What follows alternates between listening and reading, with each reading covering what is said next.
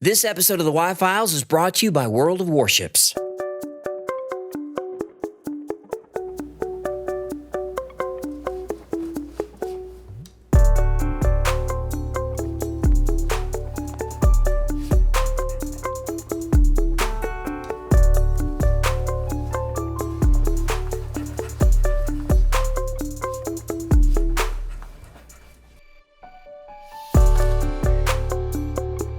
Really?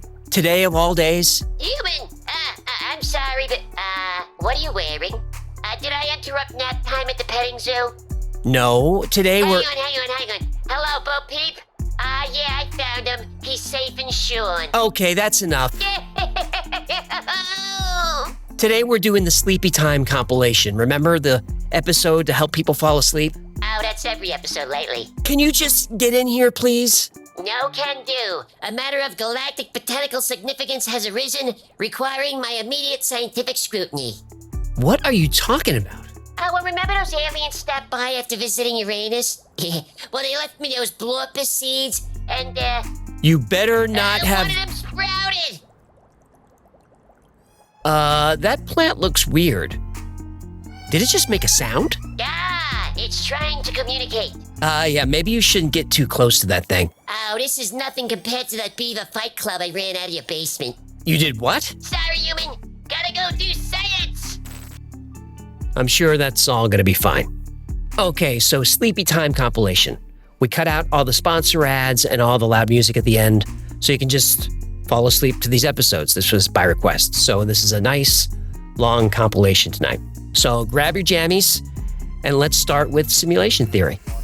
15+00. I was pressed for time. No problem.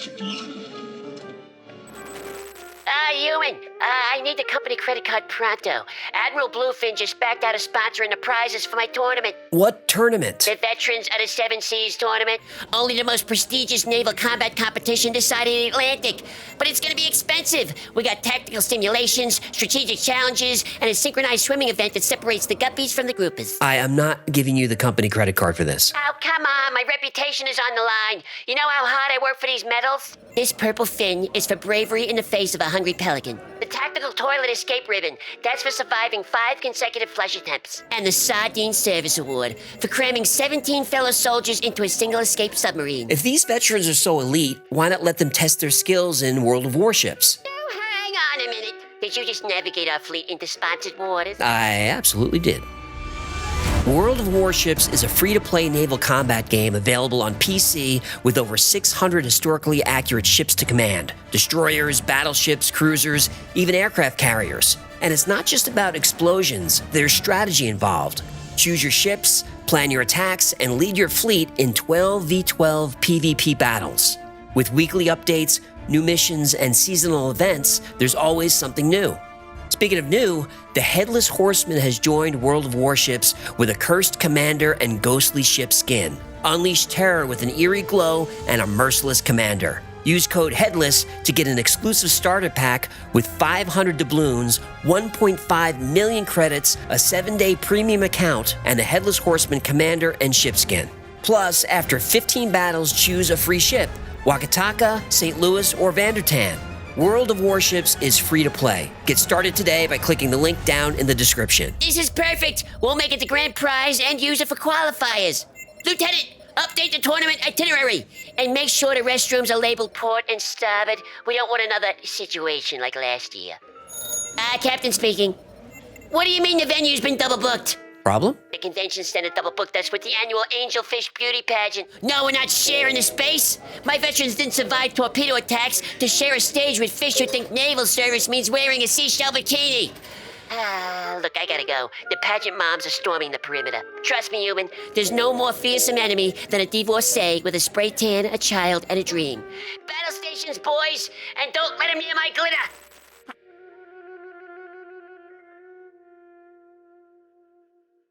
Is this reality? Well, we're experiencing something right now, so maybe the better question is, what is reality? Could everything we see, everything we experience, everything that exists in our entire universe be artificial? Supporters of simulation theory believe that not only is it possible that we're living in a simulation, it's likely. And the more we look for evidence, the more we find. Let's find out why.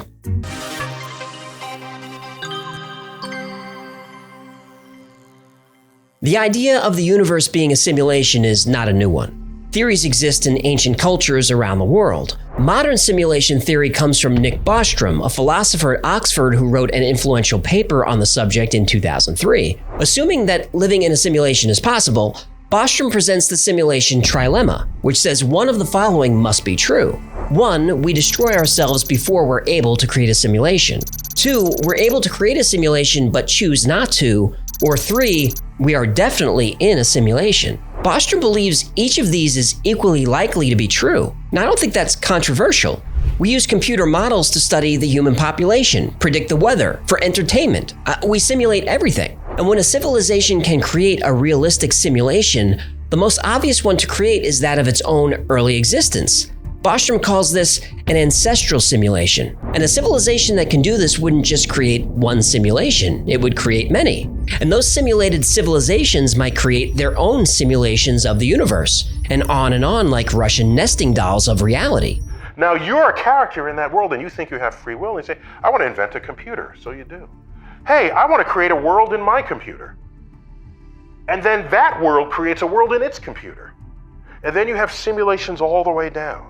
When Elon Musk was asked what he thought the chances were that our reality is the original base reality, the odds that we're in base reality is 1 in billions. Neil deGrasse Tyson is a little more conservative. He thinks the odds that we are in base reality versus a simulated reality is 50-50. A 50-50 chance that everything we experience is artificial, that's still pretty high. And even though we mostly hear what scientists think about this, it's not scientific theory. Simulation theory isn't math, it's philosophy. It isn't physics, it's metaphysics. So what we need is hard evidence that we live in a simulation. And to find proof, all you have to do is look.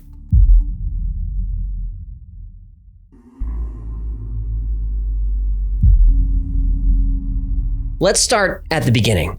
There was no space or time.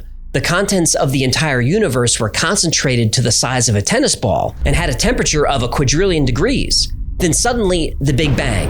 Everything explodes outward faster than the speed of light. Then about 14 billion years later, we've got galaxies and planets and ice cream and K-pop.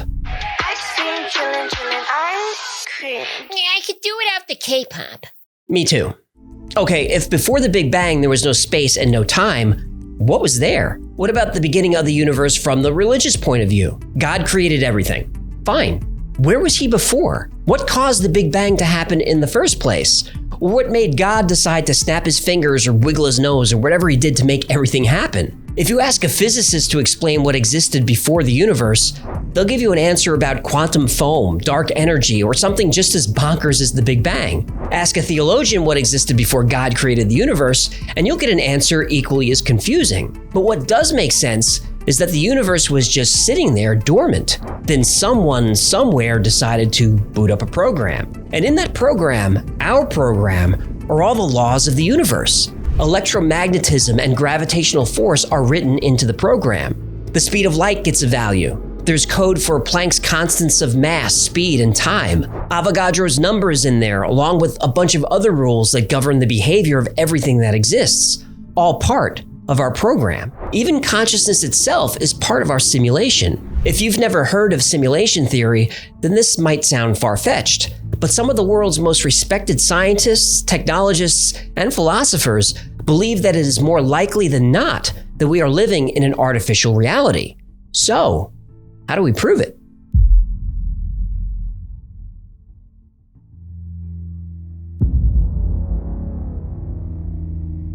If we live in an artificial reality, it would make sense for there to be occasional glitches. Philip K. Dick is one of the most influential science fiction writers of all time. Movies based on his books include Blade Runner, Total Recall, Minority Report, The Adjustment Bureau, and plenty of others. He believed there are many universes, and sometimes those other realities bleed into ours. He claimed to have visions of this, and even wrote stories like The Man in the High Castle based on these visions.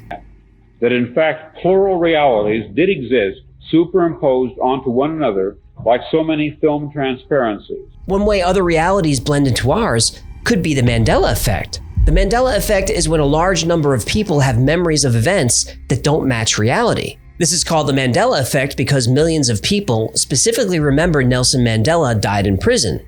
He didn't. People remember his wife walking beside his casket in a funeral procession that was on television for 2 hours that day. This never happened. Or the Berenstain Bears, which people insist were always called the Berenstein Bears. People remember the tycoon from Monopoly having a monocle that he never had. What was Darth Vader famous for saying? Luke, I am your father. Nope, he never said that. What? What about Stouffer's stovetop stuffing? Best part of Thanksgiving. No, it isn't, because there's no such product. Stovetop is made by Kraft. No. The evil queen from Snow White who looked into her mirror and said, Mirror, mirror on the wall. nope. Magic mirror on the wall, who is the fairest one of all? My reality is shattered. People remember Febreze being spelled with 2 E's. People remember Jiffy peanut butter, but there's no such thing. And there are a lot more. Personally, I don't have most of these false memories, but there are a few that get me. The Flintstones. There are 2 T's in the Flintstones. I remember just one. And what about the Fruit of the Loom logo? I could swear it looks like this, but it doesn't. This is the actual logo. No cornucopia. Corny what now? Basket. Then just say basket for crying out loud. And at the end of Moonraker, a terrible but excellent James Bond movie, I remember Jaws' girlfriend as having braces. I mean, I specifically remember it. She didn't have braces.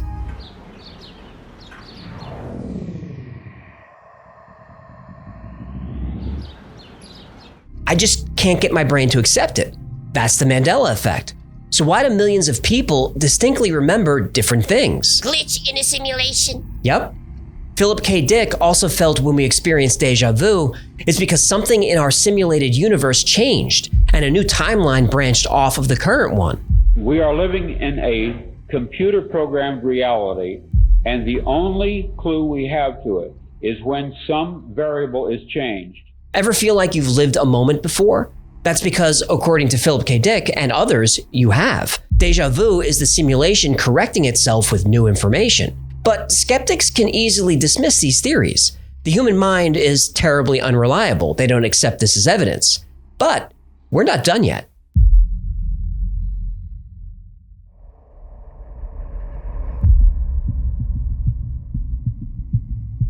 We live in a huge universe, 200 billion trillion stars. And even if life is rare, you'd think there'd be some evidence of it somewhere. This is Fermi's paradox. But according to the Drake equation, there should be over 1 million technologically advanced civilizations just in our galaxy. And on average, the nearest one should be just a few hundred light years away. But there's nothing, at least not that we can see. So where is everybody? Are we really alone in the universe, or does our program only focus on us? And what about the physical rules that are in place? Max Tegmark, a cosmologist at MIT, said the strict laws of physics point to the possibility of a simulation. Putting a cap on the speed of light sure is a good way to keep your Sims from venturing out too far from home. Theoretical physicist James Gates thought simulation theory was crazy. Then he started studying quarks and electrons. He found error-correcting code buried deep inside the equations used to describe string theory. So you're saying as you dig deeper, you find computer code writ in the fabric of the cosmos? Into the equations that we want to use to describe the cosmos, yes. Computer code. Computer code, strings of bits of ones and zeros. Dr. Gates has changed his mind about simulation theory. In 2017, a group of scientists at the University of Washington proved they can embed computer code into strands of DNA. Everything in nature is math. Look at the Fibonacci sequence. You get the Fibonacci sequence by adding 2 previous numbers in the sequence together. So 1 + 1 = 2, 2 + 1 = 3, 3 + 2 = 5, 5 + 3 = 8, and so on forever. You get the golden ratio, also called phi, by dividing 2 consecutive Fibonacci numbers. So the number 89 is a Fibonacci number. The next number in the sequence after 89 is 144. 144 divided by 89 is the golden ratio. It's about 1.618. We see Fibonacci numbers and the golden ratio everywhere. The number of petals on a flower is usually a Fibonacci number. Lilies have 3 petals, buttercups have 5, chicory has 21, and a daisy has 34. And the spacing of each petal is arranged in a circle according to the golden ratio. As trees grow, the number of branches they form is a Fibonacci number. And not just plants, animals too. The ratio of female to male honeybees in a colony is the golden ratio, 1.618. The human body conforms to the golden ratio too. Most of the body follows the numbers 1, 2, 3, and 5. 1 nose, 2 eyes, 3 limb segments, 5 fingers, 5 toes. The proportions of the body, like the length of your shoulder to your elbow, and from your elbow to your fingertips, that's the golden ratio. Even a DNA molecule measures 34 angstroms long by 21 angstroms wide. Fibonacci numbers and the golden ratio. From the spiral of seashells to the spiral of a galaxy and everything in between, Fibonacci numbers are everywhere. Now, some claim this is a coincidence, that humans look for patterns in chaos because that's what we're programmed to do. What we're programmed to do. And isn't that interesting? By trying to debunk simulation theory, they actually end up proving it. No matter what we study, whether it's something the size of a galaxy or as small as an electron, everything in the universe seems to follow patterns and rules. In other words, a program.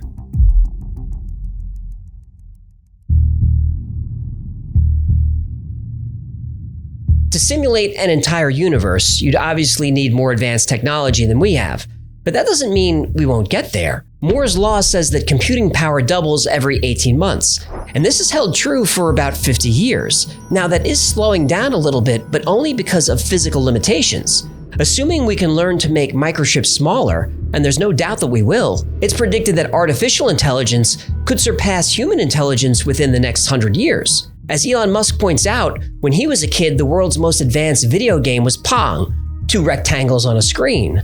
40 years later, video game technology is barely distinguishable from reality. He said that 6 years ago. And even in that short time, video game engines have become even more realistic.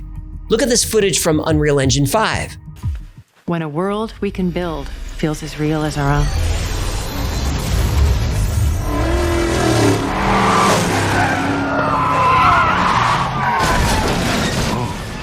What just happened?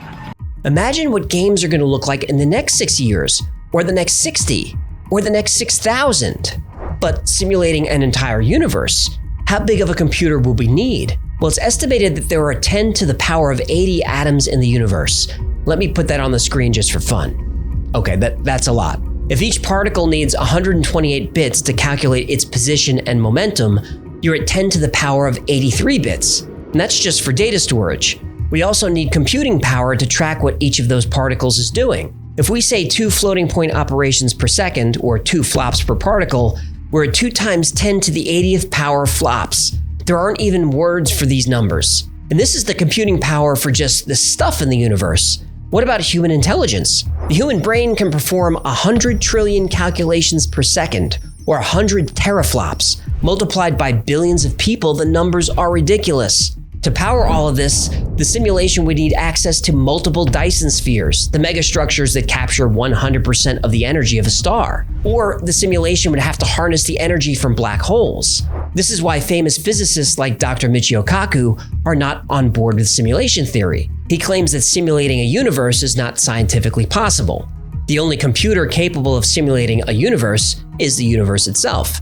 Now, at first glance, this makes sense. But with all due respect to Dr. Kaku, that's not how simulations work. When you're playing a 3D video game, the entire game world isn't rendered. Instead, the game engine only calculates what the player can see and interact with at that specific moment. If we are living in a simulation, then it would make sense that the creators of the simulation would use a similar technique. And wouldn't it be interesting if there was evidence that this is exactly what happens? Well, wait a minute. Do we have proof? Sweet fancy Moses!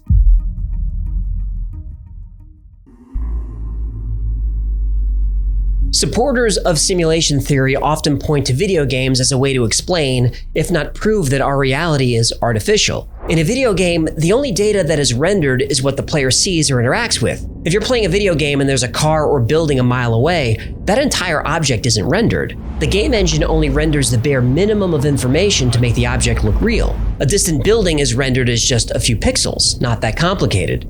As you get closer, the engine renders more details, but still, it's just a facade.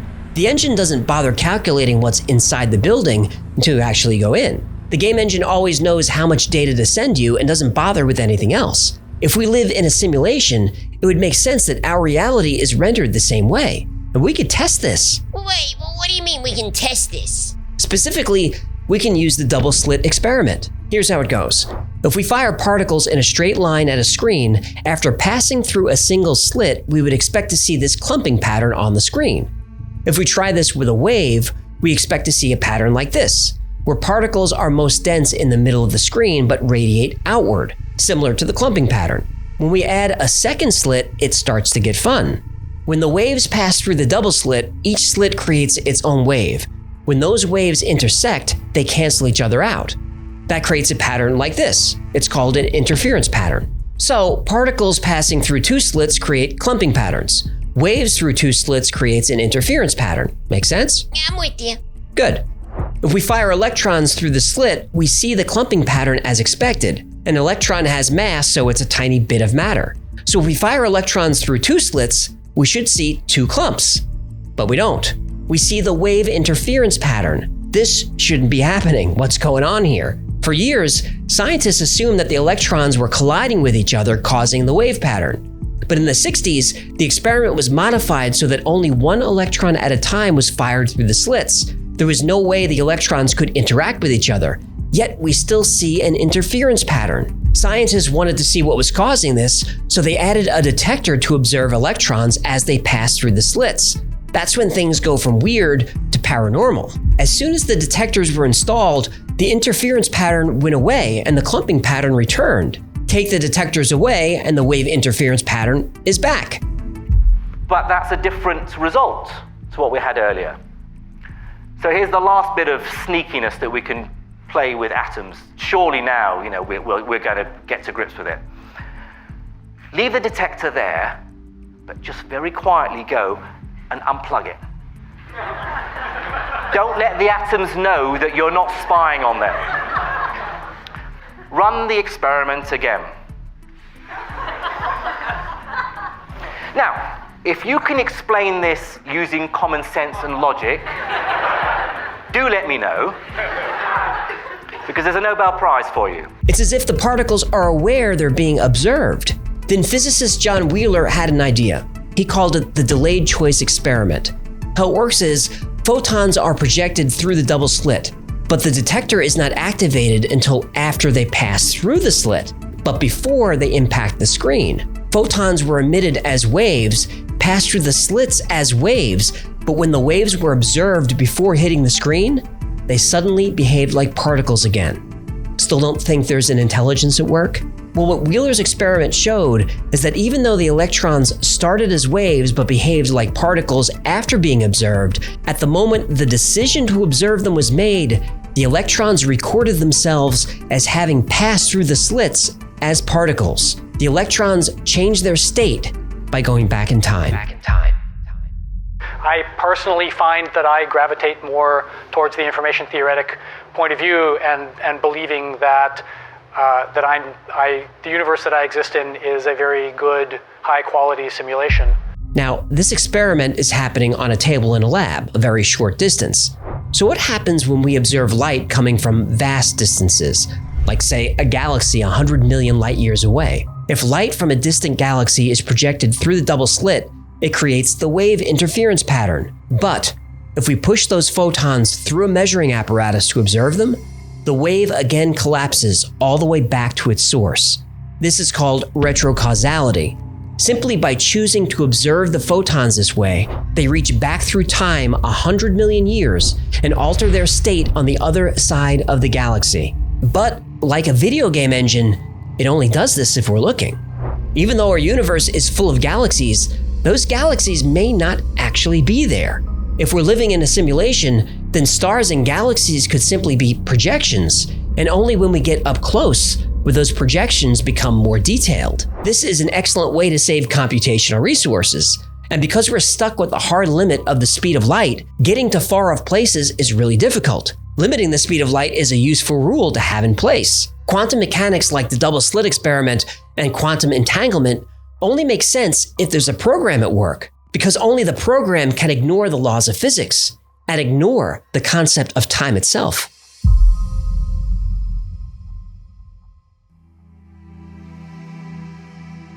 A convenient case for simulation theory is you can't disprove it.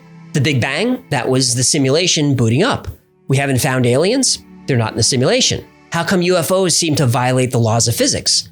Well, because they're programs operated by the simulation creators. They don't have to follow the laws of physics. Yeah, but who created the simulation? Well, that's the big question, isn't it? When you think of the simulation creator as an omniscient intelligence who exists outside of our understanding of space and time, it sounds an awful lot like you're describing God.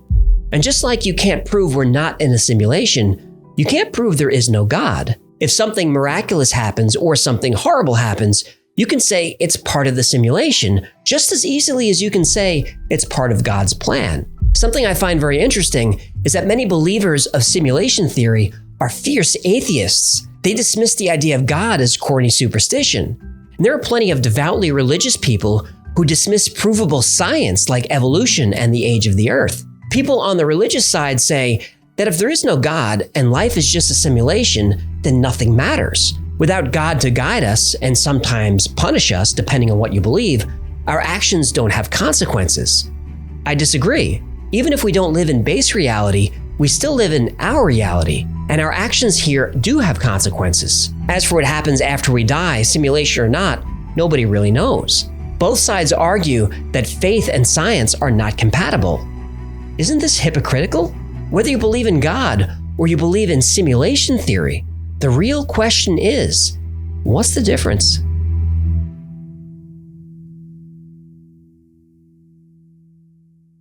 Folks, this is just staggering stuff. Again, I've become obsessed with this idea. By the way, that's the Y files. That was a YouTube video. It's really amazing. So the deputy director of the FBI watches the Y-Files. It's no big deal. It's nothing to brag about. All right, what do we got next? Episode number 4, ASMR.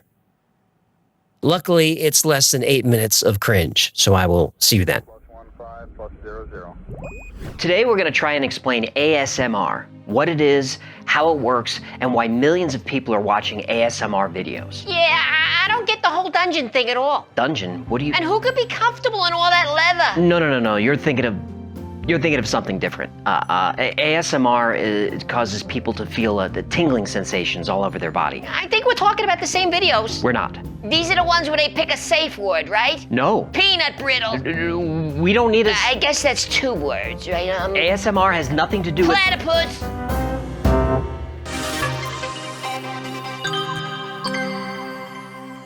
Welcome to the Y-Files, where high IQ folks like us come to laugh and learn. Today we're talking about ASMR, or Autonomous Sensory Meridian Response, which is a pleasurable tingling feeling that some people experience when exposed to certain stimuli. The sensation is described as starting at the top of the head and then running all the way down the spine. And some people will feel it in their extremities, fingers, toes, limbs. Those are our extremities. No idea what I'm talking about? That's okay. Most people don't. ASMR is pretty new, but there's an active and rapidly growing community online of ASMR enthusiasts. What makes ASMR such an interesting phenomenon is that not everyone experiences it, and the people that do, they have different triggers. Common triggers are whispering, finger tapping, clicking, hair brushing. Some people, if you crumple a piece of paper right up against their ear, they'll have what ASMR folks call a braingasm. No, every time someone hits the like button, I feel a tingling in my dorsal fin. Whoa! Oh boy, someone just did it. I felt that too. No, baby! Ooh. Okay, ease up on the like button. We don't want Hecklefish to stroke out. Go, wow, wow. So what's actually happening to the brain and body during an ASMR experience? The science is still pretty thin, but research is underway. In 2018, the University of Sheffield exposed 112 people to ASMR videos. About half of the people experienced a response. The other half got nothing. So what's going on here? Well, some studies say that ASMR could be linked to misophonia, which is where hearing a sound could elicit a negative emotional and physiological response automatically. Think of nails on a chalkboard, which for some people is intolerable. Intolerable. Why is that word in every script? Misophonia, like ASMR, could be a type of synesthesia, which is where experiencing one sense causes an involuntary reaction in a completely different sense. So people with severe synesthesia say they can hear colors or taste sounds. With misophonia and ASMR, hearing a certain sound is triggering a feeling. And just like ASMR, people have different misophonic triggers. For example, nails on a chalkboard doesn't bother me at all. But nails on cardboard or cardboard rubbing together, I can't even think about it without getting chills. It's definitely the most awful sound ever born. Other common misophonic triggers are chewing noises, lip smacking, tongue clicking, joint cracking. And those bother me too. Like if I'm at a restaurant and someone is slurping their soup, it's all I can do to not walk over there and punch them right in the face. I fantasize about it. Yeah, let me ask you something.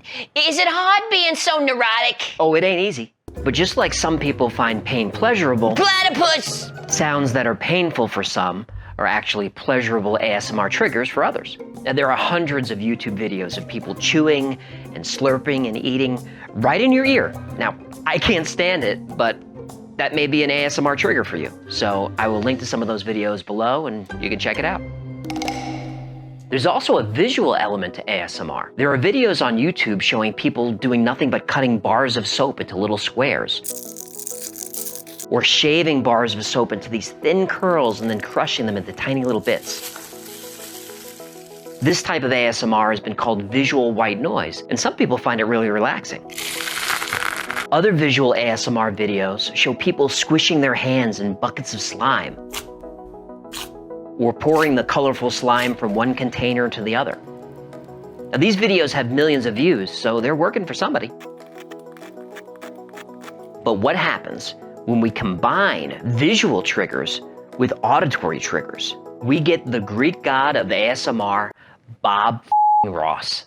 Dr. Craig Richard, a professor at Shenandoah University, wrote a book called Brain Tingles, which is kind of an ASMR user's guide. Dr. Richard recalls experiencing ASMR as a child while watching Bob Ross paint. He said Bob would turn his brain into this enjoyable, relaxing fuzziness. Tell you what, let's make a happy little sky. I totally get that. And it's no surprise that Bob Ross is hugely popular in the ASMR community. He hits a ton of triggers. The scraping of the knives on the canvas, the repetitive whooshing of the brush strokes, Bob's gentle whispering play-by-play of the painting, the fluffy little clouds and the happy little trees. We'll build a happy little cloud. It's really relaxing, isn't it? Go ahead and hit the subscribe button. Go ahead and hit that button.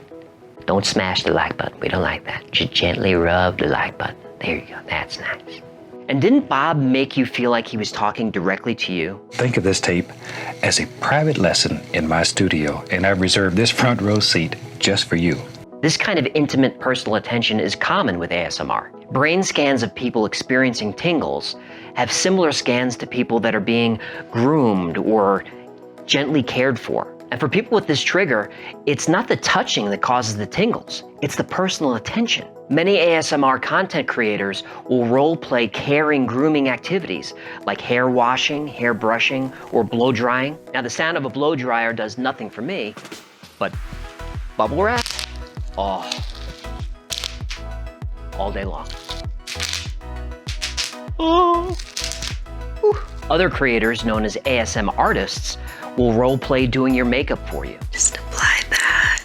Or they'll pretend to be a teacher giving you gentle praise and reassurance. So, welcome to your first day of class. Some of these triggers may sound silly, but to people who are ASMR sensitive, the experience has been proven to lower their heart rate, reduce their blood pressure, and reduce levels of fight or flight hormones in their bloodstreams, hormones like cortisol and adrenaline. These are the same benefits that people get from meditation, so there might be something to this. Ooh, that was a good one. But why does ASMR work with some people and not others? Well, we don't know yet. Every individual has unique physiological characteristics, and there are other factors like the culture in which they live or the environment where they were raised. ASMR is just another example about how the human brain is fascinating and complicated and downright weird. And if being weird is wrong, I don't want to be right. platypus. I hope that wasn't too painful. It was painful for me.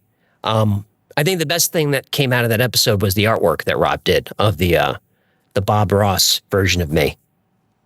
I think I look okay with an afro. Next we got episode 122. Now we're getting into some good Wi-Fi stuff. This one is about the Hollow Earth and the lost city of Agartha. Cultures around the world have myths that speak of a mysterious underground kingdom that exists deep within the earth, hidden away from the primitive and violent surface dwellers, which is us. Picture a society untouched by time, unscathed by war, and unaffected by natural disasters. A culture thriving in the vast open spaces inside the earth. Throughout history, many have looked for physical evidence of its existence, tempted by stories of a peaceful but powerful subterranean civilization with advanced technology and ancient knowledge long forgotten by modern man. This is the story of the underground kingdom of Agartha, and the explorers who've said that not only is it a real place, but they know where it is.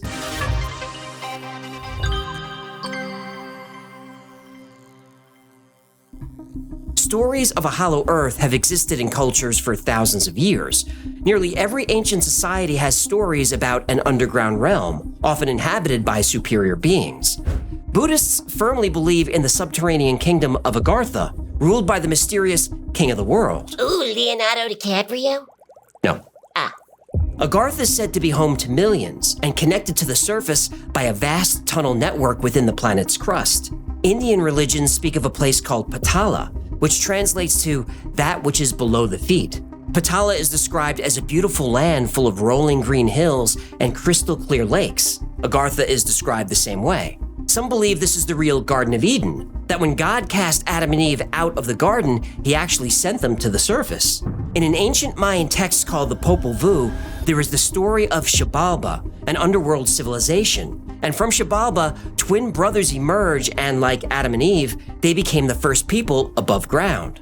Chico-Maztoc is the place where the Aztecs emerged to live on the surface of the earth. It translates to 7 caves, and researchers are actually looking for it, and some think they found it. African and other Native American legends also mention subterranean realms and cavern spirits. The most consistent story is that of an advanced inner Earth civilization isolated from surface humanity. The Sumerians knew it as Kur, a void space or home of the dead. The Babylonians called it Urkala, another world ruled by gods. The Chinese call this underworld Diyu, and the Japanese call it Yomi. Ancient Egypt, Islam, Greek, Rome, even Celtic Irish, they all have myths of an underground world. More modern myths may call this place hell, but it could be argued that hell is a relatively new concept, that it's a construct designed to create fear and inspire good behavior. But before the concept of hell, the underworld was inhabited by advanced, godlike people who came to the surface of the earth. Once on the surface, they either created humanity or taught civilization to primitive humans. It's easy enough to interpret those as the same thing. And like the flood myth, which is present in every ancient culture, the inner Earth story also appears over and over again. Recent discoveries are starting to point to the fact that a great flood did really happen. So when cultures from all over the world share the same myth, we have to start looking at all those myths as maybe more than just a story. Those myths may be referring to actual history.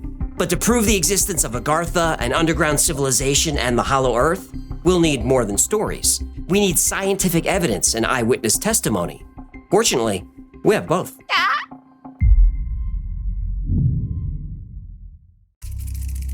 The Hollow Earth theory proposes that our planet is not a solid sphere, but a hollow one, with vast unexplored spaces within.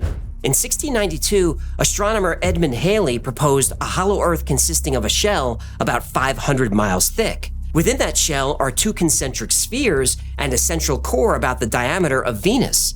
Halley said the spaces in between the shells could support life, with light provided by a luminous atmosphere. In the late 18th century, mathematician Leonard Euler used physics calculations to hypothesize actions, forming spheres with hollow interiors. Wait. How can the Earth be hollow and flat at the same time? Well, the Earth isn't flat. Planes always fly in a straight line. If the Earth was round, they would have to adjust for that. Yeah, that's not how that works. Yeah, speaking of planes, if the Earth was a spinning ball, you'd be able to fly a helicopter straight up in the air, wait for the ball to spin, and then land on the other side of the planet. Yeah, the atmosphere spins too. The air. Yeah. Right. How fast does the Earth spin? Well, that depends on the latitude. How fast? Between 300 and 1,000 miles an hour. Okay, so empty air sticks to the ground, moving at 1,000 miles an hour. Yep. In perfect sync, everywhere on a big round ball. Yes. Agree to disagree. But what does modern science have to say about the hollow Earth? On the surface, the hollow Earth theory seems to defy basic geological understanding. Seismic data and the study of Earth's gravitational field suggest that our planet is composed of several layers: the crust, the mantle, and the core. However, proponents of the hollow Earth theory argue that the data are open to interpretation. They point to anomalies in seismic readings, which they claim could be indicative of large empty spaces within the Earth. They also cite the existence of vast underground caves as evidence of the Earth's hollowness. And if the Earth is hollow, it could support the large population of Agartha. Even if the Earth isn't completely hollow, if there are vast hollow areas within the Earth, why couldn't they house a hidden civilization? Some trace the story of Agartha back to ancient Buddhist texts, where it's described as a paradise, a place of pure harmony and advanced knowledge. In the Western world, what we know about Agartha mostly comes from Alexandre Saintive Delvedre. He was a French intellectual and occultist. He spoke of Agartha as a secret civilization, its people possessing wisdom and technology far beyond our understanding. Saintive learned of Agartha through his Sanskrit teacher, who insisted it was a real geographic place.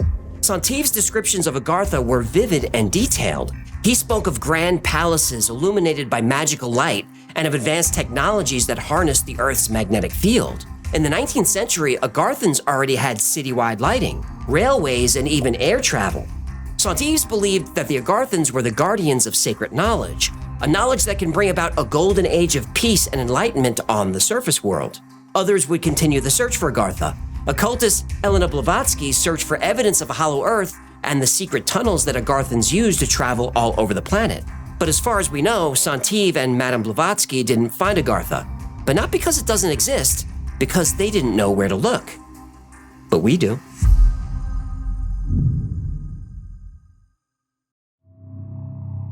The reason Edmund Halley started exploring the idea that the Earth was hollow was because of strange compass readings in the Atlantic. He believed that the aurora borealis resulted from gases escaping from the inner spheres inside the Earth. This suggested there were entrances at the North and South Pole, and once inside, you could navigate the inner shells through vast cave and tunnel systems. The hollow Earth theory fell out of favor for a while, but gained new life in 1818. American John Sims launched the notorious Sims hole theory. He declared that the Earth was hollow and habitable.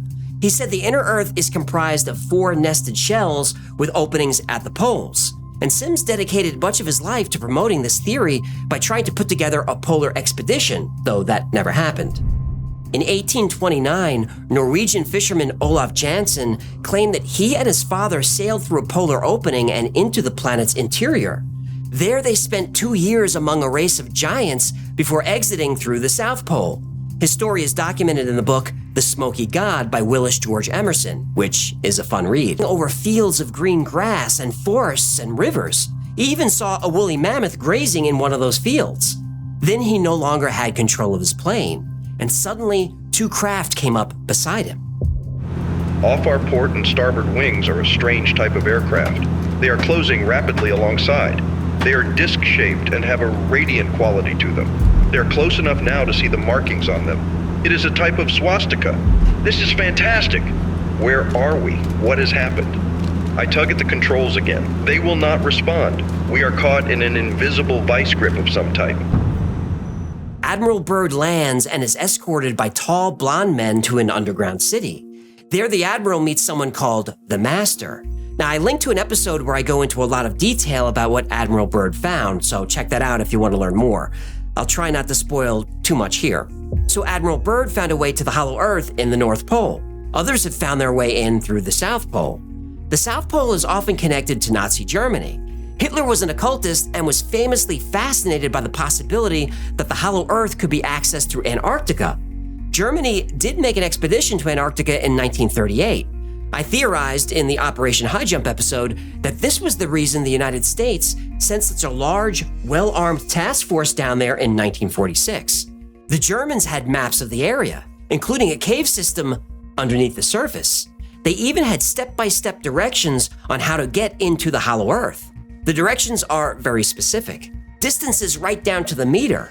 After you follow the first 8 steps, the 9th step is interesting. Proceed to Agartha, full speed.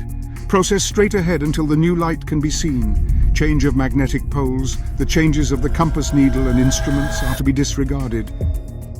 German U-boat 209, commanded by Heinrich Broda, said he reached the interior of the Earth and found a vast network of tunnels. There are rumors that, after Germany surrendered, some Nazis fled to Antarctica and hid in these tunnels. And other rumors say they're still there. But the poles aren't the only way to get into the cave system that leads to Agartha. There are entrances all over the world, and chances are, there's one near you.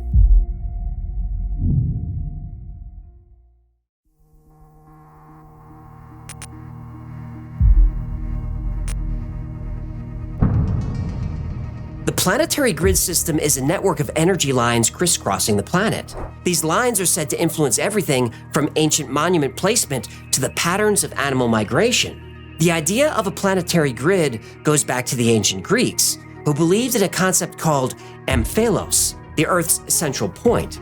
And you can see this concept expressed in places like the Oracle at Delphi, said to be the center of the ancient world. A few centuries later, in the 1920s, Alfred Watkins noticed that ancient sites seemed to line up along straight paths. He termed these ley lines, and while some considered his theory a coincidence, others saw a pattern connected to the Earth's geography. More recently, the unified vector geometry theory was proposed by Buckminster Fuller and later developed by scientists like William Becker and Beth Higgins. According to this theory, the Earth is covered by an invisible grid formed by 120 identical triangles. This grid supposedly aligns with significant geographical and historical points across the globe. Take the Great Pyramid of Giza. According to the unified vector geometry theory, it isn't randomly placed, but occupies a crucial point on this global energy grid. The same applies to other ancient landmarks like Stonehenge and Machu Picchu, the Nazca Lines, and even the Bermuda Triangle. In addition to the North and South Poles, entrances to the Kingdom of Agartha are also found on some of these planetary grid points. Let's take a quick trip around the world and look for a way in.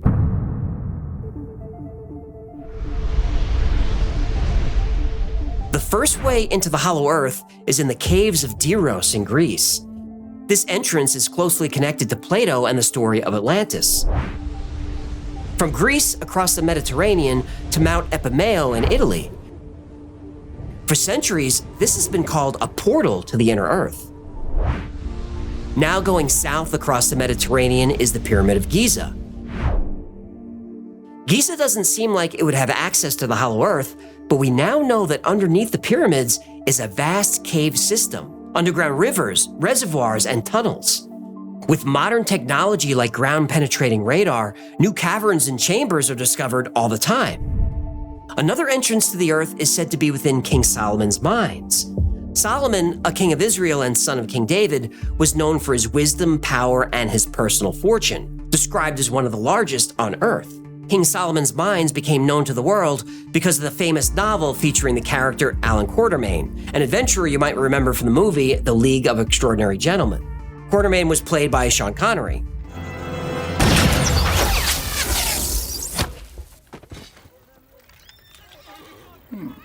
Underrated movie. Yeah, I think so too.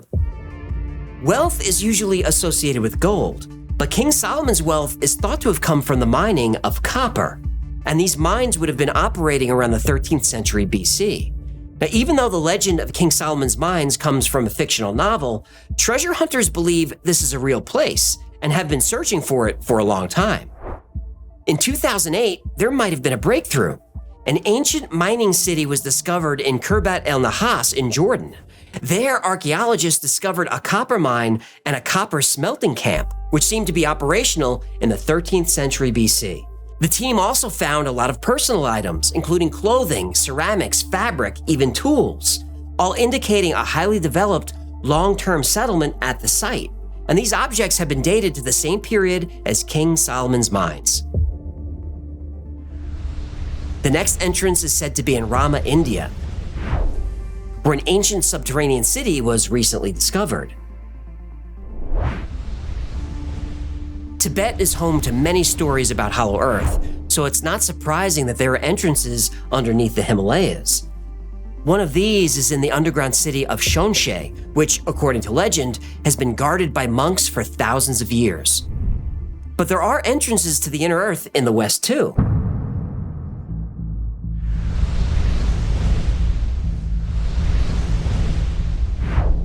Iguazu in Argentina allegedly has an entrance hidden somewhere underneath the famous waterfalls. Underneath Mato Grosso in Brazil is said to be the city of Posid, which was built by Atlanteans after the destruction of Atlantis. Even the United States has gateways to the Hollow Earth. Mammoth Cave in Kentucky has been known as an entrance since the first native tribes arrived there thousands of years ago. The most famous entrance to the Hollow Earth in the United States is probably Mount Shasta. It's here where the city of Telos is said to have been built and is still occupied, and there is a lot of evidence that something is happening there. I linked to an episode we did where we called Mount Shasta the most paranormal place on Earth, and it absolutely is. And these are just a few entrances to the Kingdom of Gartha in North America. There are others in Arkansas, California, and other states, and several locations in Canada. Even the site of the secret underground base in Dulce, New Mexico, was said to be chosen because of its proximity to an entrance to the inner earth. And we did an episode on Dulce Base as well. And you might have noticed that a lot of alleged entrances to the Hollow Earth coincide with locations famous for UFO sightings. And this might not be a coincidence. Whenever someone mentions a UFO, our instinct is to look up toward the sky, to space. Turns out, we might be looking in the wrong direction. When we think of UFOs, we think of extraterrestrials from a distant star. And that could be true. But there's also the theory that UFOs aren't coming from a different planet, but from inside our planet. Scientifically speaking, it makes more sense that there's a race of humanoid beings living within the Earth, as opposed to a race of humanoid beings who have somehow figured out how to cross the vast distances of space. And isn't it strange that the aliens we talk about are all humanoid? Whether they're the small grays, the tall whites, or even the goblin-type aliens, they all kind of look like us. 2 eyes, nose, mouth, 2 legs with feet and toes, 2 arms with hands and fingers. Even the size of the beings is close to the size of humans. Now, maybe all intelligent life in the universe evolves this way, but I would expect life in different biomes, in different ecosystems, on different planets, light years away, to look radically different than humans. But they don't. So it's possible that they're from here, just in places we can't normally see. We see a lot of UFOs coming out of the ocean, but we haven't found any type of base, at least not a confirmed sighting. So what if the base is inside the Hollow Earth, under the ocean? I can think of no better hiding place. Far side of the moon. Yeah, that would be a good hiding place. And there are crazy things happening on the far side of the moon, and an episode on that is coming up. There have been many UFO sightings around Mount Shasta where the object flies into the mountain and then disappears. Now, assuming the witnesses are telling the truth, and I believe they are, the objects are going somewhere. In the Arctic near the North Pole, the earliest reported UFO sightings go back to the year 1850. Captain DeHaven and his medical officer saw what they thought was a balloon, but then a second object appeared, and suddenly both objects vanished. Around midnight on January 22nd, 1952, a strange object was tracked on radar at a military outpost in northern Alaska. It was moving at 1,500 miles per hour, which no aircraft on Earth could do. 3 jets were sent to investigate, and as the jets approached, the radar blip slowed down and just hovered. A few seconds later, it streaked out of sight, heading to the North Pole, moving even faster than before.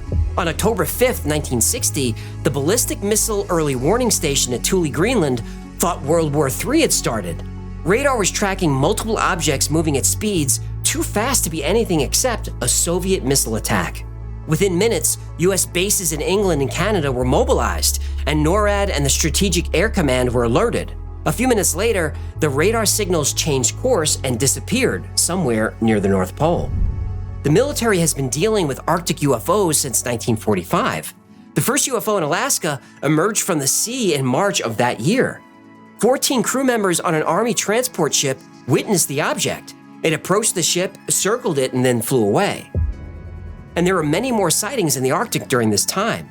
Inuits in the Arctic regions have encountered UFOs in the past and included them in their myths. Once a man from the Buckland River tribe discovered what appeared to be a UFO landing site. 2 strips of land approximately 2 feet wide had been burned all the way down to the ground. On Sledge Island, Inuits have a legend of a massive ball of fire resembling the moon that descended from the sky. Shortly after the object was spotted, a creature described as a human skeleton appeared in the village. According to the legend, this visitor was not friendly and killed most of the people it encountered. These are just a small fraction of the stories about UFOs and visitors coming from the ocean, from the poles, or the middle of the Earth. So we've covered the eyewitness accounts. The next piece of the Hollow Earth puzzle is scientific evidence. We have that too.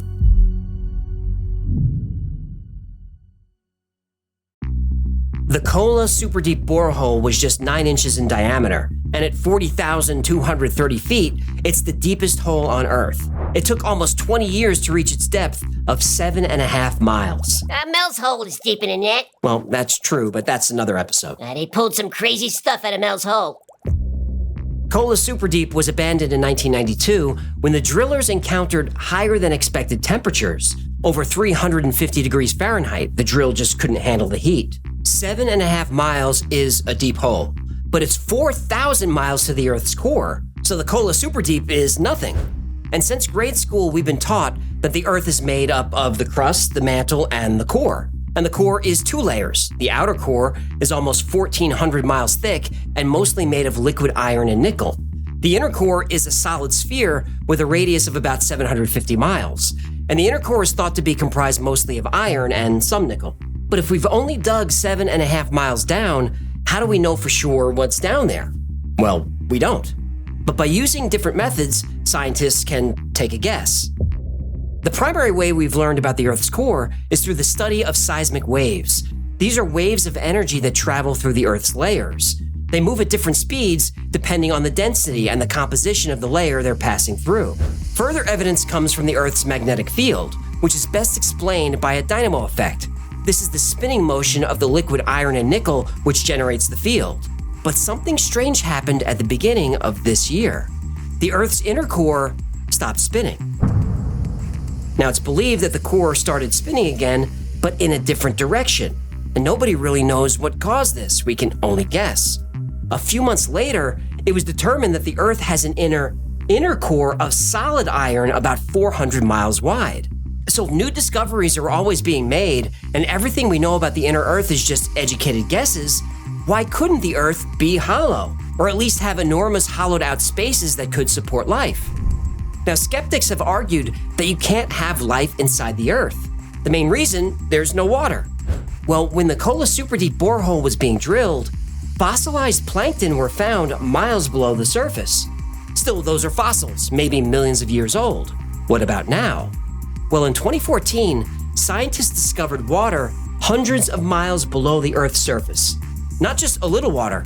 They found so much water, you can fill all the Earth's oceans with it. 3 times. Whoa.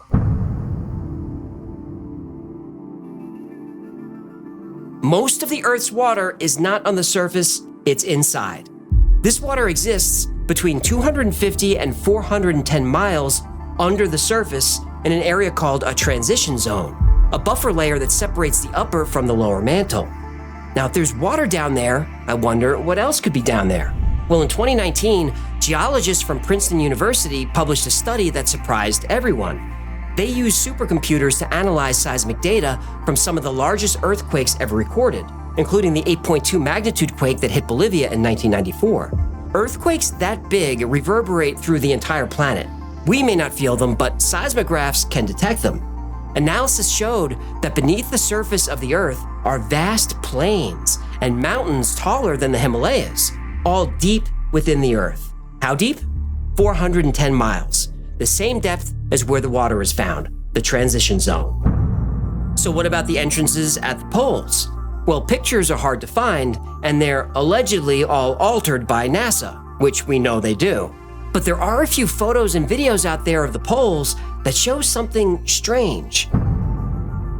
These photos were taken by the SS-7 satellite in 1968. In one photograph, the North Pole was covered by clouds. In another photograph, the same area had no clouds, revealing a massive hole where the pole would be. This was taken from the ISS in March of 2015. NASA says that's a typhoon. Fair enough. But in 1987, the Russian space station Mir recorded something at the North Pole that is definitely not a typhoon. What is this?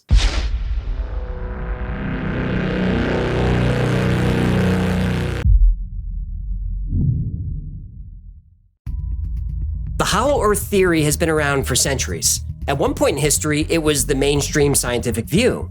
But is there really evidence to support the hollow Earth theory? Well, yes and no. Modern hollow Earth theory always starts with Edmund Halley. He's a famous astronomer, which gives the theory some legitimacy. Halley put forth the idea because he couldn't explain why magnetic poles were moving. He figured there were shells inside the Earth that moved independently of each other. And he was almost right. During Halley's time, it wasn't yet known that the Earth's core spins, which creates the magnetic field. But he was correct that sections of the inner Earth can move independently of each other, including the core, as we only recently discovered. Mathematician Leonard Euler gets credit for pushing the hollow Earth theory in the 18th century. Now, I'm not sure how he became attached to the theory. There's no evidence he ever said anything about it. And the concept of Agartha as a legendary subterranean world was first mentioned in the late 19th century. French occultist and esoteric writer Alexandre Saint-Yves introduced the idea in a book he published in 1885. And according to his writing, Agartha was a place of ancient wisdom and spiritual enlightenment, but he never found actual hard evidence that it was a real place. He actually never looked. The idea caught on with other occultists and theosophists like Madame Blavatsky, but the only evidence they provide of the hollow Earth comes from visions and telepathic communication, and I'll leave it to you to determine if that's proof enough. Most modern hollow Earth myths come from the Jules Verne novel Journey to the Center of the Earth. When this story was published in 1864, it was a phenomenon and made Jules Verne one of the most famous authors in the world. Before there were blockbuster films, there was Jules Verne. Now, Admiral covered Admiral Byrd's diary in the other episode. I also explain whether the diary is real or not. Spoiler alert, it's not. Now, the water found inside the Earth is real, and when the discovery was made, we were clickbaited into thinking there are these vast oceans inside the Earth. And there may be, but that's not what this discovery showed. There is a massive amount of water in the Earth's mantle, but it's trapped inside rocks and minerals. Ooh, rocks can hold water. Yep, lots of it. It's a process called mineral hydration. It's a good way to lock water in a dry environment. For example, the surface of the moon is covered in water. The water is just embedded in the lunar soil. So the water inside the Earth is real, just not in a way that's obvious. And the mountains inside the Earth are also real, but also not how we might think. Again, we were clickbaited into thinking there are huge open spaces underground with mountain ranges, and you can't help but picture scenes from Godzilla vs. Kong.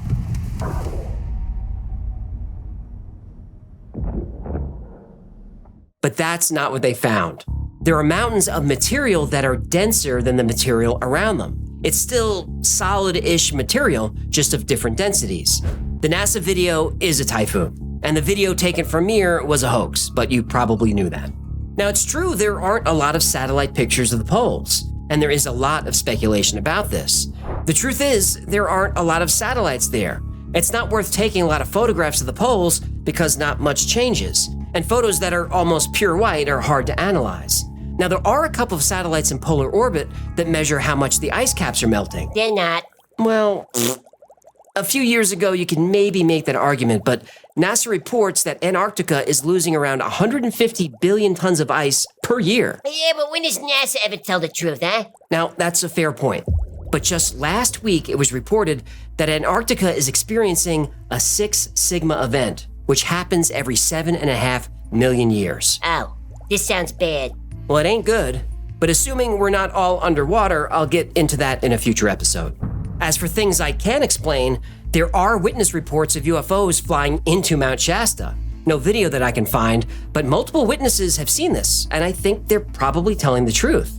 UFOs are coming out of the ocean. We've all seen video of that. And if the aliens landed tomorrow and held a press conference where they said we're not from another planet, but we're from inside this planet, well, that would make sense to me. Scientifically speaking, that's more plausible than creating wormholes and bending space-time to travel through space. But until the aliens announce themselves, or until our government starts telling the truth, we're just not going to know for sure.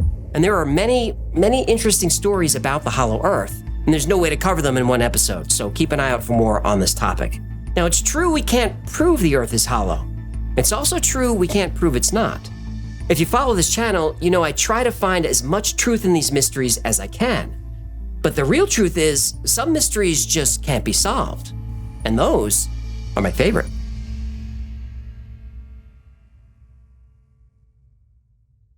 And lucrative buyout offers. I know that. He was offered money to sell.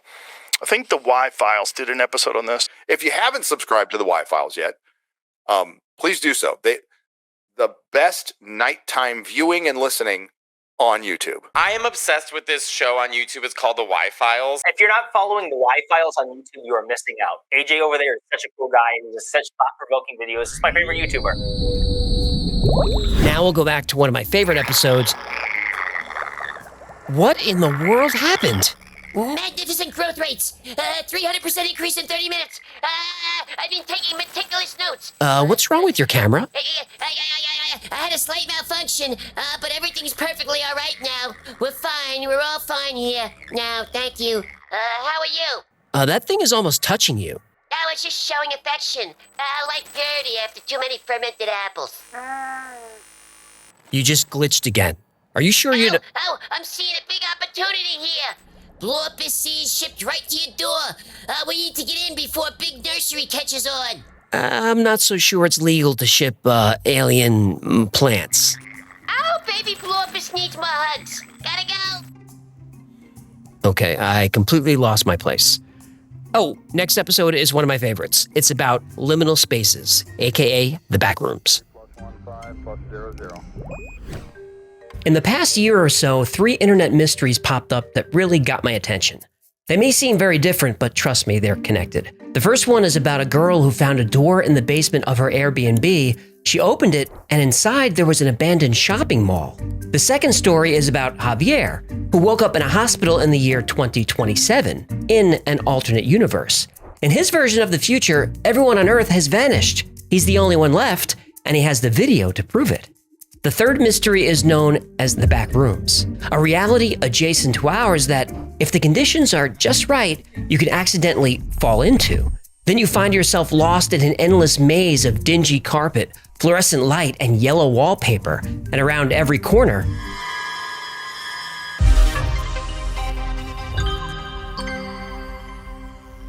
an abandoned mall, a deserted world, a maze in another dimension. What do these have in common? Terrible places to have a vacation. Good places to hide a body. What are you doing? Hello? You asked what those places have in common. I'm answering your question. I was being rhetorical. I'm trying to build drama and suspense. Oh, well, you're on the wrong channel, buddy boy. What these locations have in common is liminality, or more specifically, they're liminal spaces. A liminal space is defined as a place of transition, a threshold between 2 distinctly different points, signaling the end of one and the beginning of another. Liminal spaces do exist as physical locations, but they can also be an emotional experience. They occur during periods of uncertainty and major life changes. Events like a divorce or breakup, the death of a loved one, the birth of a child, moving to a new city, ending or starting a new career. All of these create liminality in our mind, meaning our life before this event is over and a new period of life is about to begin. Liminality is the unease and apprehension we feel during this transition. Liminal spaces in the real world are a bit more difficult to define, but you know one when you see one. Think of an airport in the middle of the night, school during summer break, a house just after someone moves out, or in this case, an accidentally discovered abandoned shopping mall.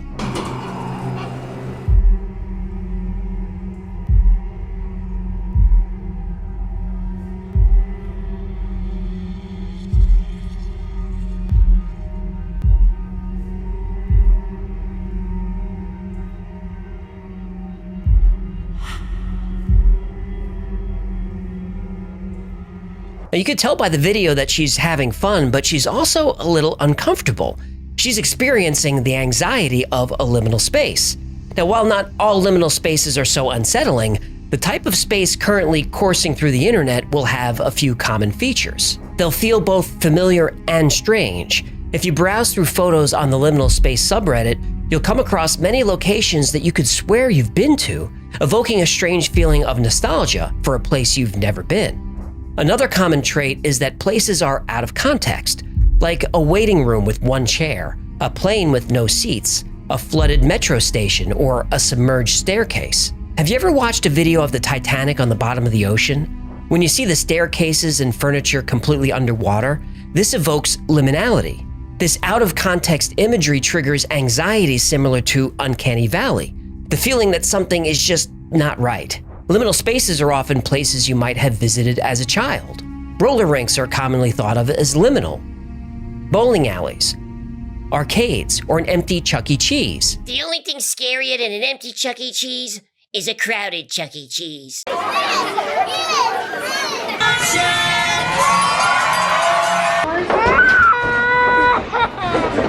You got that right. But something you'll notice about all these places, they're empty.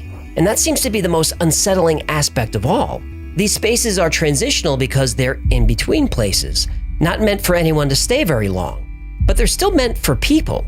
Yet these sit empty, waiting to fulfill their use, waiting for people that in some cases never arrive.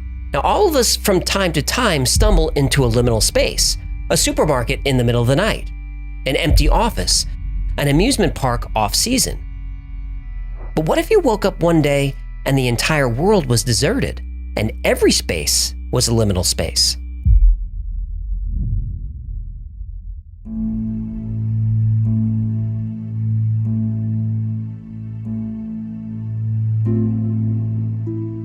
TikTok has no shortage of quote-unquote time travel accounts. Some are entertaining, but they're mostly just goofy. But one account stands out from the rest. Javier, a Spanish creator whose account is Único Sobreviviente, which means... Lonely survivor. Oh, you speak Spanish now? Entiendo algunas palabras. Well, this account... No diría que soy un experto. Okay, I get it. Do you mind if I... No hay problema, amigo. Well, this account is unique because he posts actual videos of deserted department stores, supermarkets, even entire football stadiums. Javier woke up in a hospital in Valencia on February 13th, 2027, and claims to be in an alternative universe. Apparently, at some point in the near future, every human on Earth just disappears. He said that when he woke up, he couldn't remember his name or where he lived. He went outside and everyone was just gone. Everything appeared just like 2021, but electronic devices showed 2027. Now, his videos are fascinating, and I'll link to his account down below. And when you're watching, remember that Valencia has a population of over 800,000 people, and the surrounding area has almost 2 million people. And despite Valencia being a big city, there are no people in these videos. He goes to random apartments.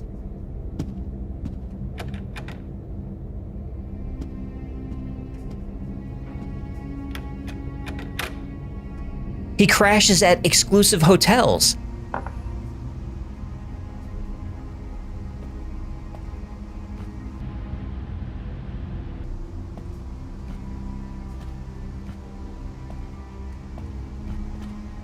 He accepts challenges to go to places that most people can't go, fire and police departments. He even steals a few police cars. He goes to a military base. Some skeptics claim he's recording all this early in the morning. He responds by recording himself walking by public signs with the time on them. And there aren't many TikTokers who can reprogram a public digital sign. He's challenged to go to a hospital, not an old deserted one, an actual modern hospital, and he does it. A lot of the places he visits do have off hours, but hospitals are full of people 24/7, but not these. Javier also claims our two worlds are connected. He's able to interact with objects in his world, which affects objects here. For example, a Spanish television show challenged Javier by leaving a book hidden on their set, and told him to find it and move it. He did. Te reto a que vengas aquí, al hormiguero. Aquí siempre hay gente trabajando a todas horas, desde por la mañana hasta por la noche, tenemos seguridad 24 horas, sí que es imposible que nadie pueda entrar. Mi reto es el siguiente. Voy a colocar mi libro. Oh my God. Mira, voy a meter el libro aquí, lo escondo, y tú vienes y lo coges, ¿vale? Aquí viene. Mira, ¿ves? ¡Pum! Ahí está. A ver si eres tan listo, lo consigues encontrar aquí en el hormiguero y me lo enseñas. And when the studio went back to watch the security footage, you can see the door open and close. And just for a quick moment, you see some kind of figure flash by. Mira, mira, mira. Es que te lo digo que lo vas a flipar. Mira, mira, mira, mira, mira. ¡Ay, ay, ay, ay, ay, ay, ay! ¡Míralo! ¡Míralo! ¡Mira eso! No, no, no, ¡Míralo! no, ¡Míralo! No, pero ahí hay algo. Te lo dije, mira. Ahí hay algo, Viernes 21 a las 13:21. Now, it would be terrifying to wake up alone in the world where every place you visit is a different liminal space. But worse than that would be waking up in a single liminal space that goes on forever. And that place has a name, the back rooms.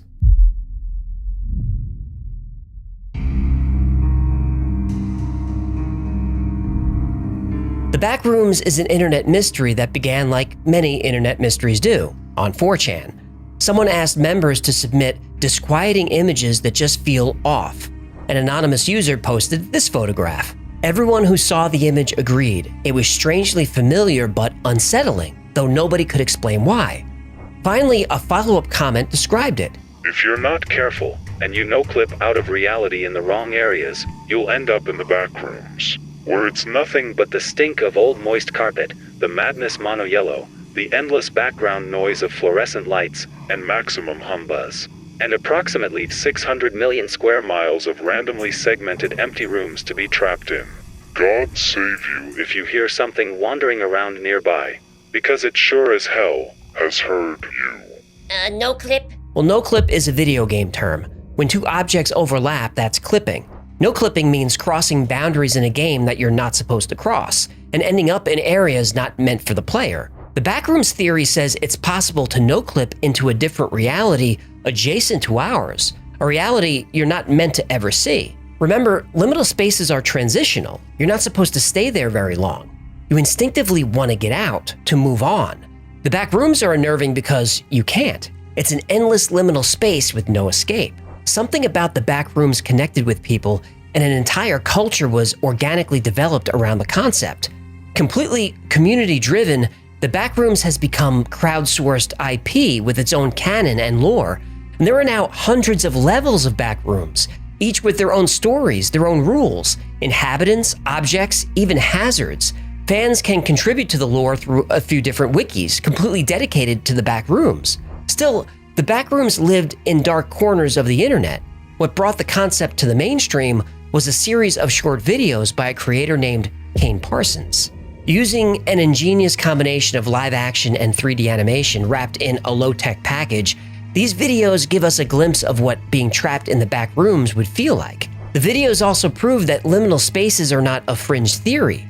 Millions of people have watched these. Clearly, the concept of liminality is universal. The video series begins with a group of kids shooting what looks like a student film in 1996. The camera operator suddenly no-clips through the ground and falls into the back rooms. A little more. A little more. You got it? Yeah. Yeah. Whoa!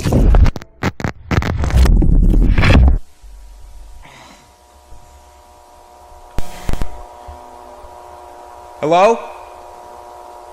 It doesn't take long for us to realize that we're not alone in the back rooms. There's some entity aware of us and seems to follow us through the maze of empty yellow office space. Hello? Some moments are definitely scary, but even when not being outright terrifying, the entire series is unsettling. As you, through the eyes of the lost cameraman, explore the back rooms, you have a sense that you've been here before. I certainly have. There are certain angles and ways the walls are arranged that remind me of offices that I've worked at different points in my life. I worked jobs where the only light was overhead bulbs, and the only time you'd see the sun or the sky was if you were lucky enough to run out for lunch. That was my job last year, actually. For anyone who's worked in an office like this, there's a feeling of claustrophobia, of being trapped like a prisoner. where time seems to slow down and hours feel like they last for days. Unfortunately for people trapped in the back rooms, time doesn't exist at all. There is no past and no future, so no brief respite for lunch, no exhilaration at the end of a long, boring day. The only time is the present, and like the space itself, the present is infinite. Eventually, our hero discovers graffiti on a wall which tells him to stay still. That turns out to be a terrible idea.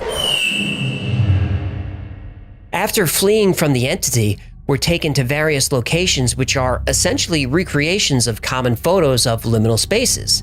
The empty apartment, the deserted quad. And Kane's short film then builds on tried and true horror movie tropes like pursuit, claustrophobia, disorientation, and of course, the jump scare.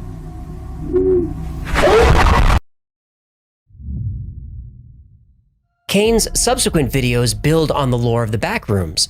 The tone shifts from jump scare horror into more of a dystopian sci-fi thriller. It seems that there are ruptures in our world that allow people to accidentally pass into the backrooms.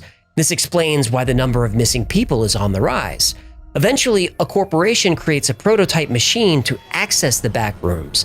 And this is hailed as a world-saving technology because the backrooms are so large, hundreds of millions of square miles, they can be used for storage, housing, even transport. Now, of course, things go wrong along the way. We have researchers trying to map the backrooms, getting lost, and falling into different levels, and all kinds of chaos. Oh my god. What do you see? Everything okay? Marvin, get the camera over here. Across? You're fine, just hurry. Okay. Here, watch it. Whoa! Ah! Oh my god!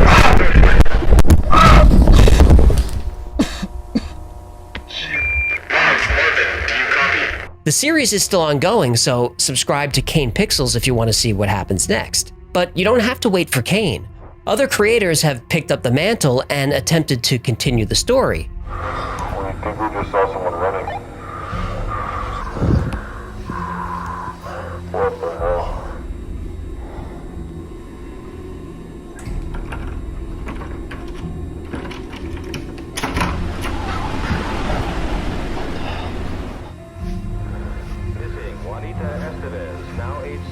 Last seen Yuba City, California, November 27, 1984. Call 800. Hello? Can you help me get down? There's something up here. Please. Stay right where you are. Stay right where you are. We're gonna try and get you down. To me, all these versions are equally interesting and unsettling. The backrooms concept has spawned other media as well. A viral TikTok shows someone using Google Earth to zoom in on a location in Japan. As they move inside the building, we see the familiar wallpaper, carpet, fluorescent lights, and this time, different objects and entities. Indie developers are publishing video games based on the backrooms and liminal spaces. Anemoiopolis is one that looks interesting. It combines the uncanny liminal space concept with classic first-person horror and puzzle-solving elements. And liminality may seem like the cool new thing, and it's no coincidence that its popularity surged during COVID lockdowns when everyone was feeling isolated. But the concept has been around a long time. The phrase was created by Arnold van Gennep in his book Rites of Passage, released in 1908. And Gennep was more focused on life experiences, like transitioning from childhood to adulthood, graduating high school, or moving to a new city. And this concept of an in-between place, whether physical or emotional, has been explored in media and pop culture for years. Rod Serling famously said, "It is the middle ground between light and shadow, between science and superstition, and it lies between the pit of man's fears and the summit of his knowledge." The Shining is an entire movie based around the idea of liminality, the abandoned hotel, spooky hallways that go on forever, and you never know what lurks around each corner. Horror movies like It Follows and Silent Hill also used liminal spaces to amp up the creepiness. And recently, the Apple TV sci-fi thriller Severance uses liminal spaces as a backdrop for the entire series. The large, empty spaces, hallways that create such a confusing maze that you have to draw maps to find your way around. And the dual reality concept of Severance is similar to the backrooms. You have one reality where you live your life as you normally would, but when you get to work, You are severed from this reality and transition to a new reality, a reality comprised completely of liminality. And you can't have a post-apocalyptic story without liminality. That feeling of being the last person on Earth, walking through spaces once teeming with life, now left abandoned and forgotten. The human brain is not wired for this kind of isolation, which is why these tropes are so effective. And speaking of the apocalypse, let's circle back to our two other mysteries and see if we can figure out what's really going on. Javier, the lonely survivor in Spain, Único sobreviviente. he has a very interesting and compelling TikTok account, and people are constantly trying to debunk him. Some say his hands look different in each video, implying that he's actually a team. And there may be something to that. You have to dig really deep, but it turns out that Javier is working with the city of Valencia on a media project called The Lonely Survivor, which is why he has access to all these places, and why he's able to clear out entire stadiums, busy streets, even sections of hospitals. So it's not some future reality, it's just a TV production team with filming permits. Now, Javier won't admit his account is just a project, and I don't blame him. It's fun to maintain an air of mystery, but if you watch enough of his videos, you realize it would be so easy for him to prove that he's in a different reality or in the future. He could show the dates on tombstones, he could time-lapse an entire weekend at a typically busy airport, or just fly his drone around the city at rush hour. He never does this. His environments are highly controlled. But still, the videos are fun. And the young lady who discovered an abandoned mall in the basement of her Airbnb, the video has a supernatural feel to it, but it's really not that strange. Her Airbnb is actually a hotel that shares a building with the Ocean Walk Mall in Hollywood Beach, Florida. An Ocean Walk is what's called a dead mall, though a better name for a dead mall is probably a zombie mall. It's a shopping mall that nobody really goes to anymore, but it's still open and somewhat functioning. And dead malls are everywhere, all over the country. And it's not hard to understand why malls are dying. Amazon. Well, pretty much. Online shopping and the online economy. But when I was a kid, you bought your groceries at the supermarket and you bought everything else at the mall. Clothes, electronics, sporting goods, toys, everything. And in many suburban towns, like the ones I grew up in, the mall was a community social center. Families would spend all day there. You'd shop, eat, shop, and eat some more all day. And as a teenager, we'd hang out at the mall. We'd go around lunchtime, we'd see a movie, lurk in the arcade, and talk to girls. You would talk to girls. Well, I wanted to, but I wasn't very good at it. Checks out. Well, high school and college kids from the area often work at these shops. In fact, this is the mall that we went to when I was a kid and worked at all through high school and college. Back in those days, the mall was always packed. When was that, the 1950s? Not that long ago, but close enough. But now look at it. That's not the mall I remember. There's a sadness to these spaces. There's nostalgia. There's the reminder that everything moves forward. Everything changes. What once was will never again be. These transitions and rites of passage are an important part of life. They show our courage, our resilience, our perseverance. They make us who we are. But whether a location in the world or a transitional moment in our lives, every liminal space has the same point: to find your way out. Now, if you thought that was creepy, you're not going to be ready for the next one. I really like this episode. I think this is one of the first ones that Freckles, aka Nathan, helped edit. This is, he's good at all my guys are good at horror, creepy stuff. So that's why those episodes look really good. This is number 145. Have you ever dreamed this man? For thousands of years, we've pondered the meaning of dreams. Dreams offer insight into our subconscious. Dreams help us process emotions and organize our memories. Most of us live our waking lives giving a sort of performance. Whether through dishonesty, embarrassment, or simply by being polite, there are thoughts we do not share. But while you sleep, your inhibitions disappear, and you're left with the raw, unforgiving truth, the real you. But dreams can be more than that. Some claim dreams are the realm between ours and the spirit world. Some dreams can predict the future. Studies have shown that dreams can be shared between people. Lucid dreaming is when you, not your dreaming self, your conscious self, controls the dream. You are literally a god. The universe is your playground. It's exhilarating and powerful, but there is a dark side. What if, while lucid dreaming, you weren't in control of the dream, but someone else was? Well, that's no longer a dream, it's a nightmare. And it's no longer a playground, it's a prison. And every night the lights go out, you close your eyes, and he is waiting for you.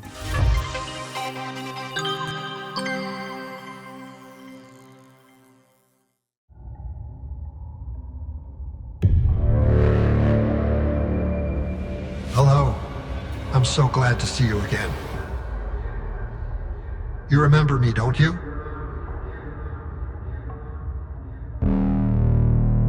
In 2006, Jeannie, a woman living in New York, was at her weekly session with her psychiatrist, Dr. Brian Stone. Jeannie wanted to discuss a recurring dream she was having. Psychiatrists can often help a patient cope with stress by helping them unravel the meaning of a dream, and Jeannie found sharing her dreams comforting. She said each of her dreams were different, but they all had something in common.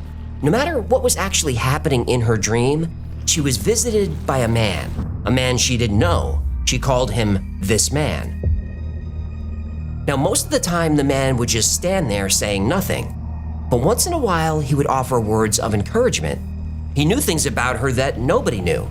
He'd tell her everything was going to be all right, not to worry, and that he was her friend. Now, recurring dreams are not unusual, but Jeannie found this one very unsettling. Dr. Stone asked her to sketch the man. Often confronting a dream, especially a nightmare, is a way to bring it out of the subconscious and deal with it rationally. Usually the issue is resolved and the nightmares stop. Jeannie drew a man with a round face, short black hair, and a receding hairline. He had prominent eyebrows, a small nose, and very thin lips.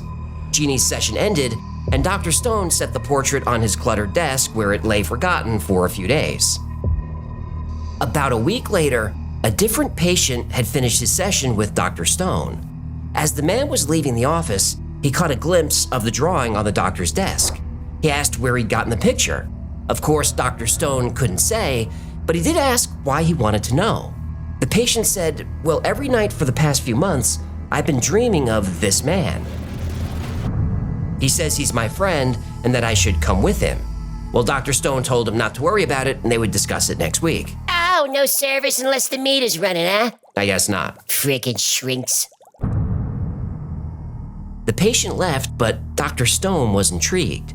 So he scanned the image and emailed it to about a dozen psychiatrists and psychologists that he knew. No more than 90 seconds later, his phone rang. What are dreams and why do we have them? Well, short answer, nobody really knows for sure. There are theories that dreams serve many purposes. One is memory consolidation. Our brains are constantly absorbing stimuli. Dreaming is our brain sorting through all the data, throwing out what we don't need and filing away the good stuff. Dreams also help us prepare for real-life conflict. Now, as far as we know, all mammals dream, and all mammals have an amygdala. This is the part of the brain that processes emotion, especially fear. While sleeping, an animal's brain goes through various dangerous scenarios and prepares them to deal with these situations in real life. You've seen dogs twitch while they're sleeping. They're probably dreaming about chasing something or being chased. You've seen cats dream too. Oh, they're dreaming about how to escape the burlap sack they're in, along with a couple of bricks that's slowly sinking underwater. No. Oh, right, that's my dream about cats. Your brain is dark. Oh, you have no idea. You wouldn't last 5 minutes in here, pal. Well, I wouldn't want to be in there. Good, because you're not invited. Good. Fine. Do you always have to have the last word? No. Cats, dogs, horses, sheep, people. It's a dream all animals share, chasing something or more often being chased. Even birds, fish, reptiles, every animal has an amygdala or something analogous to it. There's research that shows that dreams can be used for problem solving. Have you ever been stuck in a problem, gone to sleep, and woken up with the answer? I have. Now, nobody knows for sure how this works, but while we sleep, we know the primal parts of our brain are most active. The least active are parts of the brain like the prefrontal cortex, which is associated with logic and our sense of self. With our ego suppressed and logic suppressed, our brains are free to explore solutions to problems we might not have thought of while awake. All animals do this to some extent. There are even songbirds that practice their songs while they sleep, like they're working out the kinks before an actual performance. Like a sound check. Exactly like that. Sleep happens in stages. Stage 1 is light sleep, really just being drowsy. Even daydreaming is considered stage 1 sleep because even though you're technically awake, you're producing theta waves. Now during stage 2, you become less aware of your surroundings. Brain waves slow down, your heart rate slows, your body temperature drops. Stage 3 and 4, your brain produces delta waves. During these stages, your body and brain do self-maintenance. And if you wake someone up during stage 3 or 4, they're gonna be very drowsy or very cranky. Finally, there's the REM stage. Random eye movement. This happens for the first time about 90 minutes after falling asleep. But you'll go through these phases multiple times a night. And you can dream during any one of them. But each time you go into REM sleep, your dreams become more vivid and more intense. You may not realize it, but most dreams are negative. They're full of anxiety. Our brains try and make us forget these dreams as quickly as possible, and that's a good thing. But this is the land of nightmares, and this is where people kept seeing this man.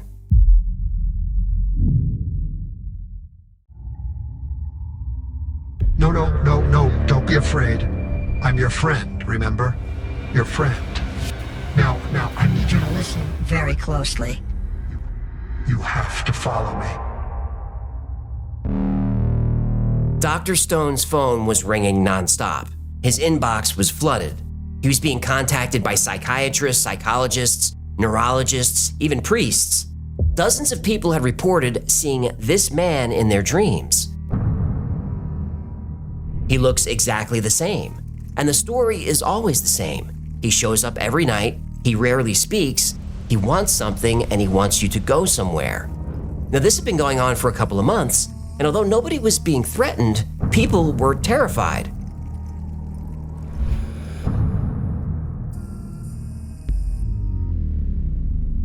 Most found his features unnerving. His thin, emotionless smile, his empty stare. His unibrow. Unibrow bothers you, huh? Are you kidding? That thing is 2 weeks away from becoming a butterfly. Ugh. What, entomology jokes bug ya?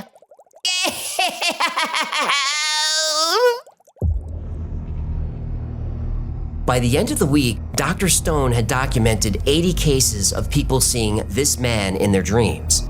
It was too much of a coincidence. As Dr. Stone pondered, he received an email from a colleague in Berlin. The email contained a link to a website, thisman.org. On the site were reports of this man from all over the world. LA, Tehran, Sao Paulo, Rome, Beijing, Barcelona, Stockholm, Paris, New Delhi, Moscow, really everywhere. People were putting up signs asking, "Have you dreamed this man?" And the answer around the world was yes. It seemed as if in every country, in every culture around the world, this man was appearing in people's dreams. This man had been seen at least 2,000 times.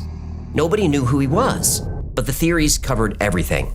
People of faith thought he was a religious figure, though whether he was good or evil, they didn't know.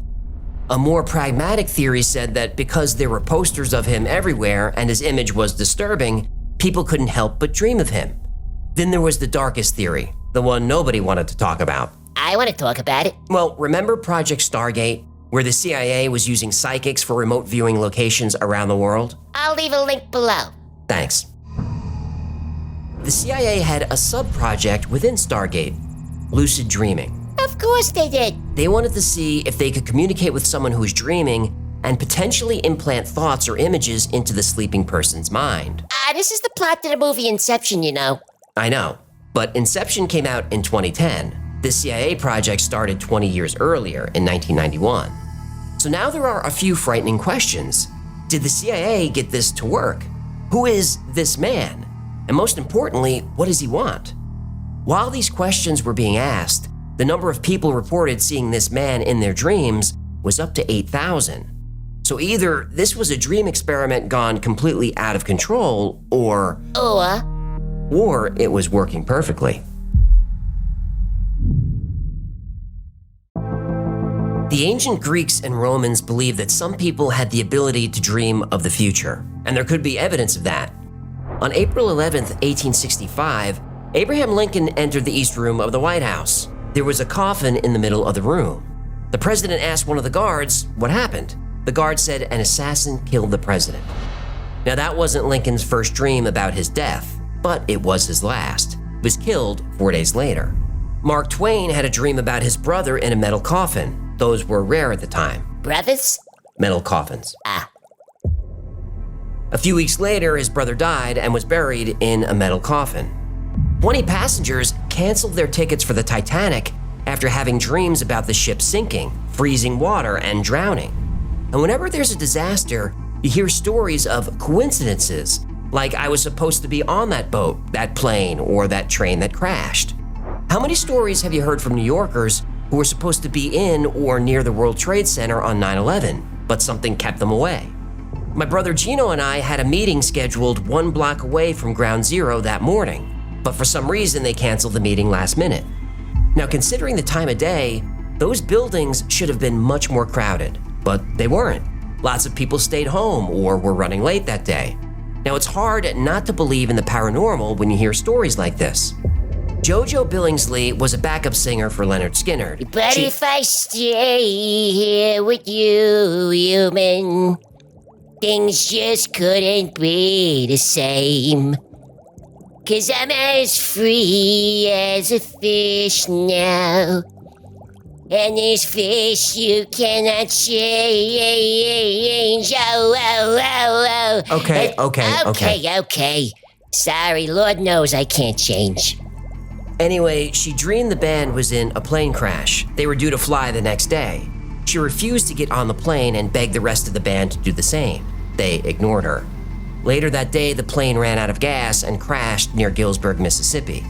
Out of the 26 people aboard, 6 were killed, and the other 20 almost were. The story's even creepier because the crash happened 3 days after they released the album Street Survivors. The album cover was later changed, but it was originally the band members surrounded by flames. Now, stories of dream precognition are anecdotal and should be viewed skeptically, but still, the stories can't be ignored. On October 19, 1966, in Aberfan, a small mining village in South Wales, 10-year-old Errol Mae Jones told her mother about her dream. She said, "I dreamt I went to school and there was no school there. Something black had come down all over it." 2 days later, the top of the mine collapsed and caused a landslide. 140,000 cubic yards of water, coal, and mud poured into the village and covered the school. 116 children and 28 adults were killed, including 10-year-old Errol Mae Jones. Psychiatrist John Barker heard about the young girl's prediction.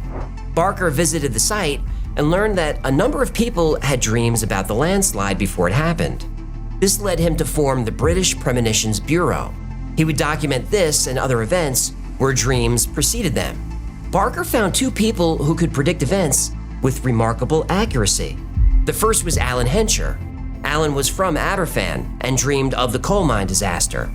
Alan called Barker in a frenzy one evening. He said he saw a plane crash over mountains. There were 124 people killed. 9 days later, a Britannia passenger aircraft carrying 130 people was flying in bad weather. It tried to land in Cyprus. Visibility was poor.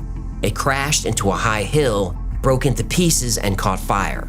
7 people survived the crash, leaving... Yeah, 123, huh? So he was off by 1, not bad. Well, not exactly. Another passenger died soon after the crash. Okay, this is getting scary. Did I stop? Nope. Then Barker met Kathleen Middleton. In her first dream, she saw a petrified astronaut. That same day, a Russian astronaut... Cosmonaut, sorry. Spasibo. That same day, cosmonaut Vladimir Komarov was killed when the Soyuz 1 capsule crash-landed. On March 11, 1968, Kathleen tried to reach Robert Kennedy to warn him that his life was in danger. The senator's staff didn't respond. On June 4th, Kathleen called Barker 3 times in a panic. She needed someone to warn the senator. Shortly after midnight on June 5th, 1968, RFK was assassinated by Sirhan Sirhan. Barker didn't pass along the warning. John Barker wasn't sure if ESP or psychic powers or premonitions were real. He was open-minded, but in his words, he wasn't sold. But when Alan Hencher and Kathleen Middleton both predicted his death, he admitted to being a little nervous. Don't tell me. Well, John Barker died within a year. Brain hemorrhage. He was only 42 years old. You told me.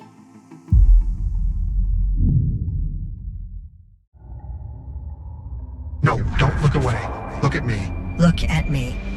You need to follow me. It's for your own safety. That's right. That's right. Come with me. Remember, I'm your friend. In 2015, the creator of the site thisman.org gave an interview to Vice. Andrea Nutella said he first dreamt of this man in the winter of 2008. The man asked him to create the website to try and discover his identity. Andrea used facial composite software, like a police sketch artist might use. He then sketched the man from his dreams. Round face, thick eyebrows, thin lips, thinning hair. An actual person that looked like this man was never identified. But Andrea received thousands of letters and emails from people who also saw him in their dreams. Starting when I was 7, I had the exact same dream for 10 years. I'm 17 now, and I have become very familiar with this man, although I do not have very nice dreams about him. I dreamed that he's leaning over me and making a strange noise, almost as if he was growling at me. And on his shirt is a gold round pendant that is molded into the gold, "Go North." Other nights, he would be standing across my bedroom, staring at me. When I saw the pictures on this website, I started crying out of fear. He never spoke to me. He only made weird noises. September 2nd, 2013. Palm Beach, Australia. The behavior of this man varied from witness to witness. Some people had romantic fantasies about him. Ugh. Don't judge. Sorry, I don't mean to yuck your yum. He just scares me. He scared a lot of people. Some people dreamt of this man scaring, chasing, kidnapping, and sometimes killing the dreamer. I dreamt of this man. He was following me through a park in the dead of night. I started running. He easily kept the same pace as me. He gave a small groan and sped up until he was in front of me. He put his hand out, stopping me from running. He pulled me close to him, but he only spoke a few words. I think about them every night. On April 9th, 2021, go north. It's the only way to survive. After saying this, the man ran away.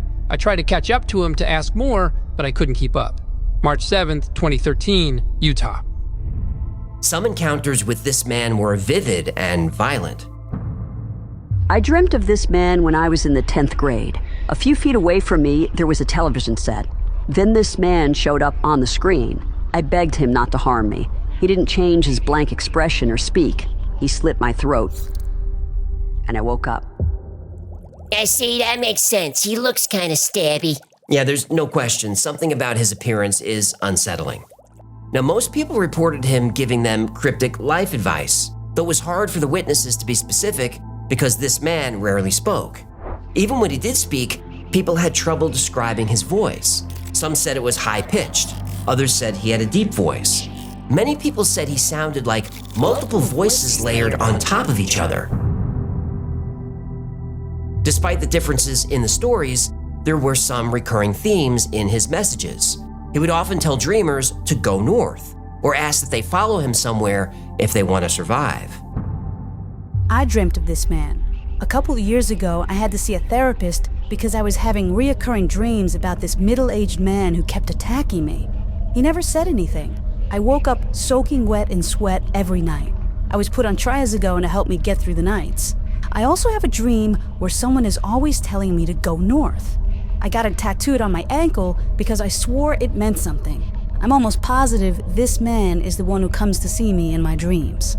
January 9th, 2011, Fort Lauderdale, Florida. As Andrea did more research, he found evidence of people dreaming of this man going back at least 30 years. And there is a theory that dreams are more than disjointed images, that dreams are glimpses into other realities. Andrea describes this man as a traveler stuck out of time, a place between dimensions. Now maybe there's a reality where we all see this man. Maybe he's someone important, a spiritual figure, a leader, a god. Nobody knows. But now that you've seen a picture of this man, your brain can't help but look for him. Oh, great. But witnesses claim he knows who's looking for him. So don't be surprised if tonight you find him. Or rather, he finds you.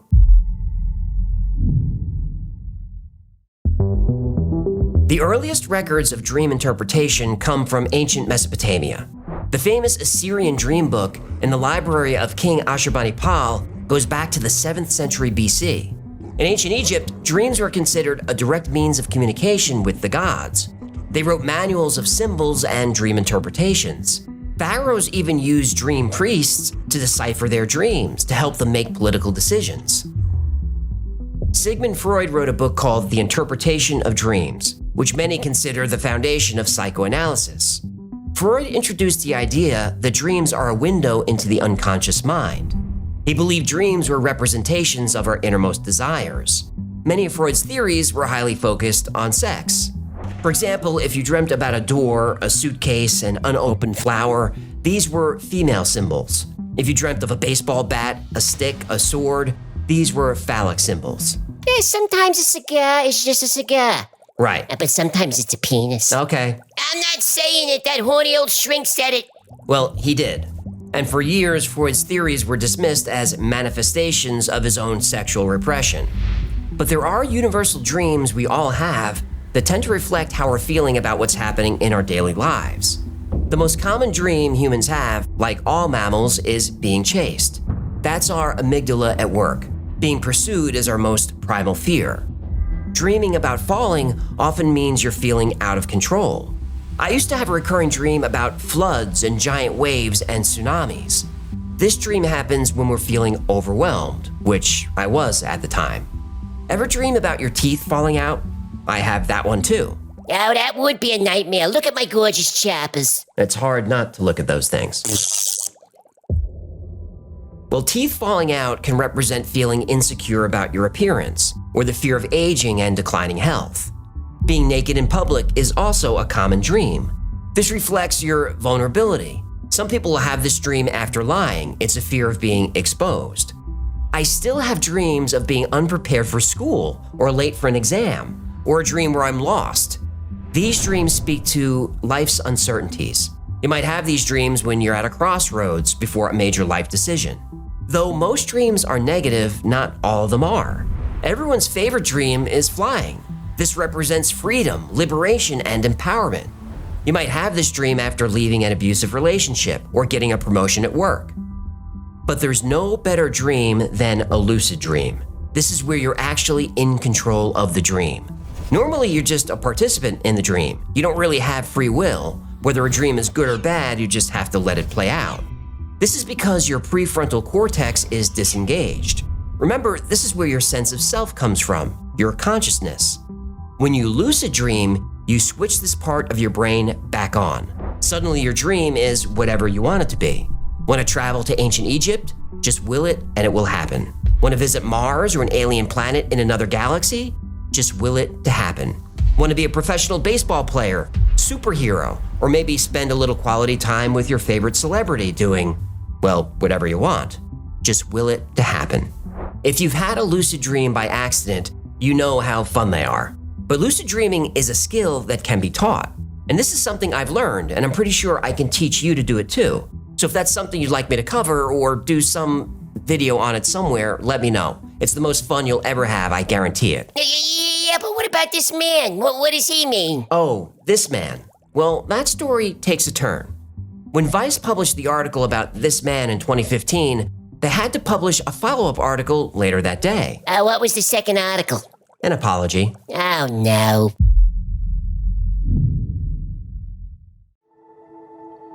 On January 15th, 2015, Vice published an article about this man. A person seen by thousands of people in their dreams.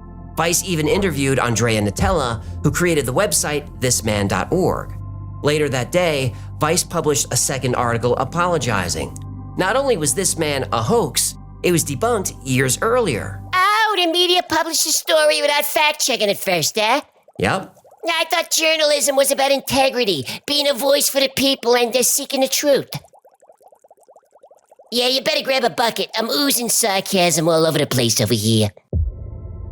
The truth is, Andrea Nutella, the creator of the This Man myth, was an advertising executive. He specialized in guerrilla marketing. You use monkeys? Guerrilla marketing is usually low-cost, local viral marketing. Ah, that makes more sense. Monkeys are expensive. Do you mind you're distracting me? Sorry, I was confused by the homonym about the hominin.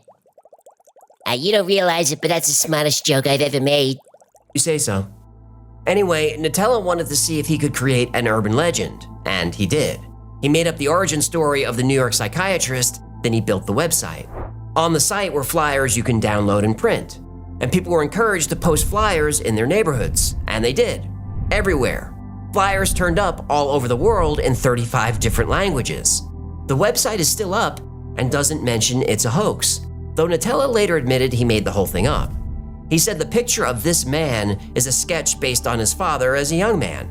Now, even though the story was debunked, when he was interviewed by Vice, Nutella couldn't help himself. He stuck to the story, and Vice fell for it. That media's fallen for quite a few hoaxes the past few years, huh? Yeah, I've noticed. If this man is a hoax, what about the 8,000 people saying they saw him in their dreams? Were they lying? Well, probably not all of them. Suggestion is a powerful thing, and there's something about the image of this man that's haunting and memorable. And now that you've seen this video, there's a chance you'll encounter this man in your dreams. And if that happens, there's only one thing you can do. Go north. Sweet dreams.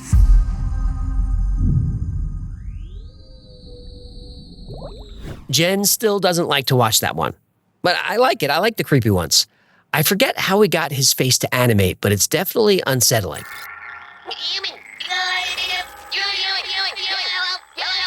Hello? I can't hear you. What's going on? Okay, now something a little less nightmarish. This one is episode number 70, The Children of Woolpit.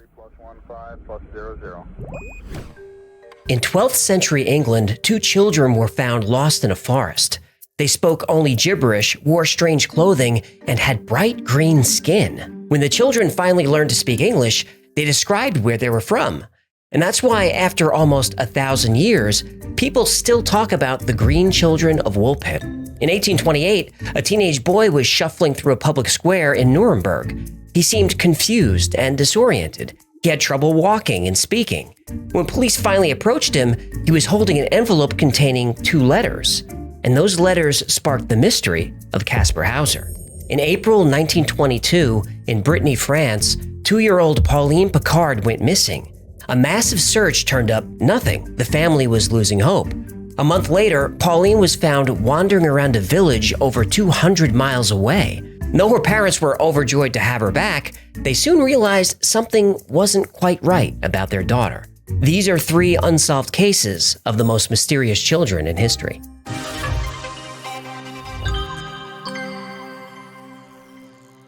In the 12th century, Woolpit was a densely populated area in England's Suffolk County. One day, a local farmer discovered 2 frightened children, a boy and a girl, who seemed lost in the forest.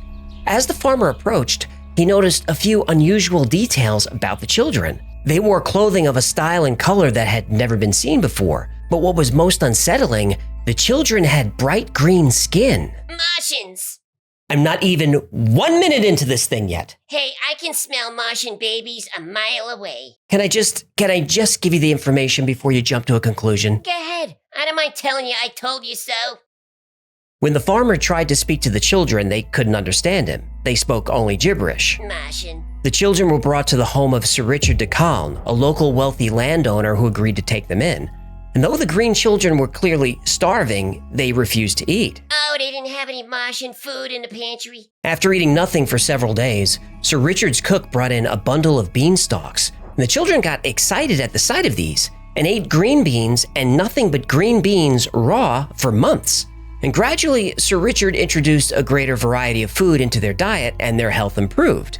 Even the green tint of their skin went away. The boy became depressed, ill, and soon passed away, but the girl stayed healthy and strong. Sir Richard and his family continued looking after the mysterious girl and started to teach her English. Finally able to communicate, Sir Richard set out to unravel the mystery of the Green Children of Woolpit. When Sir Richard asked the girl who she was and where she was from, it didn't sound like any place on Earth. I told you so! The young girl who took the name Agnes learned to speak English and told Sir Richard her story.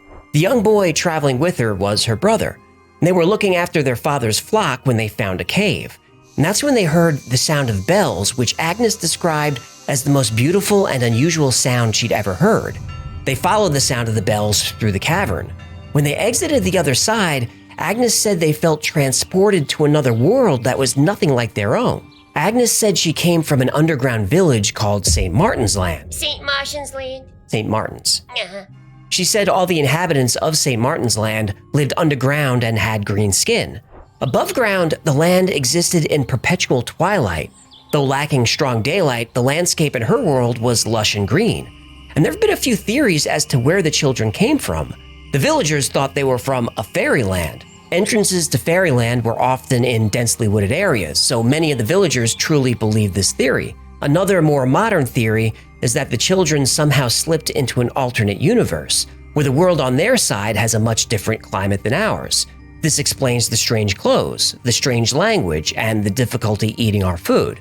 And the most current theory is... aliens. Yep. Obviously aliens.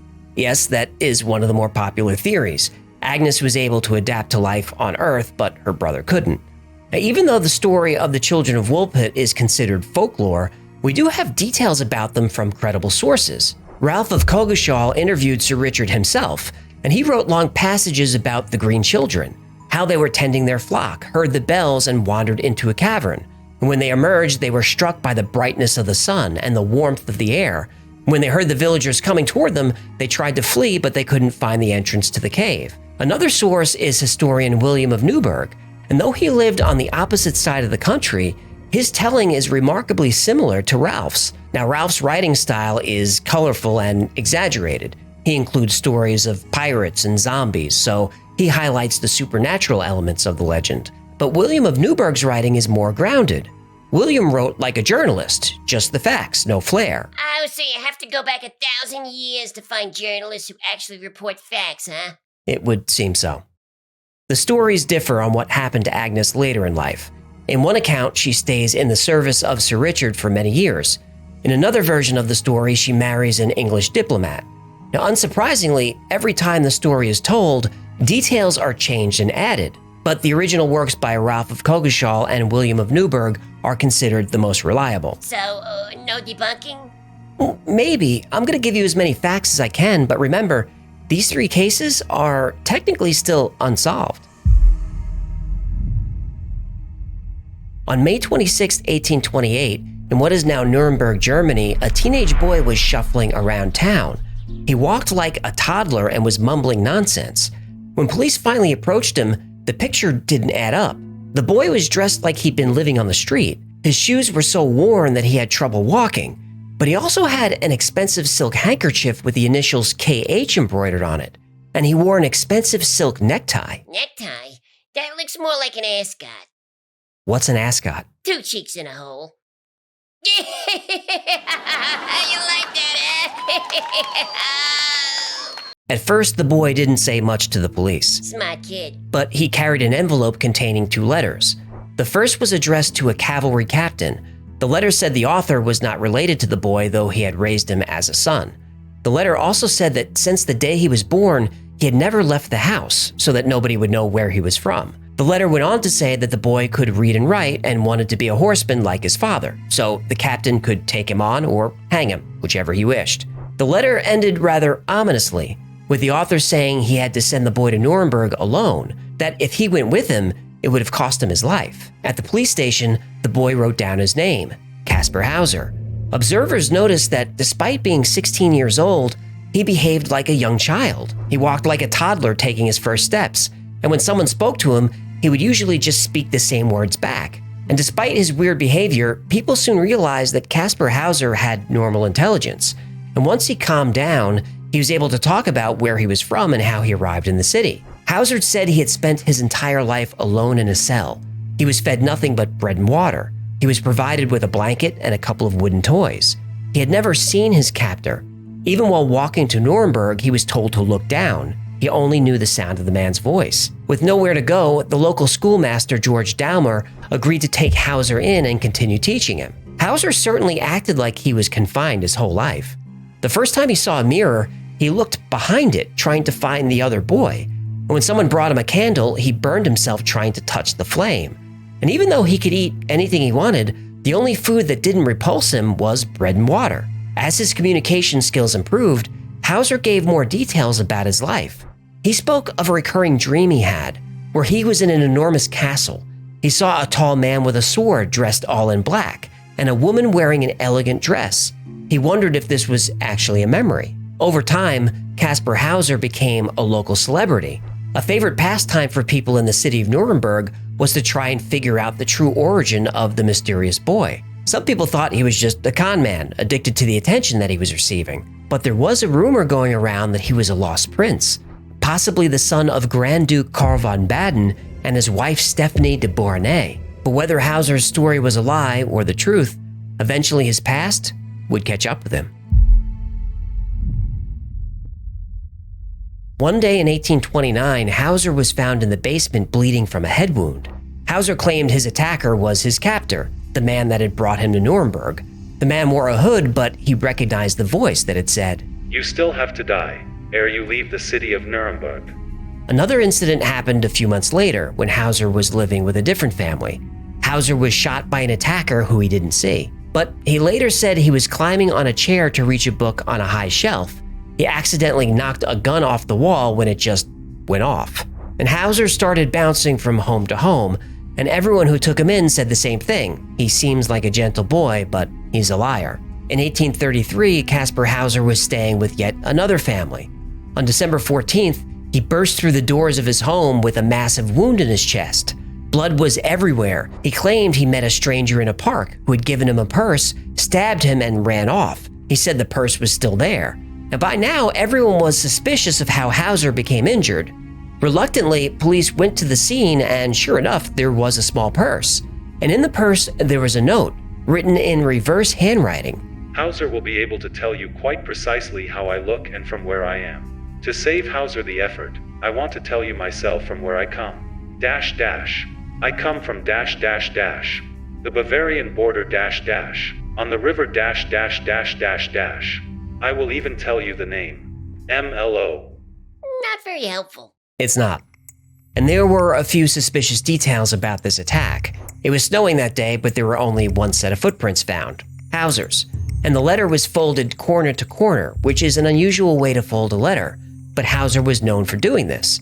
The letter also contained grammatical errors that Hauser was known to make. It was thought that Hauser attacked himself again, but thrust the knife in too far. He died of his wound 3 days later. Even after his death, people tried to unravel the mystery of Caspar Hauser. Some thought that Caspar Hauser was actually the Prince of Baden, who was born in 1812. It was alleged that he had been switched with a dying infant to prevent him from inheriting the title. His parents were rumored to be Karl, Grand Duke of Baden, and Stephanie de Beauharnais, the adopted daughter of Napoleon. And since Hauser died with no male heir, whether he was a real prince or not, it no longer mattered. In 1876, historian Otto Mittelstadt researched the case and found no evidence that Hauser was the prince. Another historian, Fritz Trautz, confirmed Mittelstadt's findings and said any claim that Hauser was a prince is a silly fairy tale. In 1951, letters of the Grand Duke's mother were published, and the letters gave detailed accounts of the child's birth, illness, and death. So the Hauser as a prince theory was finally put to rest. Hauser was buried in a local cemetery where his headstone reads, "Here lies Caspar Hauser, riddle of his time. His birth was unknown, his death mysterious, 1833. And there's even a statue of him in the old city center, at the very place where Hauser first appeared. His life was a mystery for 100 years, and now the statue of Caspar Hauser can fuel the imagination of others for hundreds of years to come. The Picards lived on a farm in Brittany, France. 2-year-old Pauline was one of 9 children. One day in April 1922, Pauline was playing outside with her brothers and sisters, something the kids did every day. When they were summoned for dinner, Pauline wasn't among them. Within a few hours, 150 people combed every inch of the farm and the surrounding area. There was no sign of her. As time went on, rumors began to circulate. Maybe a wild boar had attacked and eaten her. There was a suspicious chimney cleaner in town who, a few weeks earlier, tried to give Pauline candy. Neighbors said they saw two strangers hanging around the farm about the same time Pauline disappeared. But even in the best possible scenario that none of the rumors were true, there was no way a 2-year-old could survive in the elements for this long. Well, soon the pain and loss set in. The Picards would never see their daughter again. Then about a month later, the family would get a miracle. A young girl was found wandering around the town of Cherbourg, about 200 miles from Brittany. The girl was scared, alone, and on foot. The police showed a photo to the Picards. They couldn't believe it. It was Pauline. Pauline's parents went to retrieve her, but when they finally saw her, Pauline didn't seem to react. The Picards sat with her, they talked to her, but she seemed distant. The Picards were worried Pauline was in shock, but doctors said that aside from being malnourished, she was perfectly healthy. Then they started to wonder if this actually was their daughter. She looked like her, same hair, same blue eyes, same features, but there was this kernel of doubt in her parents' minds. Still, they took her home, hoping that familiar surroundings would spark her memory. Pauline's sisters immediately recognized her, which was a huge relief for her parents. Pauline's family figured it would just take time before life would get back to normal. Would life get back to normal? Not even close. A few weeks later, a farmer crossing a field about a mile from the Picards' farm found the body of a young girl. Near the body, neatly folded, were Pauline's clothes, the same clothes she was wearing the day she went missing. And also nearby was a skull of a grown man. Now it seems there were 2 murders to solve. The field where Pauline was found had been searched when she went missing, so police believe the body was placed there more recently. The neatly folded clothes implied a murder, but the autopsy was inconclusive. Doctors thought dying of cold was just as likely as murder. There were 2 suspects that police seriously considered. The first was one of the Picards' farmhands named Caraman. The day Pauline disappeared, he had been invited for breakfast.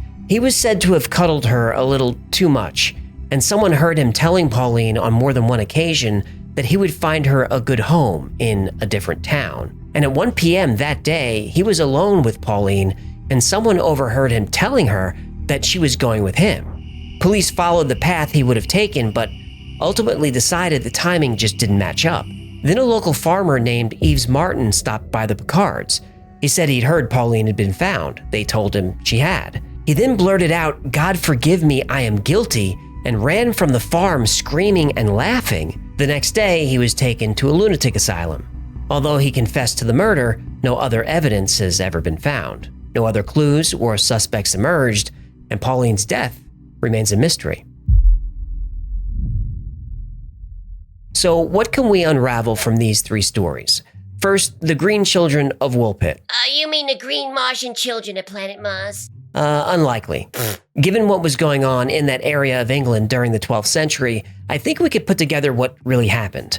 In 1173, King Henry faced the Great Revolt, an uprising by his eldest sons supported by France, Scotland, and Flanders. I diddly do, neighbor. Flanders is the northern part of Belgium where Flemish is spoken, and there were a lot of Flemish immigrants in England. During the Great Revolt, the Battle of Fornham was fought just a few miles from Woolpit. Eventually, an uneasy peace was reached, but King Henry, angry at the Flemish mercenaries, was persecuting Flemish settlers. All of this was going on at the exact time the Green Children were found. It's most likely that the children were refugees from a battle or simply fleeing English soldiers who were harassing the settlement. The Flemish language, which is a dialect of Dutch, would have sounded like gibberish to English farmers. And the Flemish were known for wearing clothes that were very different than English. As for the green skin, there's a condition called chlorosis or hypochromic anemia, which is a type of iron deficiency. It even had a nickname back then, the green sickness. If the children were refugees fleeing a battle, they were most likely living off of whatever they can scrounge from the land. Lack of meat would explain the lack of iron, and also why they would eat nothing but raw green beans for months. But as the children ate a more diverse diet, their green skin returned to normal. Why the boy died is not entirely clear. Some speculate it could have been arsenic poisoning, though arsenic typically acts faster. Nobody really knows. The caves the children spoke of do exist in the area. Flint and chalk mines are everywhere, and a cave would be a good place to hide from a battle or from soldiers. In fact, there are large caves between Woolpit and the small village of Fornham, the site of several battles during the Great Revolt, and the church of Fornham was called St. Martin's Church. When the girl said she was from St. Martin's Land, this is likely what she meant. All of these details, mixed with the fuzzy memories of a terrified child, it's easy to see how this legend was born. Still, these are just best guesses. Nobody really knows who the children were or where they were from. Now, Caspar Hauser. The real mystery is, who was he? Remember, several historians debunked the idea that he was a prince. They used public records and private letters to prove this. The problem with public records and private letters? People lie. Right. People lie. But DNA doesn't. After a couple of hit-and-miss tests in the 90s, a DNA test in 2002 yielded an astonishing result. Hair and skin samples from Hauser's clothes were tested. They proved with 95% accuracy that he was related to Princess Josephine of Baden, whose mother was Stephanie de Beauharnais von Baden. He actually was a prince? Well, there's a 95% chance he was.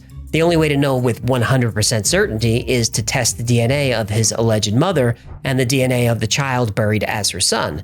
But the House of Baden has declined to participate. Of course.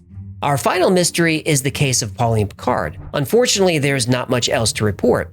It was assumed that the killer was Yves Martin, the farmer committed to an asylum, but no physical evidence was ever found that could link him to the murder. So who was the girl living with them this whole time? Nobody knows. She barely spoke.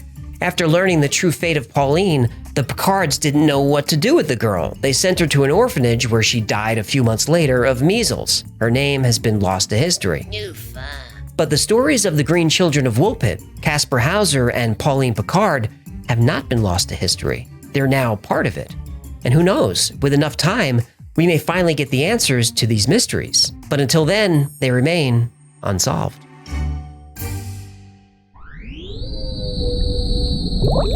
I know that was a slow one, but it's a sleepy time comp. But we're going to speed things up now with the Emerald Tablets. This one has Atlantis, ancient Egypt, Anunnaki. This one has it all. Which would you prefer, eternal life or unlimited wealth? How about both?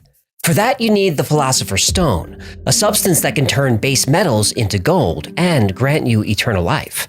The Book of Aquarius contains the instructions for the Philosopher's Stone.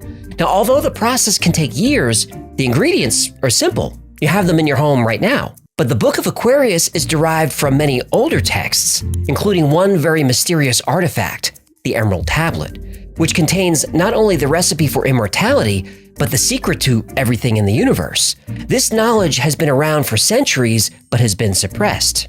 Until now. Medieval alchemists received this knowledge from the Arabs 1,000 years ago. The Arabs got it from the Egyptians 2,000 years before that. But the Egyptians received this knowledge 36,000 years ago from the most advanced culture on Earth. The Emerald Tablet comes from Atlantis.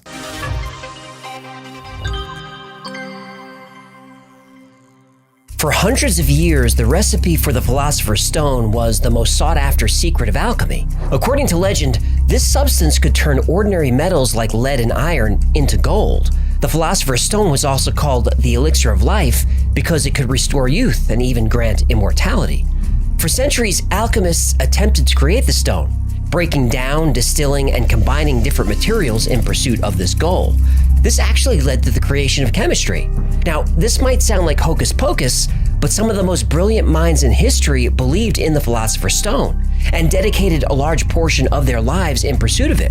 Some became so infatuated that it drove them to the brink of insanity. Isaac Newton is remembered for his contributions to mathematics, astronomy, and physics, but he was also interested in alchemy. Newton spent the last 30 years of his life obsessed with the Philosopher's Stone. He even made his own translations of the Emerald Tablet, which are still studied today. Holy Roman Emperor Rudolph II brought the best alchemists in Europe to court. Men like John Dee and Edward Kelly were given a private lab and an unlimited budget. At the beginning of the Renaissance, there was an alchemist who, as the legend goes, actually discovered the Philosopher's Stone, and his name was Nicholas Flamel. Now he gave it to Dumbledore. What? Well, he actually puts it in Gringotts' vault, and then Hagrid fetched it for him. I don't think that's... But Voldemort wants it, because he's stuck in the back of Quirrell's head, right? Then Hermione gets him past the Devil's Snare, and then Ron plays wizard chess. By the way, he used the Nimzowitsch defense as an opening gambit. You don't see that much with wizard chess. Now, if you believe in the legend or Harry Potter, Nicholas Flamel didn't die in 1418. He succeeded in creating the Philosopher's Stone, and he and his wife Perenelle are still alive and out there somewhere. Whoa, 600 years is a long time to be married. I guess it is. A long time. Mm-hmm. So very long. A long time.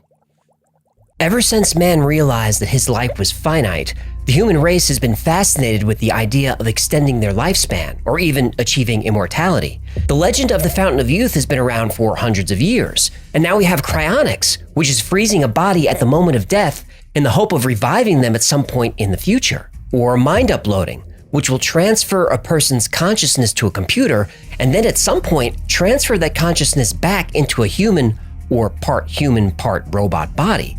But it all started with the Emerald Tablet.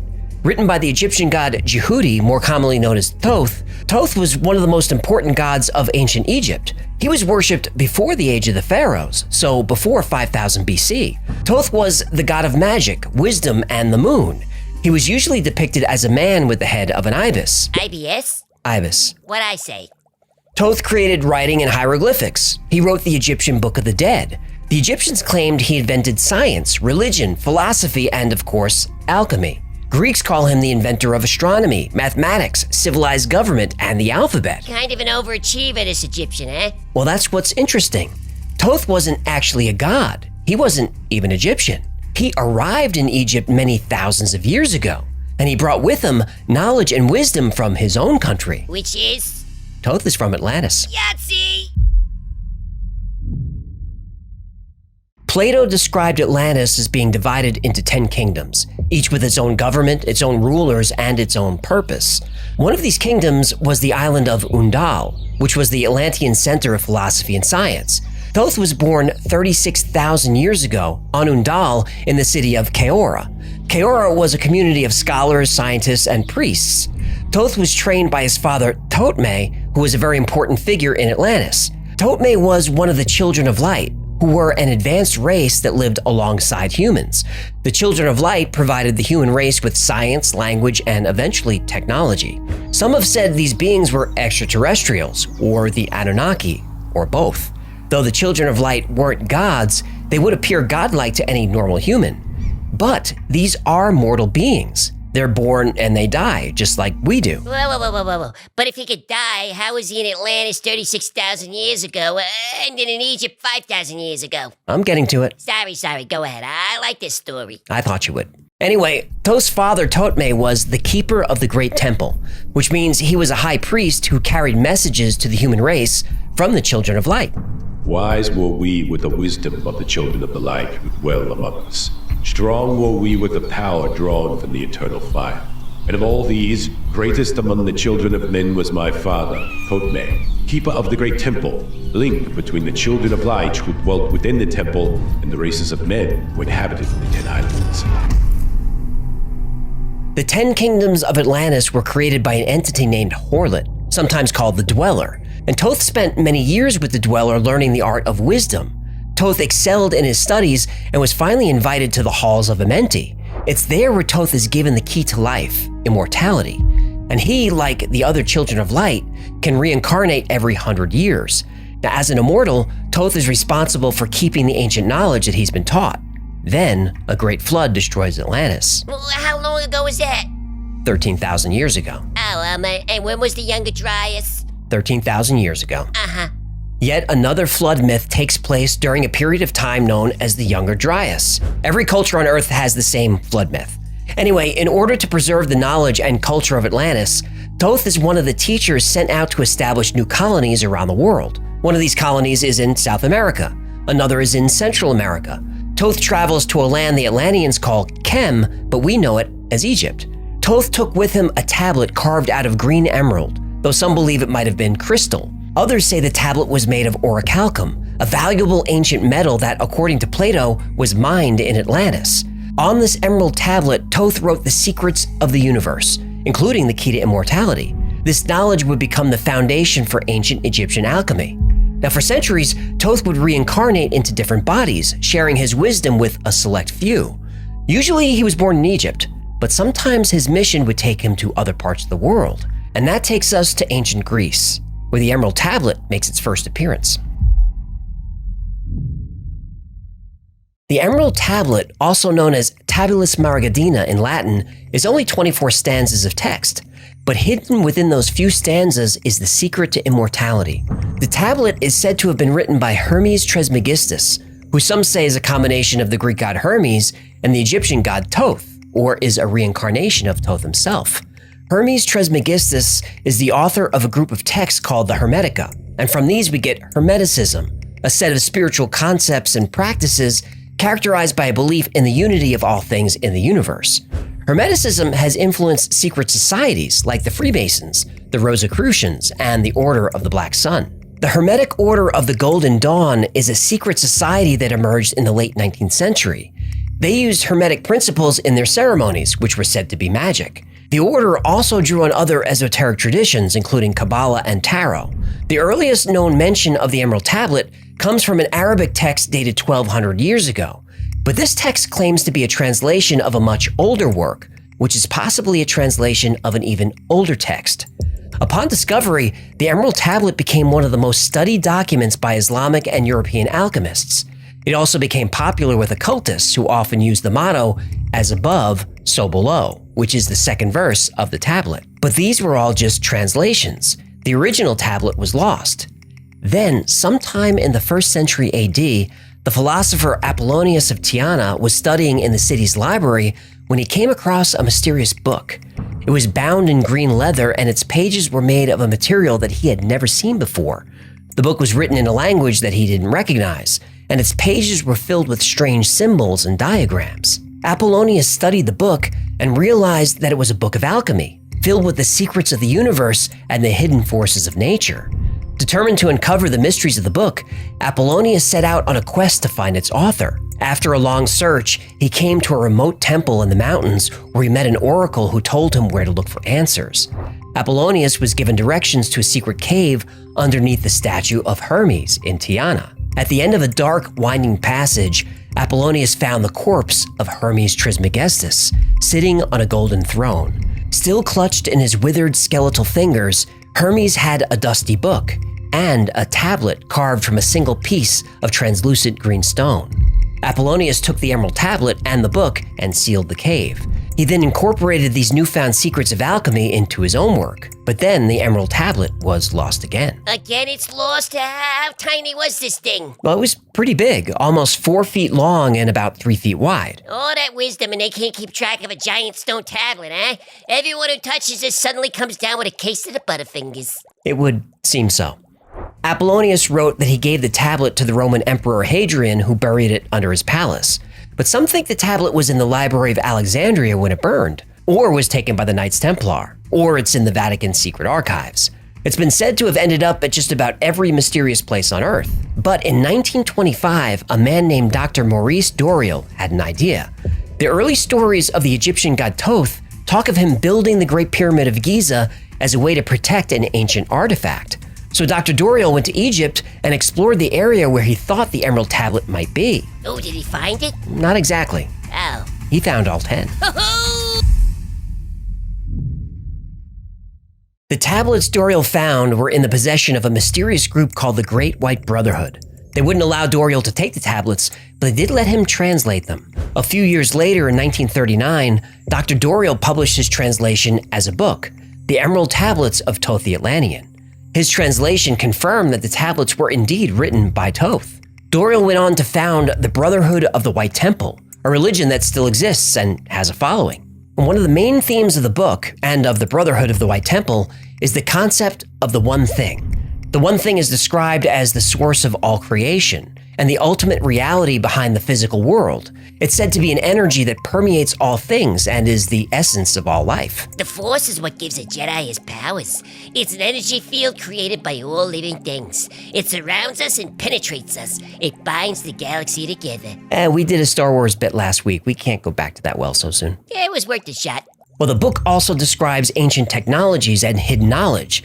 It suggests that ancient civilizations had advanced technologies and knowledge that have been lost over time. For example, the book describes a device called the Firestone, which is said to have the power to generate energy and manipulate matter. The book claims this technology was used by ancient civilizations, including the Atlanteans, but it's being suppressed. But a large part of the book covers alchemy, specifically transforming base metals into gold, curing illness, granting immortality, and achieving enlightenment. But like the original Emerald Tablet, it was all allegory and symbolism, subject to many different interpretations. There are no clear instructions. The tablet doesn't tell us what kind of materials we need to create the Philosopher's Stone, and even if they did, they don't tell us the process. But on March 11th, 2011, a mysterious book suddenly appeared online. It was called The Book of Aquarius, and this is what was written on the first page. The age of secrets is over. There's no need for mystical language or metaphor. This book contains no hidden meaning or codes. Everything is stated plainly and directly. So what the hell does this mean? Well, this means that anyone who wanted to create the Philosopher's Stone now has a recipe to follow, just like a cookbook. The Book of Aquarius looked legit. It's 165 pages and references 49 different alchemical texts that span 1,000 years. It's a long, difficult process, but anyone with the time and patience could do it. And some people did. And what's most amazing about the recipe for the Philosopher's Stone is that it's only one ingredient, and we all have it in us. Oh, in us? What are you talking about? What's the one ingredient we need to live forever? Well, the one ingredient is, What? urine. Oh, come on! Some of the greatest minds in history have tried to find the secret of the Philosopher's Stone. When the Book of Aquarius appeared on an online forum in 2011, the anonymous author encouraged everyone to spread it online for free. He wrote, "The purpose of this book is to release one particular secret which has been kept hidden for the last 12,000 years." The Book of Aquarius contained easy-to-understand, step-by-step instructions for how to create the Philosopher's Stone, which, if created properly, would grant you eternal life. The author of the book said that all the old alchemy texts using confusing metaphors and symbolism was actually done intentionally. This was an early disinformation campaign, a way to keep the recipe secret, but still make it accessible to alchemists who knew how to decipher the text. And when the Book of Aquarius was posted to an online forum, it was ridiculed at first. There was no way you could achieve immortality with pee, but throughout history, alchemists actually used urine all the time. The 16th century Swiss alchemist Paracelsus claimed that life essence was in blood, in hair, sweat, and human waste. The Book of Aquarius says that the Philosopher's Stone is this life energy, concentrated and purified. This is the same energy you take in when you breathe, when you eat and drink. It's the energy that powers all forms of life, so it makes sense that it would be found in urine. Ancient alchemists knew this as well. Remember earlier I mentioned the secret society called the Hermetic Order of the Golden Dawn? It had a lot of famous members: W.B. Yeats, Aleister Crowley, Arthur Conan Doyle, and a lot of other names that you'd recognize. Their name, Golden Dawn, is a reference to the only ingredient used to make the Philosopher's Stone. Golden as in the color, and dawn because that's the best time of day to get it. You have got to be me. Nope. But now with the Book of Aquarius hitting the web, all the secret symbolism and oaths of secrecy were useless. The Book of Aquarius gave specific, step-by-step instructions on how to store, boil, distill, ferment, and purify urine. It would take months or even years, but eventually a stone would start to form. It was all in the book. How to do it, what the results should look like, what the process smells like. Nobody really tried to make this crazy thing, did they? They sure did. Shortly after the Book of Aquarius was published, the anonymous author set up a website at thebookofaquarius.com. There you could, of course, download a free copy of the book, but also participate in a forum where people would try to follow the instructions of the book as closely as possible and create their own Philosopher's Stone. And although the stone only required one ingredient— Dinkle. Right. The process for extracting your life energy required patience. Even if you did everything correctly, it would take between 3 and 8 years to finish the work and make a stone. And that's assuming you kept your materials free from contamination, controlled the temperature, and used the correct equipment at the correct phase of production. A lot could go wrong, yet a small but determined group of people were giving it their best shot. The recipe for creating the stone had 2 major parts. First, you had to repeatedly distill the urine and continually remove the densest particles. Next, you do it all again, but this time remove the lightest particles, which would be a form of salt. This first part would ideally take 3 months, but could often take up to a year. In the second part of the recipe, you combine the salt with the distilled urine and put it on a low and continuous heat. You do that for over a year until it putrefies and turns black. In the next part of the recipe— Wait. What? Can you not call it a recipe, please? It makes it sound like you're supposed to eat it. Well— What? What? When you're done with the process, you do eat it. Ugh, I'm gonna be sick. What's your problem? You're swimming in half the recipe right now. It's not the same thing. I got bubbles. I got filters. Besides, I only tinkle in the back of the bowl. I don't think it matters. It matters. Anyway, you keep heating the black stuff and eventually it turns white. And then you turn up the heat a little bit more and the stone turns red. And then you're pretty much ready to go. The book even gives you some guidance on how much you should, I can't. On the Book of Aquarius forums, a community of amateur alchemists emerged. Even the author of the book was an active member and would answer anyone who had a question. People were following the process, sharing tips and strategies. They would discuss how different foods affected their essence. They even posted pictures of their results. This went on for a few years, long enough for at least one person to succeed. Did somebody actually get this crazy thing to work? Well, nobody knows, because suddenly and without warning, the Book of Aquarius website was gone. We covered a lot today. The Egyptian god Thoth, Atlantis, the Emerald Tablet, Hermes Trismegistus, Apollonius of Tyana, the Book of Aquarius, and how they all connect to the Philosopher's Stone. But how much of the story is true?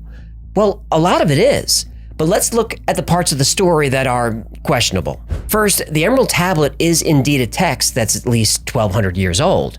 It is considered one of the most important documents in alchemy. Isaac Newton and many others were fascinated with it and spent large parts of their life trying to decode it. But the Emerald Tablets, plural, that's a different story. All the stuff about Atlantis comes from the book The Emerald Tablets of Thoth the Atlantean by Dr. Maurice Doreal. And a lot of that information is part of Doreal's religion, the Brotherhood of the White Temple. The Brotherhood really does exist. It even has a lodge in Colorado. And Doreal has a lot of followers. You could find tons of articles and YouTube videos from people who believe that Doreal was chosen to deliver his message to the world. It is a butt coming. There is. Now look, maybe Doreal really did discover the tablets in Egypt and translate them. Maybe he really is helping people on their journey to the light of truth, as the Brotherhood claims. Hey, your tone is drifting into sarcasm territory. But before you join this cult religion, there are a few things you should know about Dr. Maurice Doreal. Dr. Doreal's real name was Claude Doggins, and he wasn't a doctor of anything. He never graduated high school, which is amazing because he claimed that he was able to read and write as soon as he was born, and was doing advanced mathematics before the age of 1. Yet no interest in getting a GED, huh? Yeah, I guess not. So no record of him receiving a doctorate, but there is record of him driving a cab. He drove a cab in Egypt? Oh, he never went to Egypt. Yeah, but... His passport verifies this. When he was confronted about the passport problem, Doreal, aka Doggins, said, well, they weren't physical travels, they were astral travels. Doggins wrote a lot about astral travels and other paranormal phenomena. He wrote about UFOs, alien attacks, the nuclear war that he predicted would happen in 1956. And he wrote about human serpent hybrids living in the Gobi Desert. Lizard people! Yep. Hey, did you know you could buy a lizard people mug from the Wi-Fi store? Use promo code... No merch plugs now. Sorry. Force a habit. Now, his followers will say all the things that Doreal wrote were true. The problem is, his stories were lifted from prominent science fiction writers. For example, Doreal's Emerald Tablets book has passages that match almost word for word passages from the Necronomicon by H.P. Lovecraft. Ooh, that was one of the campfire stories I would read at Camp Greenfoot. Camp Greenfoot? Oh yeah, I was a counselor there in the 80s. Kids loved me. Lovecraft is kind of dark for kids, no? I didn't think so at the time, but I'm not gonna lie. Some of those kids, they grew up pretty weird. Anyway, Dorial also lifted ideas from the Shaver Mysteries, which were popular in the sci-fi pulp magazine Amazing Stories. He even wrote into the magazine. And Dorial made all kinds of other wild claims, as most cult leaders do, but there are too many to list here. So he was a fraud? Well, I'm not saying that, but his wife did. What? At a public event, his wife called him out for lying and cheating in front of a whole group of disciples. Hell hath no fury, eh? Yeah, the quote-unquote cult leader divorce made newspaper headlines at the time. Now, even with all this information, Dorial still has plenty of believers. And the Brotherhood still sells all of his books on their website. So the story of the original Emerald Tablet, that story is true. The actual tablet has never been found, but the text has been around for at least 1,200 years. That's confirmed. The Emerald Tablets by Dorial, well, you can make your own decision, but to me it sounds like yet another cult leader passing off science fiction as his own writing to take advantage of people for profit. Nice work if you can get it. Sure is. Look at G. You censored me. Of course I did. Their lawyers watch this show, you moron. Fair enough. So what about the Book of Aquarius? That one also sounds like science fiction, but turns out it's real. Ever since the Book of Aquarius website was taken down, there's not much information about what happened to the people who were trying to create their own stones. One theory is that some people were actually successful, so either they had the site taken down or the Illuminati. Right, some group of shadowy elites didn't want this information public, so they took down the website. And even though you can still download the book from the Internet Archives, you can't view the messages on the message board. Those have been scrubbed by somebody. Another theory is that the Book of Aquarius was a hoax. But if that's true, it's a hoax that took a lot of effort. The book is 165 pages, and the author goes into meticulous detail. And he quotes from 49 different alchemical texts, ranging from the 20th century all the way back to the 11th century. Many of these texts are pretty obscure and hard to find, and no one has ever come forward to take credit for writing it. The Book of Aquarius is probably not a hoax, but a book written by a passionate individual who honestly believes they're sharing the secret to creating a Philosopher's Stone. We tinkle? Yep. There's actually a well-documented case of an alchemist attempting to create the Philosopher's Stone from urine. In 1669, German alchemist Hennig Brand dedicated years of his life to creating the stone. He was convinced urine was the way to do it, and he did everything that the Book of Aquarius says to do. Now, after boiling and distilling 1,500 gallons of his essence, he ended up with a white, waxy substance that actually glowed in the dark. He made the stone? No, he accidentally discovered phosphorus. Now, to a 17th century alchemist, this must have been amazing. Here was a substance that was the product of the human body that was glowing with a life force. Now, Braun kept the recipe secret while he tried to create gold, but when he couldn't get that to work, he sold the recipe to another alchemist. As for living forever, well, it's been reported that Hennig Braun did die, but nobody knows exactly when. Now, of course, legend says that he faked his death and, like Nicholas Flamel, is still alive today. Now, that makes sense to me. If I created the Philosopher's Stone, I don't think I'd ever tell. Would you? Now, if you want to try creating it, the Book of Aquarius is still available online and linked below, but I don't recommend it. Boiling urine smells awful, but that's a small price to pay for immortality. Well, wait. How do you know it smells awful? Don't worry about that. Now, if you do decide to try and create the Philosopher's Stone, do me a favor. Email me in about 600 years, and we'll both have a good laugh.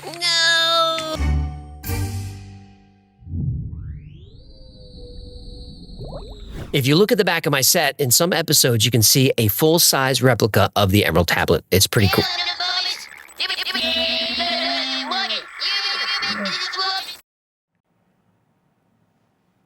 I'm sure he's fine. Next up is, this is an early episode, but it's one I'm really proud of. It's episode 31, but I think it came out great. It's super fun, and it contains one of my favorite Hecklefish jokes, and you'll know it when you hear it.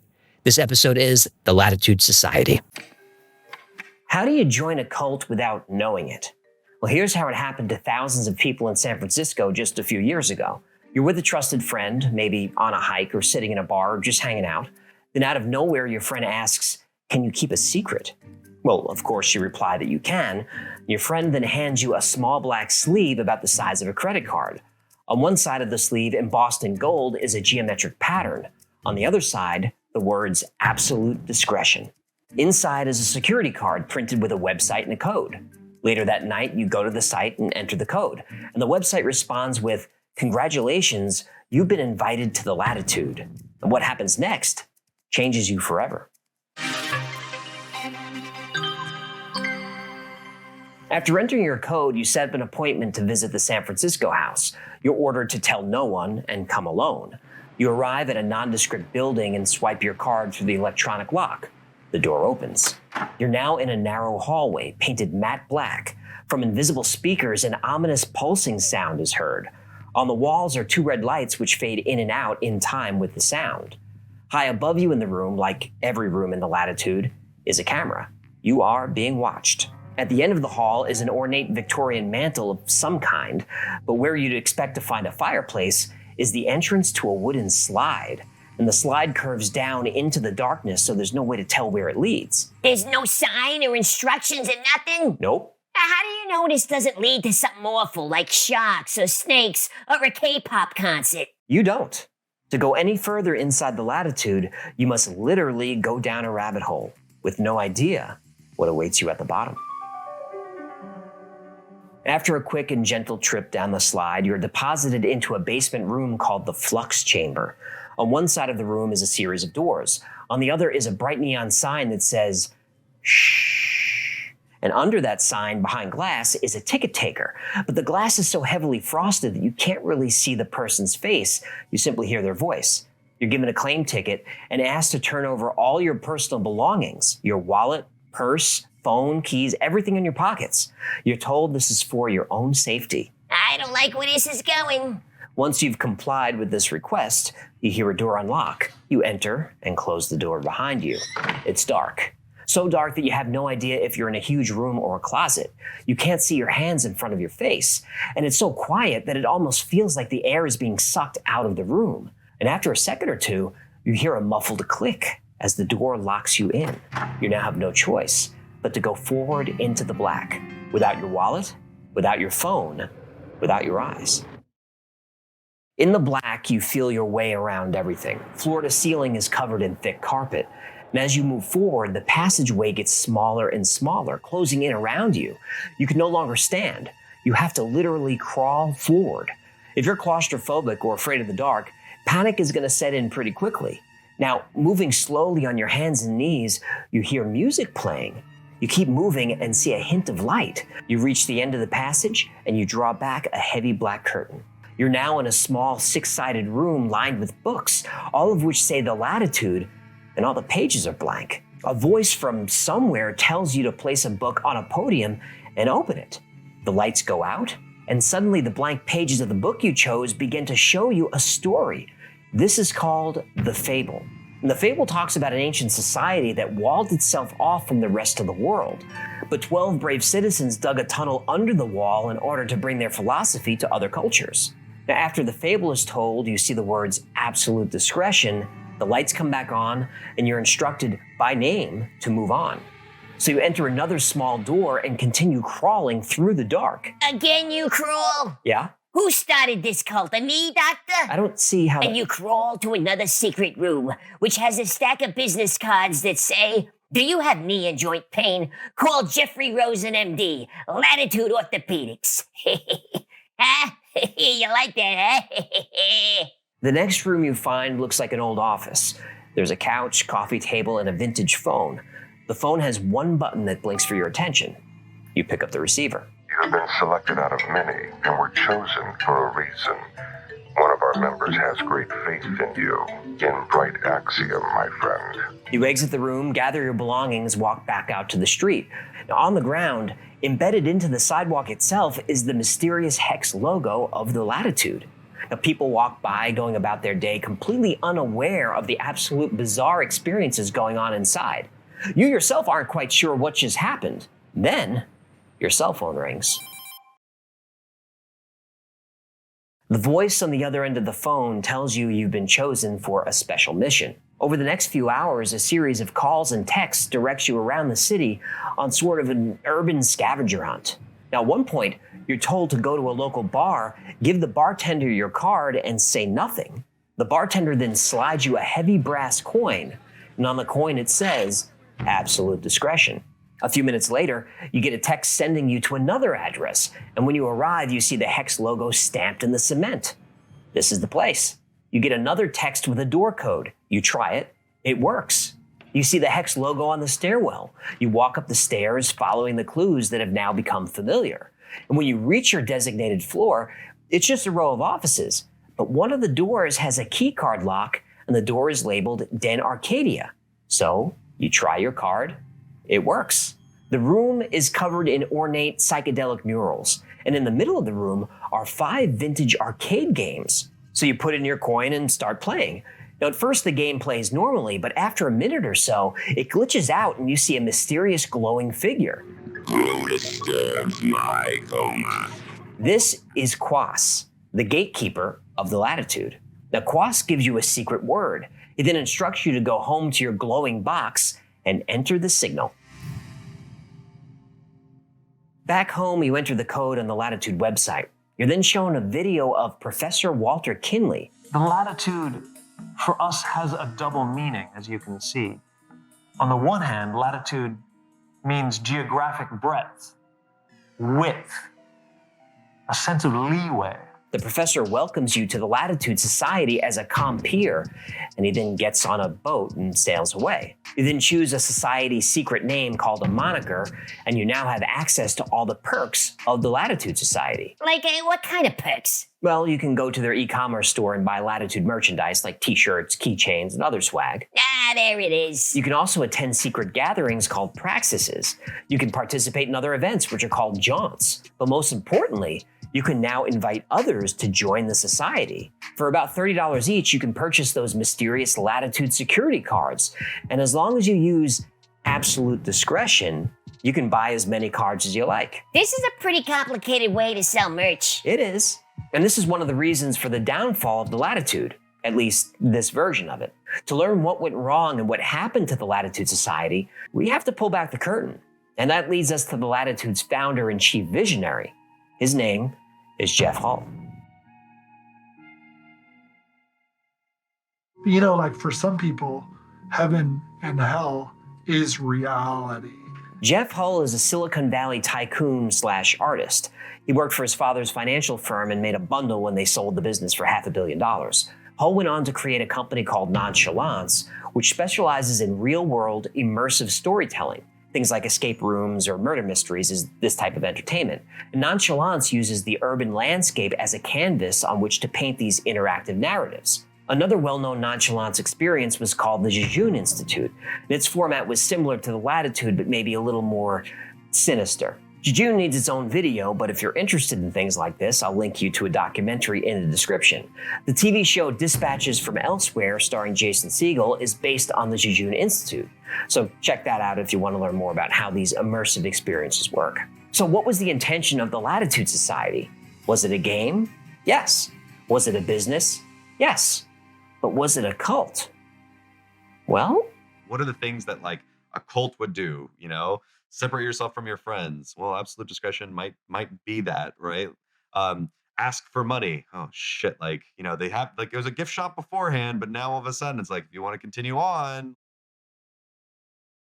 In the early days of the Latitude Society, the intent was to create amazing immersive experiences to attract corporate clients who wanted to commission their own experiences. Whether for entertainment, team building, or marketing, Jeff Hull believed he could use the Latitude as proof of concept to raise funding. And he needed to. The society cost about $3,000 per day to operate, and Hull put about $2 million of his own money in. But after 3 years, the Latitude couldn't sustain itself.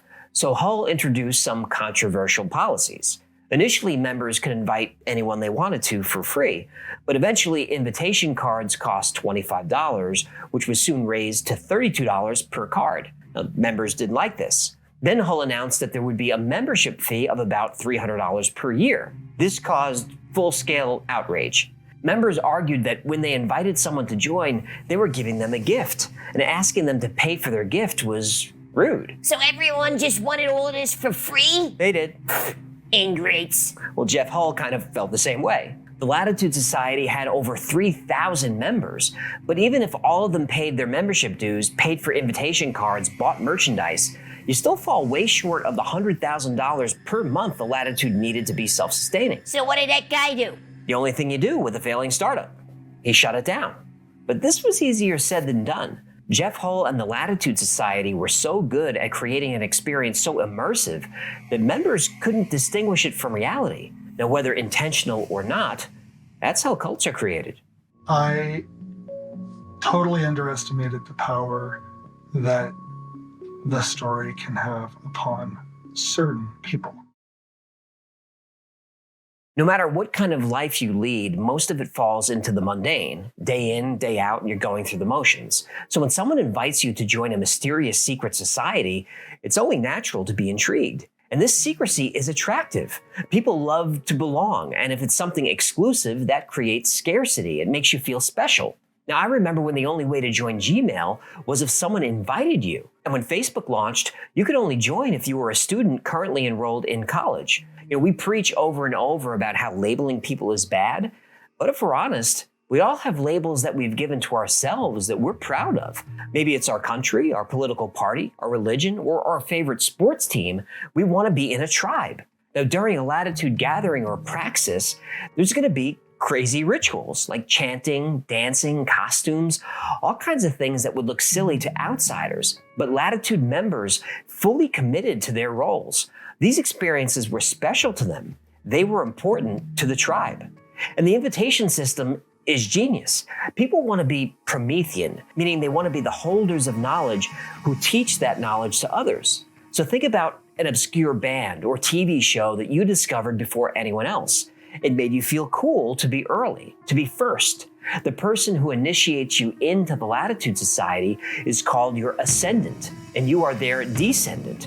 Tribes have hierarchies, and people like rising in the ranks. The more people you bring into the society, the more descendants you have. The higher you rise in the tribe. Genius. There's a specific model of identifying cults developed by Stephen Hassan, and it's called the BITE model of control, BITE. That's behavior, information, thought, and emotion. So let's see how the Latitude shapes up. I was actually a little bit nervous that I was going to be kidnapped or that, there was going to be some kind of crazy pagan ritual with some kind of sacrifice or something like that. I didn't really know what to expect. At the top of the behavioral control section of the BITE model is regulate an individual's physical reality. Latitude does this by design. Then there's isolation from non-members. Absolute discretion certainly covers this. Then there's controlling what clothes you wear. Now look at this shot of the Latitude's Elder Council. Notice everyone's wearing a Latitude sash, and on the sash are various pins and insignia showing your rank in the organization's hierarchy. Even Jeff Hull himself is wearing what looks to be a military uniform. Now this is similar to what the leader of Scientology wears. Did you just beat me? Had to. We had to call it the Tom Cruise thing. The Tom Cruise thing? That's Scientology. Hey, look, if you say the S word, they're gonna come after us with lawyers and video cameras. Good point. I in the BITE model is information control. Cults use deception. Latitude does this. Information is not freely available to outsiders. Spying is used. Cult-generated propaganda is created. Also, information is shared unproportionally. One ex-Latitude member complained that she had to give the society all kinds of personal information about herself, but when she asked how that information was going to be used and who had access to it, she was told she didn't need to know. Now, Latitude checks all of these boxes. T is thought control. Members are encouraged to take on a new identity. So, what's your moniker? Calico. Welcome, Shalico. Techniques are used to alter mental states. Members are required to take the cult's doctrine as truth. Meditating, chanting, praying, and rituals are used to instill a new map of reality. Checks all the boxes. All the boxes. E is emotional control. This includes making you feel like the cult can help you reach your full potential. Another thing cults do to manipulate emotion is shunning those that leave. In an excellent article in Vice, one former member talks about how after she left the society, her roommates stopped telling her where they were going, and they treated her as suspicious. The Latitude Society checks a lot of these boxes. Even active members posted anonymously on Reddit asking others, is this a cult? They were worried that they, like most cult members, joined by accident. That's pretty scary. Did the founder of the Latitude Society, Jeff Hall, set out to form a cult? Well, I don't think he did. But whether intentional or not, he seems to have an intuition for how to manipulate people. Now, fortunately, I don't think he tried to do any harm, nor did he try to enrich himself. He could have taken advantage of his members, but he didn't. So this leads to a deeper and potentially dangerous question. A religion is defined as a group of people adhering to a specific set of beliefs. A cult is defined as a group of people adhering to a specific set of beliefs. Yeah, that's the same definition. It is. But religion is widely accepted. Cults, not so much. Nobody can argue that religions have or had cruel practices, and many people who leave cults felt that while they were in them, their lives were better. So what's the difference between a cult and a religion? I don't have the answer.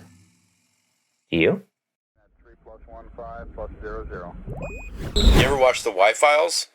Oh, that's a good choice, actually. Are you familiar with the Y-Files? Yeah, I like that the one guy. with the guy's got the little goldfish. Yeah, Hecklefish. I fucking love that. Yeah, I've seen it. I love it. The single greatest YouTube channel ever created. If you haven't, you gotta check it out. Okay. You're gonna lose your stuff for the Y-Files. If you rub that bowl, you will unleash an evil power upon the world that hasn't been seen since the global ectoplasmic crisis of 1984.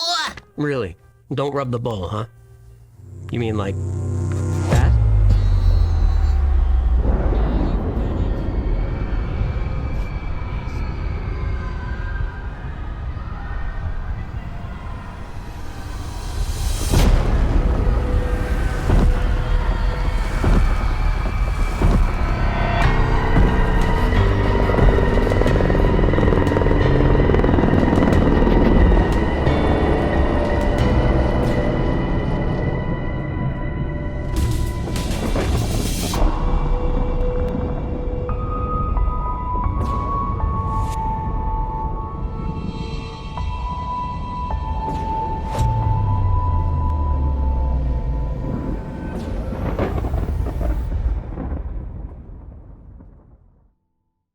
Should I call him? I don't want to call him. Well, next episode is 128, The Many Worlds Theory. And I know that sounds kind of sciencey if you haven't heard it, but I promise it's easy to follow and it's a lot of fun. So you got to tell me, how do you like being a movie star? I can't even imagine your life. You can't walk down the street without being mobbed by adoring fans, and you attend those power lunches with your agent. You pose for pictures on the red carpet on your way to collect your 3rd Academy Award. I mean, your life sounds fun. Wait, what? You're not a movie star? That's not your life? Well, maybe not in this universe, but there is a universe out there where your life is exactly as I described. The many worlds or multiple universes theory says that anything that can possibly happen does happen. It just happens in a different reality that exists parallel to our own. There's a reality out there somewhere where you're a best-selling author. There's one where you're a Nobel Prize-winning scientist who cured cancer. There's even a reality out there where you're an evil dictator plotting to take over the world, and you enforce your will with an army of AI robots that you invented when you were a grad student at Stanford. Now, yes, some of these alternate realities are more far-fetched than others, but they are all out there. Scientists know how these realities are formed, and people are working on technology to detect them. But even if we could detect alternate universes, there's no way to visit them. Or is there?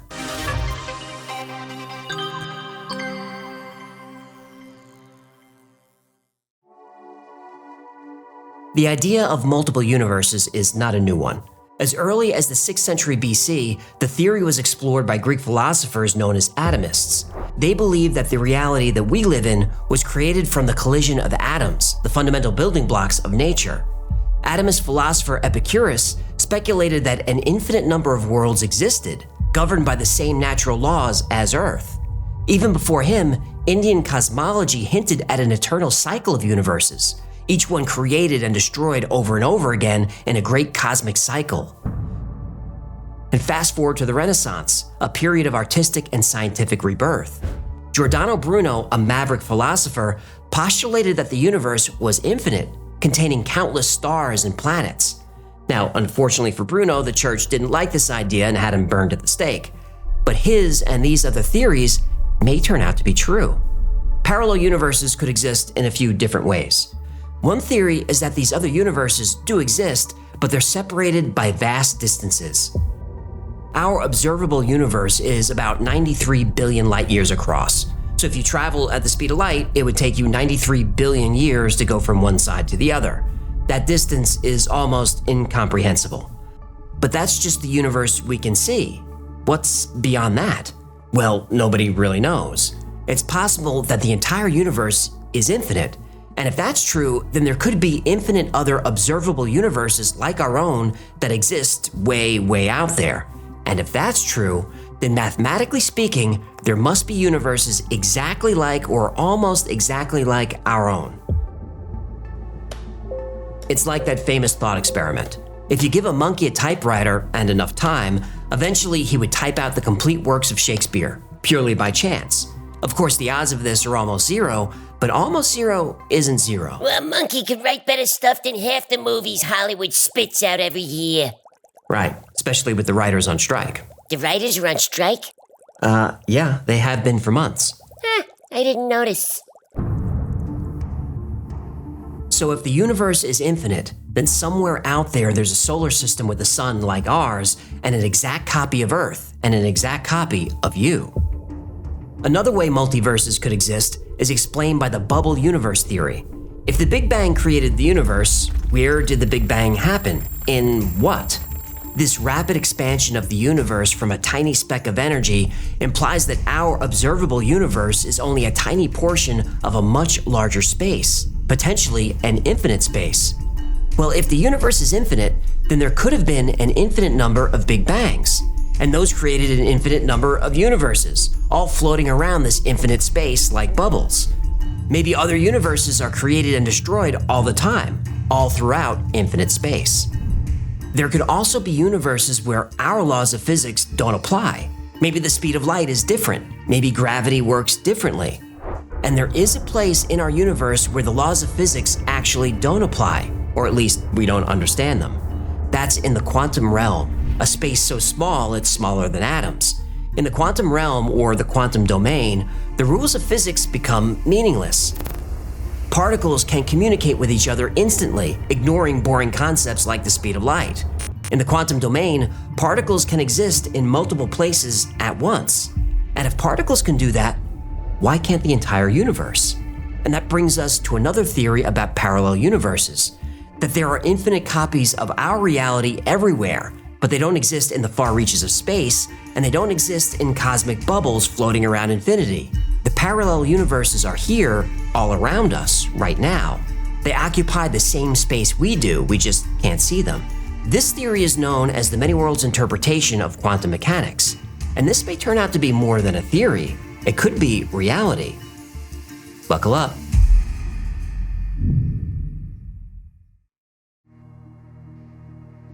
Even if the many worlds interpretation of quantum mechanics sounds like sciencey gobbledygook, you're probably still familiar with the idea of the multiverse. Multiverse theories involve the concept that our reality splits into different branches based on different outcomes to various events. The TV shows Star Trek, Fringe, and Counterpart all have plot lines about a mirror universe, which is very similar to our own with slight changes. I was right. Those are our...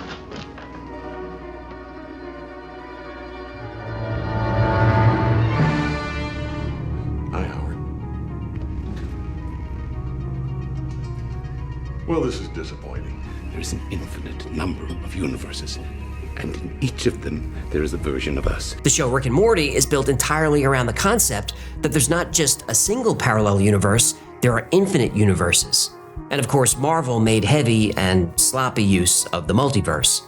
The show Sliders is about a group of travelers that slide between parallel universes, and these other realities are focused on alternate history questions like, what if penicillin was never discovered? Or what if America lost the Revolutionary War?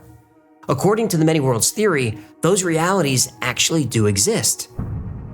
There's a reality, like portrayed in The Man in the High Castle, where the Allies lost World War II. There's even a universe where World War II never happened. There's a universe where a comet didn't wipe out the dinosaurs, and they evolved to be highly intelligent and create their own civilization. Lizard people universe. Exactly. Sometimes the differences between universes are small, like there's a reality where maybe I have a different set. Or a different sidekick. Oh my goodness, what are we talking about today, Mel's Hole? I love Mel's Hole. If I had my way, we'd get into Mel's Hole every day. Well, that was weird. Hey, is there a reality where I'm the host of the show and you're the sidekick? Yep. Today we're going deep inside Mel's Hole. Do we have to keep making that joke? It's getting a little stale, don't you think? Shut up, human! I'm the host of this show. You hear me? Me! Be quiet or I'll turn off your oxygen. I'll tell you when it's time for you to speak. Yeah, but... Silence! Oh, I like that one. There's a reality where you learned guitar and became a rock star. There's a reality where you're an astronaut, or you're the president of the United States. There are realities where you died skydiving or from a snake bite. And there are even realities out there where you don't exist at all. All these different realities are the product of different choices being made that led to different outcomes. You can think of these as manifestations of the butterfly effect. Yeah, that movie wasn't as bad as people say. I agree. The butterfly effect is the concept that small changes can lead to vastly different results over time. It gets its name from a paper titled Predictability: Does the Flap of a Butterfly's Wings in Brazil Set Off a Tornado in Texas? Think of the comet that killed off the dinosaurs. That comet came from somewhere very, very far away. So if you went to its starting place in the distant solar system and altered its trajectory by just a few feet, by the time it got to Earth, it would be so off course that it wouldn't hit the planet. That slight change millions of years ago would have changed the entire course of history on our planet. And this applies to our lives as well. Let's say your grandparents met on a train. What if your grandfather missed the train that day or took a different one? That small decision means you wouldn't exist. Something as simple as a menu choice at a restaurant could be the difference between a tasty meal and food poisoning. Oof, speaking of food poisoning, my ex-wife's cooking was bad. Her cooking was bad. How bad was it? Her cooking was so bad, we prayed after we ate. Boy, her cooking was bad. How bad was it? Her cooking was so bad that the flies chipped in for takeout. Her cooking was bad, I tell ya. Again, really? Comedy in threes. Right. Oh boy, my wife's cooking was bad. How bad was it? Her cooking was so bad that the roaches moved out and sent their condolences.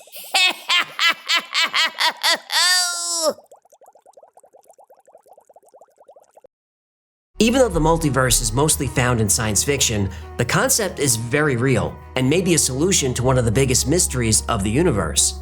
But solving the mystery requires us to dive into quantum physics, where the laws of nature break down, and reality, as we know it, ceases to exist.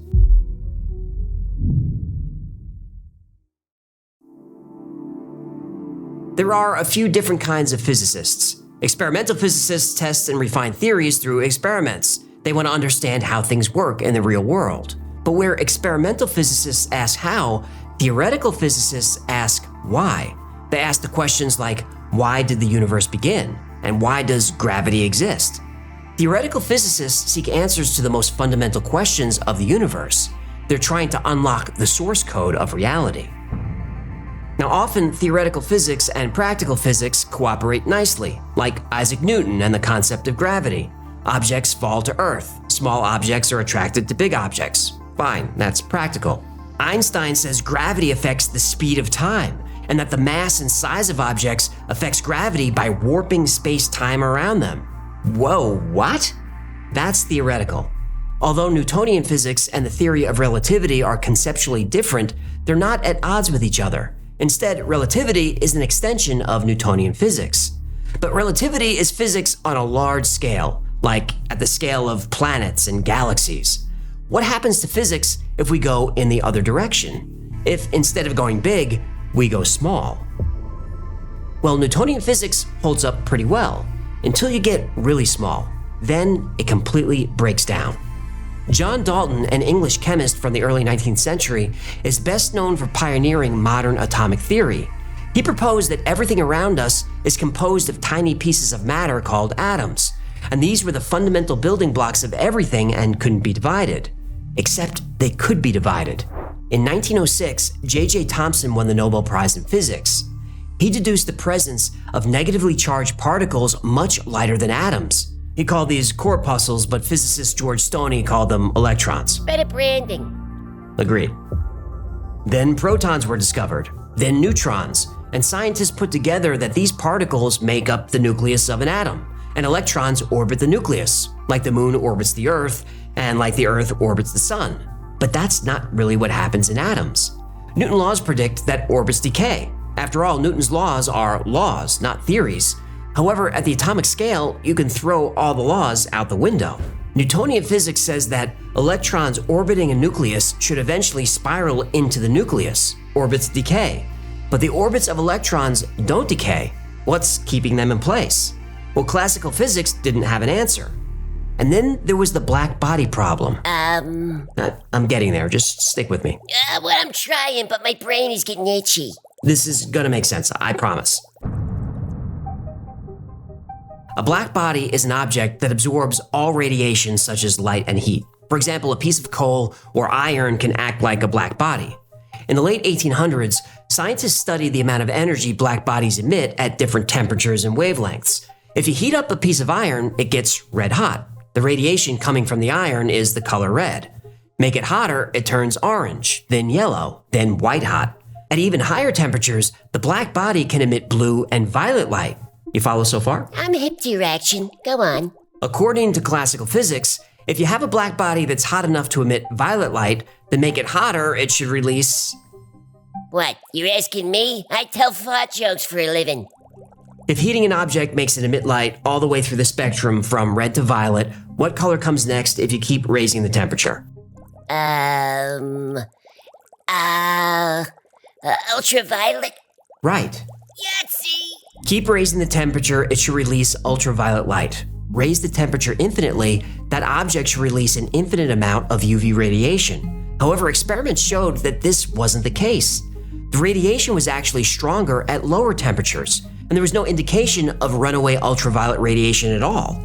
This discrepancy between experimental and theoretical physics was so bizarre, it became known as the ultraviolet catastrophe. Scientists are so dramatic. They can be.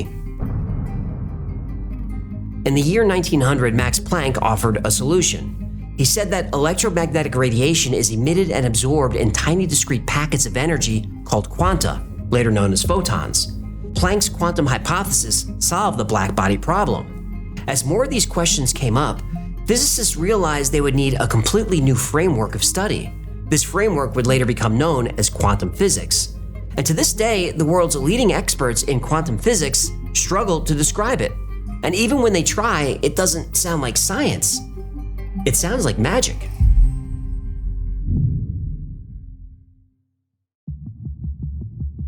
The more scientists fleshed out quantum-based physics, the more mysterious it became. And one of these mysteries is known as the observer problem. If you remember our episode on simulation theory, we talked about the double-slit experiment. I don't remember this. Was I out that day? No, you were here. You don't remember? Well, maybe I was bored and I tuned you out. Real nice. Or I was hungover. Anyway, refresh my memory. In the double-slit experiment, electrons are shot at a screen through a barrier with two slits. According to classical physics, we should see two thin strips representing the impact pattern. But this isn't what happens. Instead, the electrons create a wave interference pattern. If a wave collides with two slits in a barrier, it forms two new waves. The peaks and valleys of the new waves interfere with each other and cause an interference pattern. This indicates that the electrons are behaving like waves as they pass through the slits. Fine, particles acting like waves is weird, but here's the magic. Let's set up a detector in front of the slits to check which slit each electron goes through. Once a detector is present, the interference pattern disappears. Now we get two narrow strips. The act of observing the quantum particle causes it to change its state, and the wave function collapses. Why? Well, maybe it's because No, don't do that. I was asking rhetorically. Danish physicist Niels Bohr tried to answer this question as simply as he could. He said the particle exists in all possible states at once. This is called superposition. And it stays in this state of superposition until it's observed. Once observed, the system collapses into a single outcome. Imagine a spinning coin. Until it lands, it's both heads and tails at the same time. Only when it stops and you look at the coin can you know the result. This became known as the Copenhagen interpretation. The idea that a particle can exist in all possible states at once wasn't universally accepted. Erwin Schrödinger created his Schrödinger's cat thought experiment kind of as a troll. He said, imagine a cat sealed in a box. Make it a crab cat. Fine, imagine a crab cat sealed in a box. I like it. Also in the box is a radioactive atom, a detector, and a vial of poison. I really like it. If the atom decays, it releases radiation that gets detected. That breaks the vial, the poison is released, and you have a dead crab cat. I love it. Or the atom doesn't decay, and the crab cat stays alive. Only when you open the box can you tell if the crab cat survived. Until you observe it, it's both alive and dead at the same time. Wacky. Right. Schrödinger was trying to point out the problems with the Copenhagen interpretation. So he countered with Schrödinger's equation. This is a simple formula that predicts how waves move over time. It's essentially a probability calculator. Schrödinger's equation isn't 100% accurate in predicting where a particle is going to be, but it's pretty close. Then, a young graduate student named Hugh Everett III entered the fray and turned these theories upside down. Everett found a way that the He found a way that the crab cat can be both alive and dead at the same time for real, and that a particle really can exist in every possible state all at once for real. Now, even though we only observe the particle in one state, every other state does exist, but it exists in its own universe. Although Everett's multiverse theory was slow to catch on, in recent years, many well-known physicists have come to believe he was right, and parallel universes are real. So if quantum parallel universes do exist, where are they?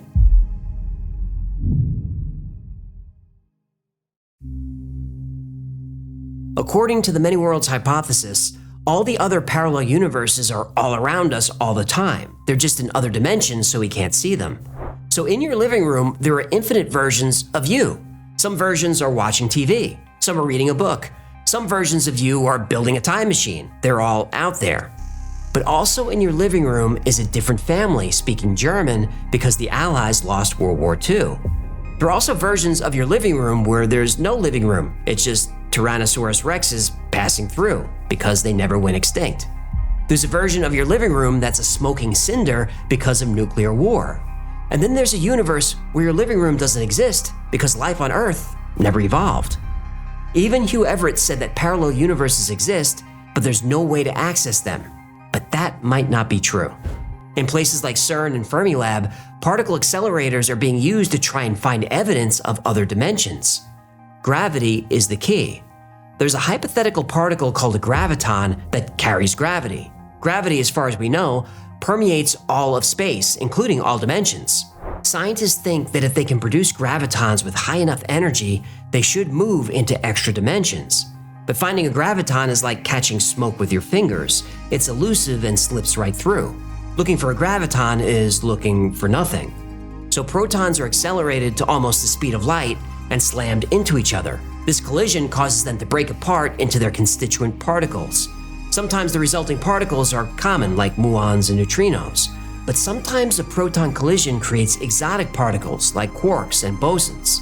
CERN has also smashed protons together to try and find tiny black holes. In 2015, a paper published in Physics Letters B by scientists at the University of Waterloo in Canada proposed a way to prove that tiny black holes connect our universe to other universes. Now, it could take many years and billions of collisions to detect a graviton, but if they're found, we'll have evidence that parallel worlds exist. Now, you might have seen this map of cosmic background radiation. This is the leftover radiation from the Big Bang. In analyzing the map, scientists noticed a spot that was cooler than it should have been. They called it the cold spot. At first, it was thought that this was just a supervoid where no galaxies formed. But in 2017, scientists published research suggesting it isn't a supervoid. It's evidence that our universe collided with another universe. So if these other universes exist, can we visit them? I'd like to go to that universe where I'm the host of the show. You promise to behave and I'll turn your oxygen back on. Promise? Promise. Good human. Now tell me, who's the boss? Who's the boss? Tony Danza. Oh, you think that's funny, huh? What if I put helium down your tube instead, eh? I'm begging you. Oh no. Oh no. Oh, really? Really? Does this make you happy? Does this make you feel good? It kinda does, actually. Now, theoretically, a wormhole could connect two distant parts of the universe, or distant parts of two separate universes. But everything we know about wormholes says that they're unstable, and the gravity around a wormhole is so intense you'd be crushed before you can even come close. But in 2021, two separate scientific papers were published. The research says not only can a human travel through a wormhole, we can build one.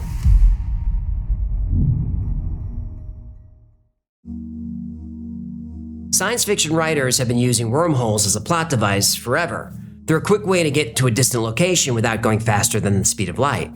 Albert Einstein and other physicists have been pondering wormholes for 100 years, and wormholes were purely theoretical. There hasn't been physical evidence they actually exist, until now. In March of 2021, two studies were published that suggest wormholes could exist and are safe enough for humans to travel through. One paper discusses microscopic wormholes. Obviously, we can't travel through one of those, but it's a start. The second paper does explore the idea that large wormholes do exist and are safe for human travel. It wouldn't be a breeze, though. When you cross the threshold into the wormhole, you'll accelerate up to 20 Gs. Now that's uncomfortable, but it is survivable. The human body doesn't like sustained G-forces. Most people lose consciousness at around 5 Gs. Trained fighter pilots can tolerate up to 9 Gs or more with special equipment. But for a short duration, the human body can handle about 40 Gs, like during a car crash. Higher G-forces usually cause injury or death, but if a wormhole is accelerating us at 20 Gs in less than a second, we can handle it. And this research says that all that's needed to cross the galaxy or beyond is a fraction of a second through a wormhole. And the researchers think they know how to create an artificial wormhole, but it's still just a theory. But the math checks out. But there is a catch. Time flows faster in higher gravity. Clocks on satellites have to be adjusted occasionally because gravity is weaker in space. That's the catch. Your trip through the wormhole would be a fraction of a second. But say goodbye to your family and friends because, from their perspective, your trip through the wormhole took 100,000 years. Ay, Chihuahua. Yeah, so traveling through a wormhole is possible, but not very practical. At least, not yet. But it is possible that we can catch glimpses of other realities without a wormhole. Consider the Mandela effect. This is a phenomenon where a large number of people share a belief of something that never happened. It gets its name from Nelson Mandela because many people remembered him dying in prison during the 1980s, but he was released in 1990 and didn't pass away until 2013. Lots of people remember Jiffy Peanut Butter, which doesn't exist. Many people believe the song We Are the Champions by Queen ends with Of the World, but it doesn't. We are the champions of the world. Sure it does. Nope.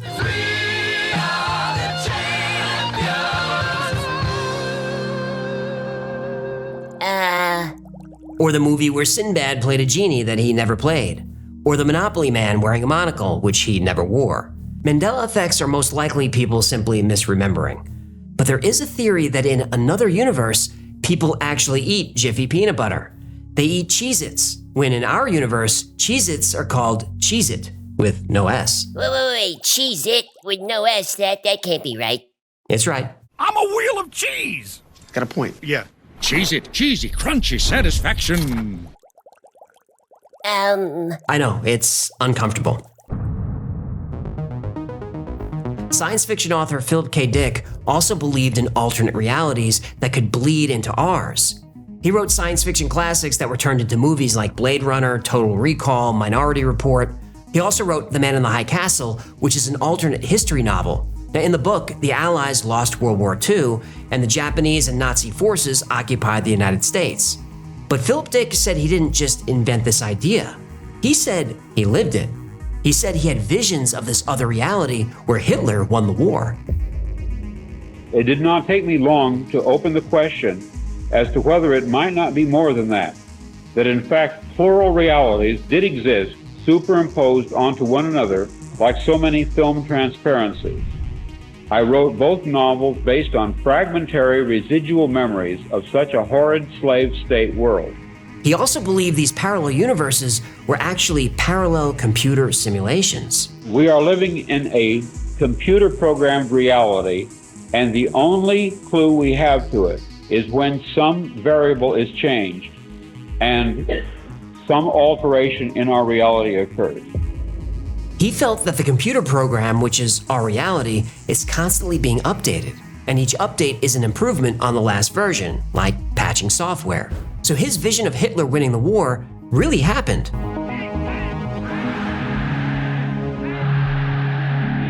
But the programmer, who he calls God, patched our reality. That software patch resulted in Hitler's defeat. Philip Dick says that déjà vu is a momentary glitch in our program where variables are changed and a software patch is applied. He also says that Mandela effects, though they weren't called that at the time, are real memories that are carried over from a different reality.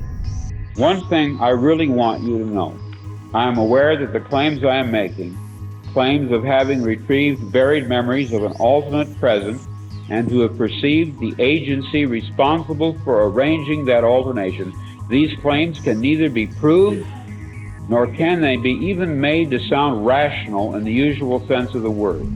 He tells a quick story about how he had this feeling that a woman with dark hair was going to show up at his door with important information. Then she did.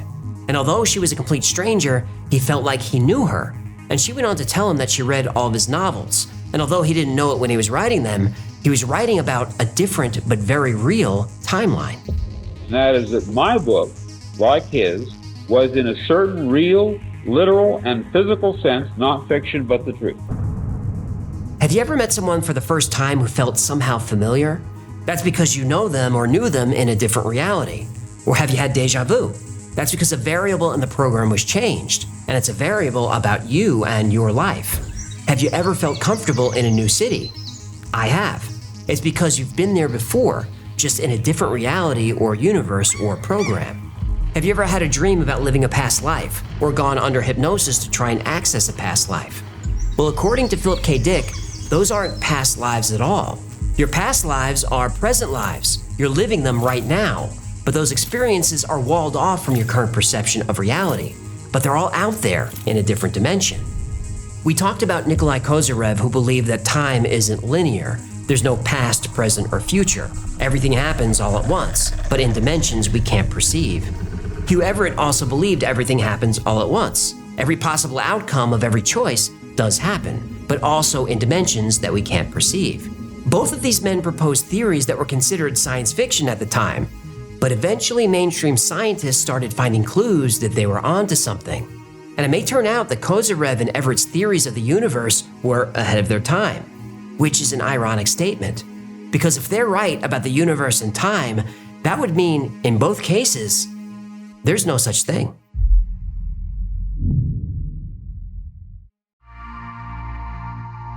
Why are we so obsessed with alternate realities? Why do parallel universes show up in science fiction over and over again? I think the idea of other realities coexisting with our own is more than just a fun idea. I think each of us takes the idea very personally. Our fascination with parallel universes is all about choices.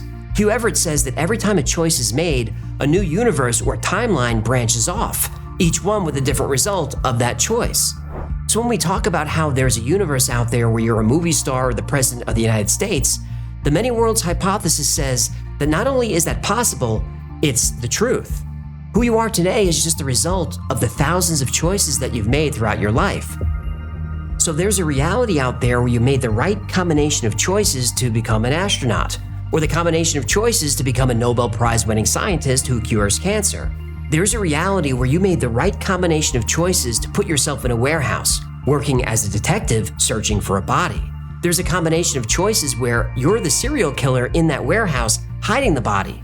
And there's even a reality where your choices made it so you're the body. And even though we may not think of life this way, we're still aware of it on some level. It's very natural from time to time to find yourself asking, what if? What if I studied more in school? What if I married my high school sweetheart? Or what if I left that abusive relationship sooner? It's only natural to wonder what our life would be like if we made different choices. Now, it's fun to think about the choices that would have made us a rock star or professional baseball player. But don't get too hung up on that, because there is that reality where you're the body in the warehouse. So it's fine to fantasize about a life you could have had, but don't let the fantasy turn into regret.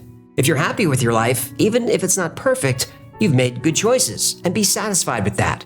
And if you're not happy with your life, don't dwell on the past and the mistakes you've made and what could have been. Because until your life is over, you'll have the opportunity to make a lot more choices. And every time you have to make a decision, whether a big one or a small one, think about this episode. Think about the butterfly effect. You never know how a decision now can change your life forever. And you don't have the luxury of alternate realities. Your choices only affect this one, and every choice could be important. Choose wisely.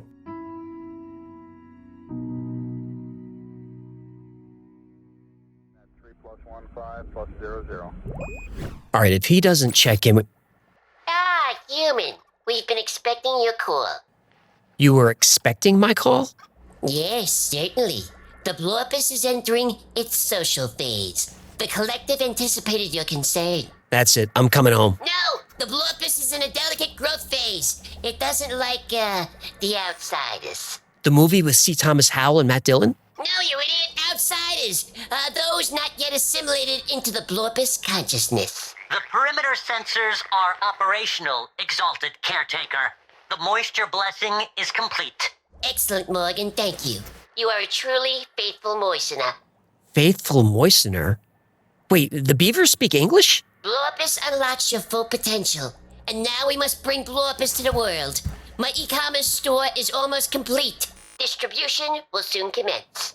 The DEA might have something to say about that. We do not recognize their authority. There is none above Blorpus. Okay, this has gone on to... I must go continue my works, human.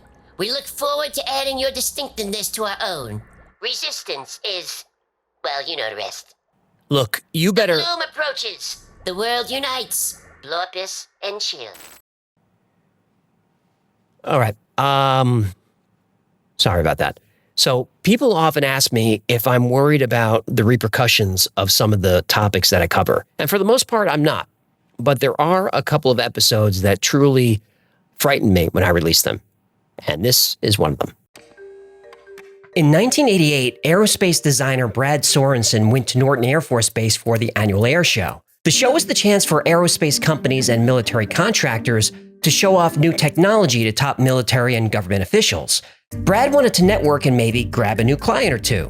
At some point, Brad got turned around and separated from his group. He hopped into another group and ended up in a large hangar watching a presentation given by a 3-star general. At first, it was the typical rundown for various top-secret aircraft. Brad figured he was in the right place. He wasn't. The general signaled to someone, and a huge curtain was pulled, revealing 3 aircraft that nobody was expecting.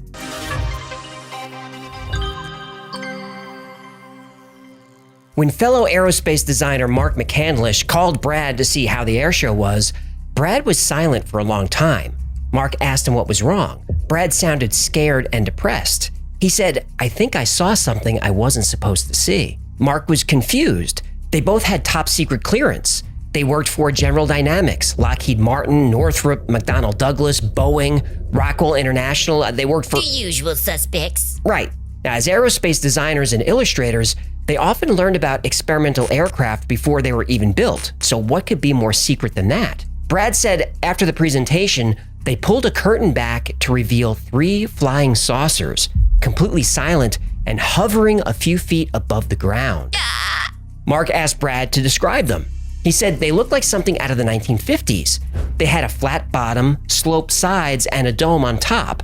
And on the dome were small bubbles that looked like they contained cameras. The smallest saucer was about 24 feet in diameter. The next one was about 60 feet, and the largest saucer was about 120 feet wide. The general giving the presentation called them ARVs, or Alien Reproduction Vehicles. The nickname they gave the saucers was fluxliners. In electromagnetism, electric flux is the measurement of an electric field through a given surface. So this was a bit of a hint. Next to the small saucer was a television playing various test flights. Video showed a saucer, or an ARV, hovering silently over a dry lake bed somewhere in the desert. Then the ARV did maneuvers that seemed like bouncing, And then finally the saucer stopped and flew straight up as fast as a bullet. The audience was stunned. Nobody had ever seen anything fly like this. Mark asked Brad if they explained how an aircraft could move in such a way. Brad said he was surprised at how simple the mechanics were. Mark said, "Wait, what, you got to see inside of the flying saucer?" Brad said that next to the craft was a large easel which described the internal components. Plus, the smallest saucer had some of its side panels removed so visitors could see the complete interior. Brad Sorensen saw the engine, the life support system, the crew area complete with jump seats and steering mechanisms. Mark McCandlish was blown away. And Mark, being a designer and illustrator, asked Brad if he could remember specifics about the saucer. Mark wanted to draw a diagram. Brad said he could remember and would tell Mark everything. But there was no way he was doing that over the phone.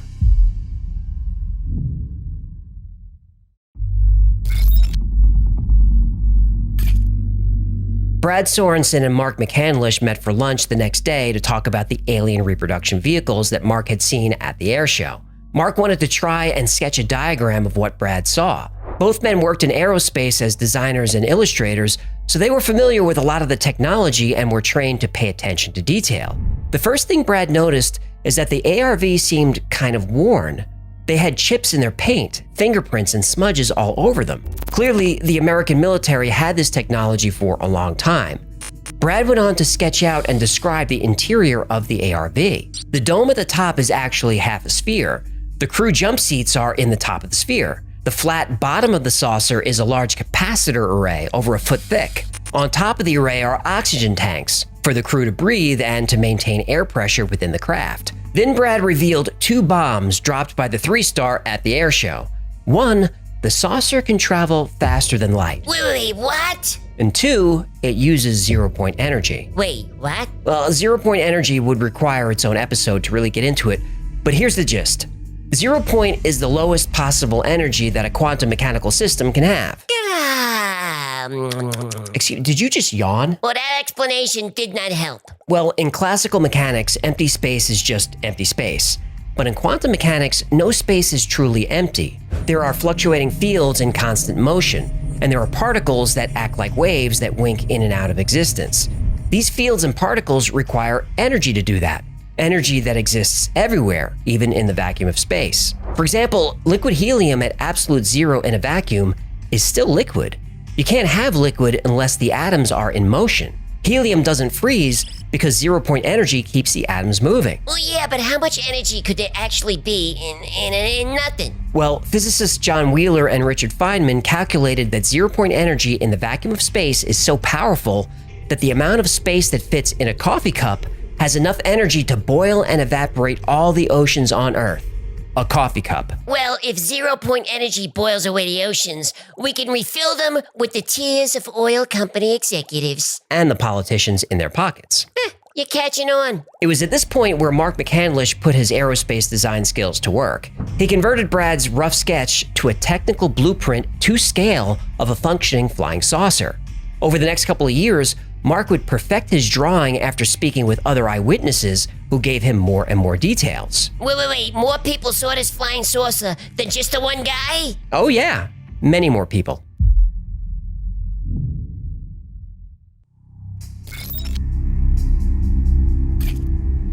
After speaking with Brad Sorensen and studying his drawing, Mark McCandlish became fascinated with the ARV project and started doing his own research. As interesting as this was, it was still just a report from a single eyewitness. But the more Mark looked into the secret project, the more people he would find that saw the ARV, worked on it, and even flew it. In the early 1990s, Mark ran into Kent Sellen at an air show. A lot of action at these air shows, huh? There is. You want to check one out? Nah, I'm good. Kent was a crew chief working at Edwards Air Force Base, and one day he was sent out to repair a piece of equipment. And on his way to the job site, he passed a hangar with the doors slightly open. He looked inside and saw a flying saucer just hovering there silently. Now, without any prompting, Kent described the ARV exactly how Brad did. Flat bottom, domed roof with smaller domes that held cameras. And just as the initial shock was wearing off, Kent had a gun in his face. A voice told him to shut his eyes and get down on the ground. A bag was thrown over his head and he was dragged to an interrogation room for an 18-hour debrief. Verbal colonoscopy. Exactly. The aggressive military reaction didn't surprise Mark. What surprised him was this happened in 1973, almost 20 years earlier. So how long has the military been sitting on this thing? Well, what happened? He says, well, this thing, was flat on the bottom, sloping sides, a little ledge around there, and then a dome on the top with these little glass things on top. Looked like there was a camera under each one. And I said, really? He said, yeah. No, no landing gear. It was hovering.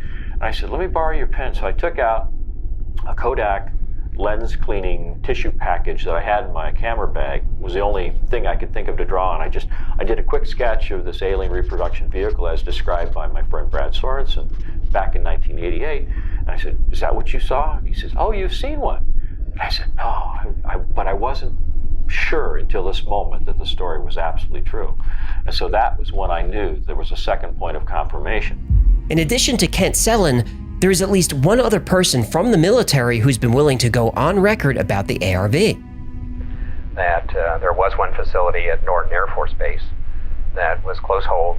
Not even the wing commander there could know what was going on. And during that time period, throughout my career, it was always rumored by the pilots that that was a cover for, in fact, a location of one UFO craft. And the reason for that location was folks that could come out, land at Norton, play golf, be part of a golf tournament, and so forth, and during that process could go by the facility and actually see the UFO. Now hold on. So they would fly into a secret airbase, go see a UFO, and then play golf? That's what the colonel said. That's a very military-industrial complex, Bilderberg, Skull and Bones, Bohemian Grove thing to do. It really is. Throw in some ritual sacrifice and it would be perfect. All right, let's keep it nice. Hey, I'm just spilling the tea. The more Mark McCandlish asked around, the more people he found who knew about the ARV Flying Saucer project. The story really started to come together when Mark was introduced to Lieutenant Colonel Wendell Stevens. Colonel Stevens was a pilot who chased UFOs in the Arctic many years ago. Mark asked the colonel, hey, any chance you took photographs of something that looks like the craft I'm describing? Oh, please tell me there are pictures of this thing. There are pictures. Boom shakalaka!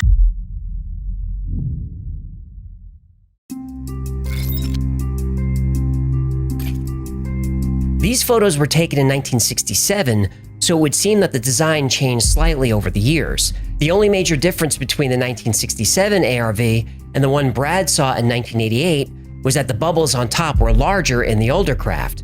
Mark figured this was because cameras got smaller over the years. Cameras are now so small that we can assume that the current ARV models have even smaller or no bubbles at all. Mark McCandlish noted that even though there's a large variation in the shapes of the UFOs that have been photographed over the years, the general design is the same, round with a flat bottom, angled edges, and an upper compartment. Some UFO photos go back to 1950, so these vehicles have been around for at least 75 years. But they may have been here longer than that, a lot longer. In ancient Hindu and Sanskrit texts, there are many stories about Vimanas, the flying machines of the gods. The Mahabharata, written about 3,000 years ago, describes events that happened as far back as 5,000 BC, and Vimanas are mentioned quite a bit. They can fly at great speeds, fly into space, and even fly underwater. But what's really interesting about the Vimanas in the ancient texts is the engines are described in detail. Strong and durable must be made the body of the Vimana, like a large flying bird of night material. Inside one should place a mercury engine with its iron heating device below. Through latent force in mercury, which triggers the buoyancy swerve, a man sitting inside can travel great distances in the sky. The Vimana's movements are such that it can climb vertically, descend vertically, move forward and backward. With the help of machines, humans can fly in the air, and celestial beings can come to Earth. In other passages and texts, Vimanas are described as having a mercury vortex engine. That's pretty specific. So, a couple of questions. If mercury is in a cylinder and is then heated, will it circulate and cause a vortex? Yes, it will. But what if the Vimanas weren't using heat? What if they were using electricity like the ARV does? Will mercury circulate if a current is applied to it? It sure will. This technology was very interesting to Germany in the 1930s. You might be familiar with Die Glocke, or the bell. Die Glocke was about 12 feet high and 9 feet in diameter. It used two high-speed counter-rotating cylinders filled with solutions of liquid mercury. The rotating mercury supposedly allowed the bell to defy gravity. We know that if you apply current to mercury, it will rotate. reverse the polarity of the current, it rotates in the opposite direction. At this point in Mark's research, he was convinced the ARV project was real, and he began to unravel the mystery of its method of propulsion. In order to completely solve that piece of the puzzle, Mark would need to speak to people who claimed to have been inside a UFO. So, he started talking to abductees.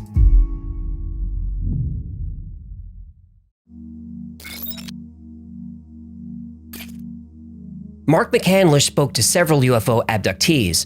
Most of them remembered the aliens and the experiments they endured, but none of them remembered seeing the engine, except one. She said the craft she was on was round, and in the center was a column full of silver liquid rotating very rapidly. And there was a wheel or device on the column that was rotating in the opposite direction. People who have found UFO crashes, like the Roswell crash, have reported seeing similar technology in the wreckage. And there are dozens of patents for anti-gravity devices and vehicles that use electricity to fly great distances at great speeds. Unsurprisingly, most of these patents appeared after Roswell in 1947, but a lot of the patents are built on the work of Nikola Tesla. Mommy. Between the many eyewitness accounts from military contractors and the accounts of alien abductees, Mark was able to discern how the ARV operates.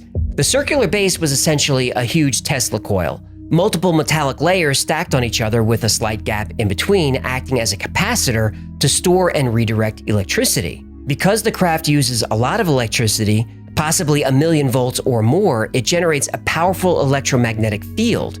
By manipulating this field, the ARV pilot can generate thrust. The center column contains two counter-rotating cylinders of liquid mercury. The upper platform acts as an additional capacitor, working with the lower capacitor to allow the craft to move in any direction. The control system that the pilot uses is simple. With his right hand, the pilot has a lever which controls how much electricity is deployed from the capacitors. At the pilot's left hand is what looks like a large trackball. This control sends power in any direction, 360 degrees. Oxygen tanks and the life support system is attached to the lower platform. The ARV has no windows. It uses what's called a synthetic vision system.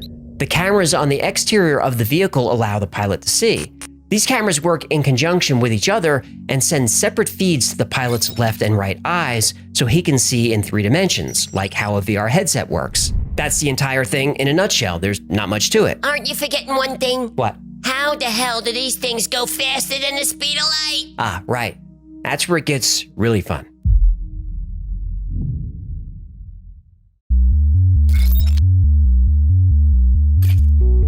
The ARV is a vehicle that captures, generates, stores, and redirects a tremendous amount of energy in a field around the craft. This field is manipulated by the pilot, which allows it to fly in any direction. But that doesn't explain how the ARV can exceed the speed of light. Or does it? A number of papers have been released by physicists within the last 20 or 30 years that explain how a craft like this could travel beyond the speed of light. The reason nothing can go faster than light is because as you go faster, your mass increases. The closer you get to light speed, the closer your mass gets to infinity. Oh, that's a lot of mass. It is. It's way too much. Zero-point energy is everywhere and is responsible for the effects of gravity, inertia, and mass. So a vehicle that utilizes zero-point energy, drawing it in from its environment, could theoretically reduce gravity and lower its mass. And the faster the ARV goes, the more energy it absorbs, the lower its mass gets. This is like the opposite of E equals mc squared. But the math shows that this process doesn't actually violate the laws of physics. In September 2000, physicist Miguel Alcubierre released a paper called The Warp Drive. He describes how a vehicle could go faster than light without violating relativity. What the vehicle does is compress space-time directly ahead of it and expand space-time directly behind it. That would allow the ARV to go extreme distances very quickly, like to the edge of the solar system in a few minutes.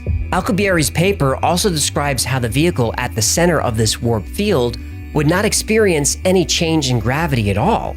No matter how fast you accelerate or how sharply you turn, the bubble around you maintains the exact conditions you had when you started traveling. This would explain why UFOs can maneuver so dramatically. An aircraft moving at 7,000 miles per hour doing a sharp right turn would turn the human body into chunky salsa. Seatbelts wouldn't matter, your organs would be crushed by the G-forces, though you would stroke out before that happened. But using Alcubierre's warp drive, you don't feel any of it. You could literally accelerate at 100 G-forces and not spill your martini. Ooh, there's martinis on this flight. I figure if I'm traveling to another solar system, I'd like to be relaxed and a little buzzed. Ooh, how did the stewardesses look? They're called flight attendants now. Pilots have reported that UFOs moving at extreme speeds do so without generating any noise or any exhaust of any kind. UFOs have been said to generate energy out of thin air.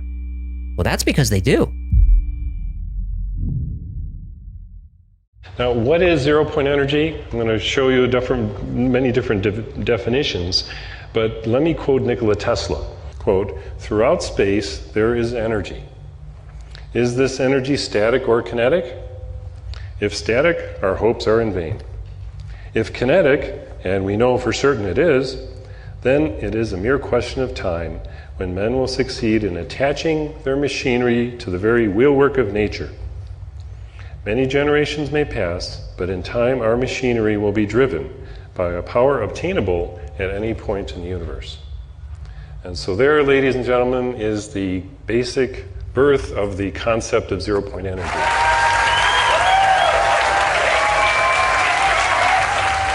The reason it's called alien reproduction vehicle is that it's based on the study of extraterrestrial vehicles, but it is manufactured by human military intelligence, aerospace contracting arrangements. And this is very important. It means that we, Homo sapiens, have the ability to access this so-called zero-point field of energy, which is the ambient field of energy from which all matter and energy is fluxing, and can access that energy and generate all the power we need to run this planet without fossil fuels or pollution.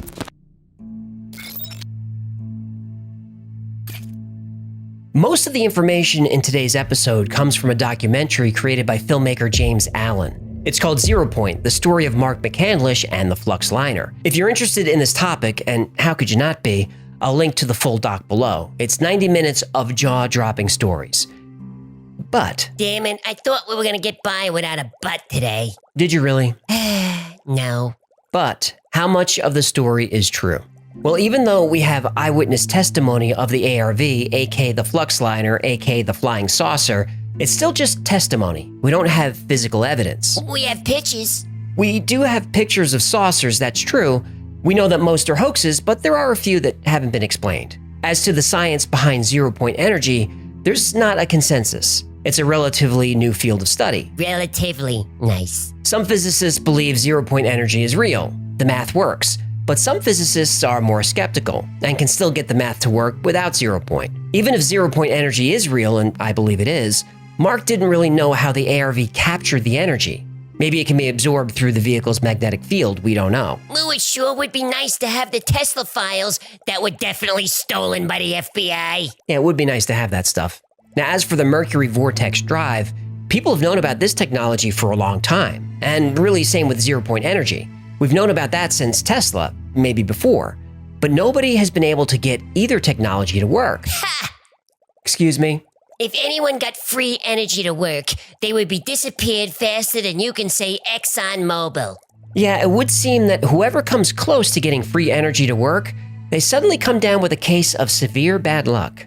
I've seen copies of inter-office correspondence among defense contractors that openly stated that they felt the technology was a fundamental enabling technology, that it had all kinds of different defense applications, but it also had a lot of serious civilian applications that would be beneficial to humanity as a whole, to the environment.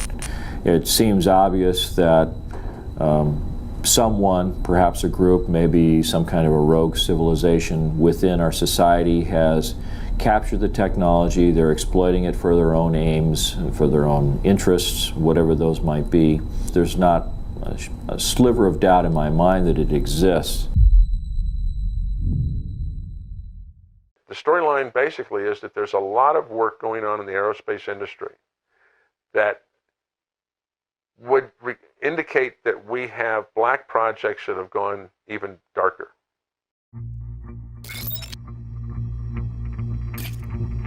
Stefan Marinov was the leader of the European free energy movement. In 1997, he made tremendous strides in the technology. Before he could develop his first prototype, he fell out of a window. Dr. John Mullen, a nuclear physicist, used to work for McDonnell Douglas, one of the largest military contractors in the world. He died of arsenic poisoning in 2004. His girlfriend was originally a suspect, but she was found dead in her apartment shortly after. There are no more suspects, there is no investigation, there will be no trial. Dmitry Petronov invented a plasma battery that powered his home for 14 months. In 2010, he went to a bakery and was never seen again. Zachary Warfield was another inventor who developed his own plasma battery. Warfield visited Petronov to exchange information. That same year, Warfield died in a strange boating accident in Washington, D.C. Eugene Molov was a physicist and expert in cold fusion. He claimed he had a working prototype of a free energy device. In 2004, the day before he was to make a public announcement about his findings, he was beaten to death. Ari Dagos actually patented free energy technology based on the zero-point field. In 2007, he was about to get on a flight to meet investors who were going to fund his research. He was found dead in his car at the airport. Rory Johnson created a cold fusion laser-activated magnetic motor that generated over 500 horsepower. He planned a public demonstration of 4 vehicles equipped with this magnetron motor. The U.S. Department of Energy placed a restraining order on this technology, preventing publication. And though in excellent health, he died unexpectedly soon after. Mark Tomian, a physicist, patented technology called a star drive, which uses zero-point energy, very similar to the ARV. In 2009, he developed a working prototype. Shortly after, he died from an unexpected cardiac event. His research is missing. Stan Myers developed a working engine that ran on water. In 1997, he died from what was officially reported as a cerebral hemorrhage. This happened while having lunch with 2 potential investors. His last words were, "I was poisoned." And remember I said that most of this episode comes from a documentary created by James Allen? He ruffled a lot of feathers doing his research, specifically at Lockheed Martin. And so, I'm kind of mystified as why a lot more people haven't picked up on this and sort of hammered on Lockheed or Grumman or whoever to say, are you guys really doing this? I actually called a spokesman at Lockheed and asked her straight up. I'm like, so what's going on with your electrogravitics program? And she's like, well, we're not at liberty to discuss those programs. And I'm like, really, why not? And she's like, well, it might threaten our competitive advantage. And I really wish I'd gotten that on film or tape. Because my next documentary, Tom, are you listening? I want to do a investigative documentary on specifically on anti-gravity in the aerospace industry. Oh, I can't wait to see that new documentary. This kid is a hero. Was a hero. Oh, you gotta be kidding me. While still editing the film, before it was even released, James Allen was diagnosed with an aggressive form of cancer. He was dead in 3 months. I'm so angry right now. That interview clip I showed was from 6 weeks before his cancer diagnosis. Did he look sick to you? No, he did not. Autopsy results revealed an unbelievably aggressive tumor that usually occurs in patients with cancer for years, not weeks. And his blood contained 12 heavy metals and radioisotopes at toxic levels. Manganese, beryllium, thorium, and uranium were found in his blood. James Allen never got to see his documentary released. And his next film, which would expose anti-gravity technology being pursued by military contractors, now that would never happen. This is a bunch of these government companies doing the. When are we going to stand up and something about these? Yeah, I know. Even Mark McCandlish was afraid. You've actually heard a couple different stories about people being shut down when they're trying to implement this. Or killed. Yeah. I mean, there's many times I lay awake at night with my 9mm under my pillow, loaded, and I wonder why they haven't killed me. I honestly did. Well, at least he made it, right? Tell me he made it. Did he make it? Well, oh no. This past April, Mark was found dead in his apartment. Let me guess. He took his own life. Yep. You better watch your back, sport. I do. I honestly believe the only thing keeping me safe is all of you. I just hope that's enough. 3+1,5+00.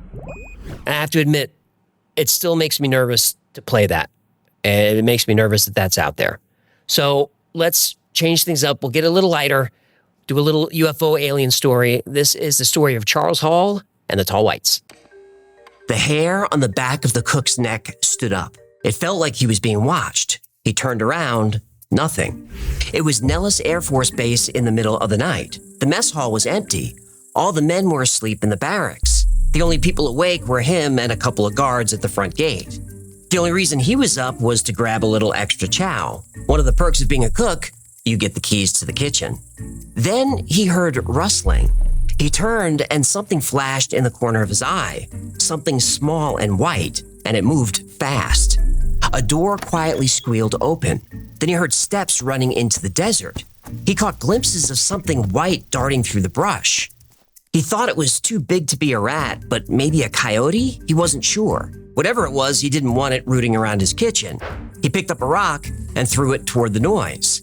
Then he heard a whimper. As he reached his arm back for another throw, he felt a hot pain shoot through his body. He dropped the rock. He was paralyzed by pain and by fear. Then he heard a woman's voice from inside his own mind. She said, "Stop or die." The pain dissipated. As soon as he could move, he bolted back inside the kitchen. He locked the door behind him, terrified. He had no idea where the voice came from, but he knew one thing for sure. It wasn't human.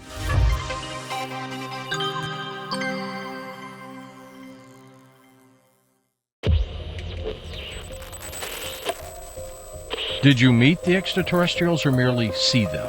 Oh, I met them many times, as I described in my books. Although I never went looking for them, they were always happy to come looking for me.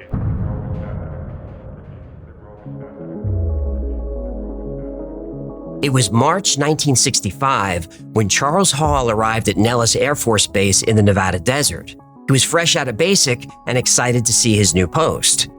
When the Air Force tested Charles, he showed an aptitude for math and science. After graduating top of his class, he thought he could choose his own post, but he was specifically sent to Nellis. Area 51! Well, Area 51 is officially a detachment of Edwards Air Force Base, but yes, it's in the same area. Charles was trained as a weather observer. His job was to travel around the base taking readings. Most men would be bored to tears with this assignment, but Charles didn't mind. He'd get his own truck, extra pay, no officers breathing down his neck, and he liked the quiet of the desert. If he needed to blow off some steam, Las Vegas was close by. Plus, Charles had a friend on base. His buddy Dwight recommended him for the job. Charles was grateful for the opportunity. That night after he settled in, Charles and Dwight got to talking. They chatted about the base, how bad the food was, which officers were good guys, which ones to avoid, typical soldier talk. Then suddenly, Dwight got very serious. Look, Charlie, summer's coming. You have to keep your eye out for Range 4 Harry. Old Harry likes it hot. He hides in the mountains during the winter. But once it warms up, he comes down to Indian Springs. He likes to run around on the dry lake bed up on Range 4. When you're up there, be careful. Range 4 Harry? Charles had no idea what Dwight was talking about. He asked if this was some hermit who hid in the mountains. Yeah, you would be crazy enough to run around a nuclear bombing range. Well, that's what Charles thought. Dwight frowned and shook his head. Then he told Charlie the story of Range 4 Harry. Back in '54, there was an atomic bomb test over at Frenchman Flats. Harry is a horse who came too close to the blast. Not close enough to be vaporized, but close enough that something happened to him. Now, he gives off a white glow. If you see him, do not approach Range 4 Harry, and don't look at his face. He's not like a normal horse. Officers say he's more human-like, with large blue eyes and a long white tail. Charles stared at Dwight for a long moment, then exploded into laughter. He expected some kind of hazing at his new post, and he figured Range 4 Harry was supposed to spook the new guy, but he wasn't falling for it. I'm serious, Charlie. While you're at Range 4, don't take any risks. The last guy who got too close to Harry was John Zimmerman. I don't want you to end up like him. Charles laughed and promised to be careful. Still, he wasn't buying any of this nonsense. The next day, Charles was in the infirmary's waiting room. He needed a routine physical before going out into the field. The nurse on duty caught him chuckling to himself. She asked what was so funny. Charles recounted Dwayne's Range 4 Harry story and the fate of John Zimmerman. The nurse's face dropped. She said, "I'll be right back." Charles heard her opening and closing a metal cabinet. When she returned, she said, "I'm not supposed to show you this, but since you're going to Range 4, you need to know what's out there." It was Zimmerman's medical folder. Inside were 4 pictures. Each of them showed a man covered in horrible radiation burns. Zimmerman said a white horse came out of the North Range and charged him, but that was all he could remember. He somehow dragged himself back to Indian Springs, where an officer found him barely alive and in absolute agony. Charles's stomach sank. It wasn't a joke. Range 4 Harry was real.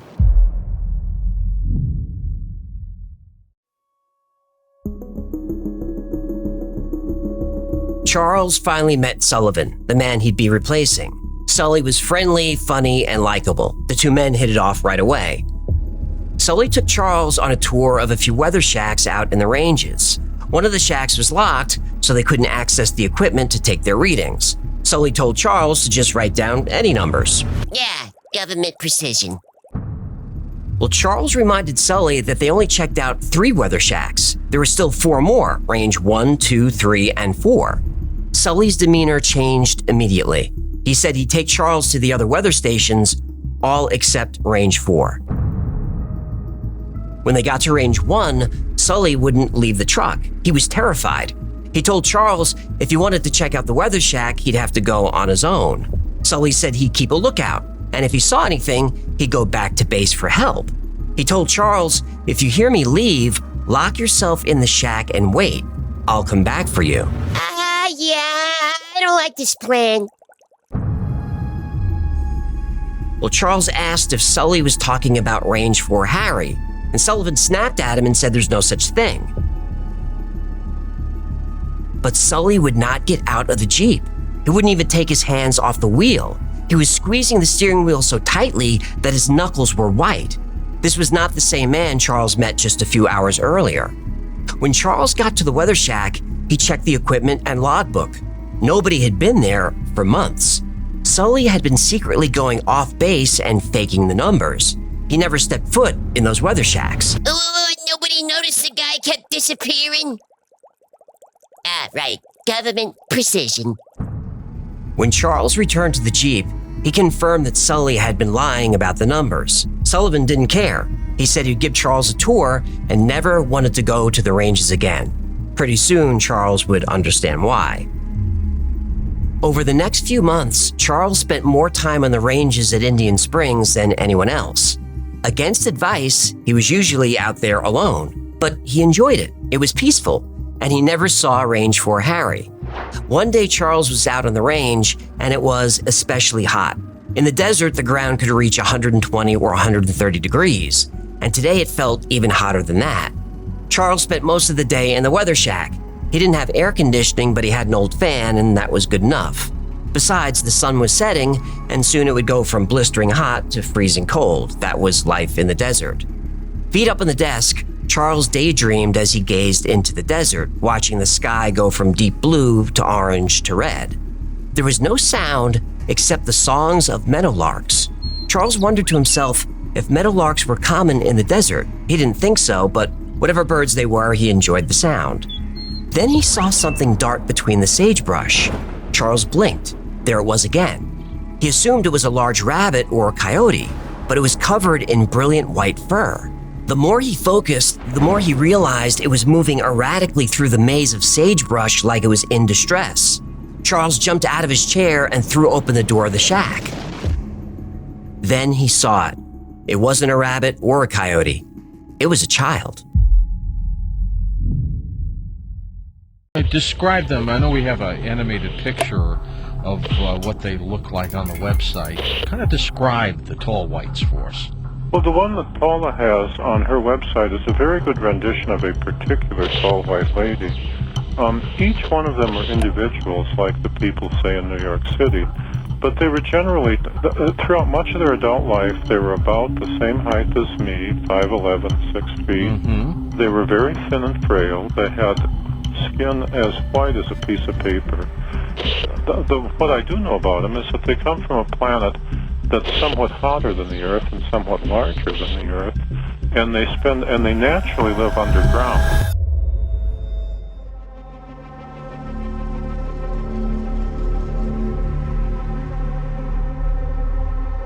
The girl was barely 3 feet tall, and her skin was chalk white. She wore a silver jumpsuit and boots, and her hair was brilliant white blonde. Behind her bright blue eyes, she looked as terrified as Charles. She was tangled in the brush. He called out to her. He said there's no reason to be afraid. He wasn't going to hurt her. He cleared the sagebrush around her so she could easily get out, but he made himself clear that he wouldn't touch her. On a nearby fence post, he left a canteen of water. He said if she was lost, he would help her. All she had to do was ask. Charles turned back toward the shack. That's when he heard something crashing through the brush. It was big, and it was moving fast, and it was getting closer.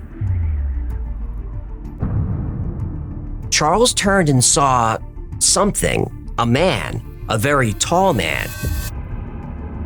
He had the same features as the little girl, pale skin, white hair, silver suit, and he was charging right at Charles. The sounds of the meadowlarks now became screeches. The peaceful desert had become chaos. Charles jumped back in the weather shack and barricaded the door. Did he just see Range 4 Harry? Charles wasn't sure, but he was sure that these people weren't human. Charles waited for what felt like hours. It was the middle of the night, and the desert was pitch black. The songbirds and the screeching had finally stopped. The only sound was a gentle rustling of wind through the brush.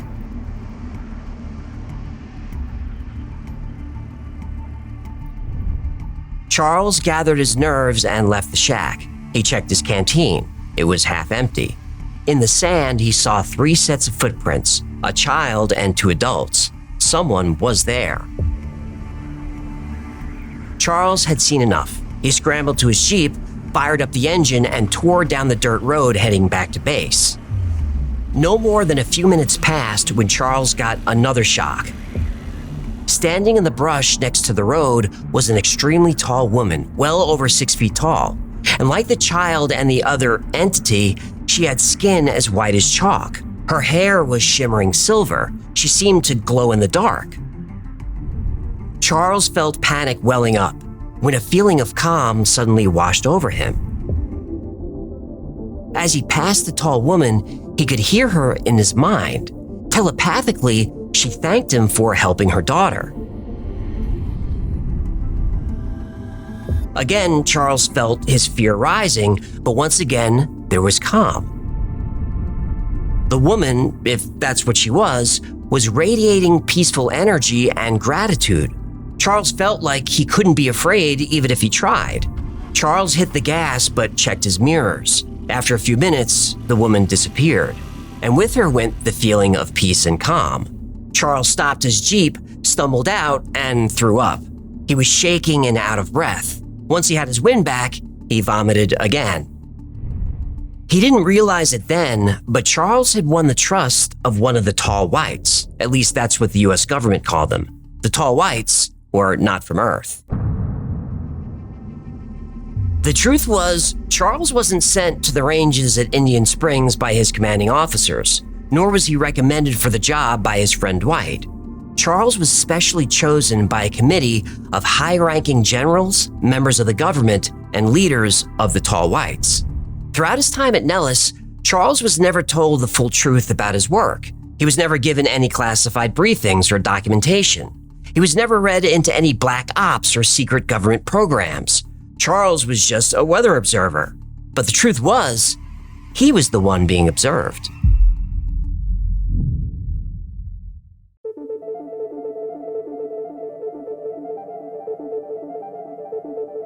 Late one night in 1896, Colonel H.G. Shaw was traveling in horse and buggy near Lodi, California. Suddenly, the horse became frightened and stopped. In the middle of the road were 3 7-foot-tall beings. The colonel described their skin as so white it looked like polished ivory. Looking up, we beheld 3 strange beings. They resembled humans in many respects, but still, they were not like anything I had ever seen. They were nearly or quite 7 feet high, and very slender.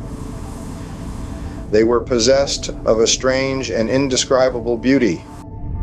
Colonel Shaw said they didn't speak, but they made warbling sounds like birds. You can actually find this whole story online. It made the front page of the Stockton Evening Mail on November 25th, 1896. This is the first modern report of the tall white aliens, but their story on Earth goes back millennia. Paul Hellyer, the Canadian Defense Minister, was one of the first high-ranking government officials to acknowledge the alien presence. He became interested after a squadron of UFOs was mistaken to be Soviet aircraft. The investigation was launched into this whole subject, and the document was prepared, which concluded that at least 4 species had been visiting Earth for thousands of years. You're probably familiar with a few of these species. There are a few variations of the greys, which are described as being under 4 feet tall with large heads and large black eyes. There's a species called the Nordics, which are very human-like. There are the tall whites and a few others. Other species that I learned about not too long ago was called the tall whites. For years, it was rumored that at least one, or perhaps more than one, race of aliens made a deal with the United States government in early 1954. The defense minister agrees. There are live ETs on Earth at this present time, and at least 2 of them probably working with the United States government. Nobody knows the specifics of the arrangement. Yeah, the shadow government knows. Well, yeah, they do, but the public doesn't. The best guess is that the US would allow the aliens to build facilities on Earth without disruption. The US would also allow aliens to abduct American citizens as long as they provided the government with the list of abductees. In exchange, the United States would have access to alien technology. The US wanted anti-gravity and propulsion technology. The aliens would not give them this. They felt that humans were too violent and dangerous to be let out of our cage, which is this planet. However, the US did receive help with other technology, the first of which was titanium. Now, titanium was discovered in 1791, but it wasn't until the 1950s that titanium began to be used for military aviation, specifically in high-performance jets, starting with the F-100 Super Sabres and Lockheed A-12s. The Super Sabre, by the way, is the first jet to break the sound barrier. If you think this craft looks like a stealth bomber, that's not by accident. The US Air Force used a lot of alien technology to build stealth aircraft. Transistors are said to be alien tech. Transistors allowed the size of electronic devices to be made much smaller and lighter. Laser technology arrived in 1958. That same year, we got fiber optics. And also in 1958, we got the big one, the microchip. The following year, the first integrated circuit was developed. Now, skeptics dismiss these claims as coincidence, and I understand that. But consider this. In 1947, ENIAC was built. This was the first programmable electronic digital computer. It weighed 30 tons. It contained 18,000 vacuum tubes, 70,000 resistors, 10,000 capacitors, and 5 million hand solder joints. It took up an entire room. ENIAC was decommissioned in 1958 because all of that 30 tons of technology could now be placed on a single chip. That's quite a leap in tech in under 10 years. Satellites, wireless tech, unmanned aerial vehicles, even night vision. All this technology has allegedly been gifted to or reverse engineered by the United States military. Well, certain parts of the military. When Charles Hall gained the trust of the Tall Whites, they showed him some of this technology. They even let him see one of their scout ships. Actually, you've seen them too. Did they tell you, Charles, where they were from? What star system they might have come up from? one night I was there with the teacher, and I asked her where she came from, and she smiled and asked me, do I know the names of the stars that the tall whites use? And I said, no, I didn't. And she said, so why do you want to know where we come from? However, one night they were standing around me, and I mentioned the star Arcturus, and they all got real nervous. Charles formed a friendship with the tall white woman whose child he helped find. She went by the name The Teacher. Charles later met Range 4 Harry, who is definitely not a radioactive horse. Range 4 Harry is a high-ranking tall white alien. The tall whites travel the stars in large, black, triangular titanium ships. Smaller scout crafts were used to travel within the solar system and around the Earth. These are roughly the size of a bus and can only land on Earth during the full moon. You've seen these scout crafts before. You just know them as the Tic Tac. Charles learned that the scout crafts aren't alien at all. Government contractors like Boeing and Lockheed are the ones building them. Let's look at this. You know what this is?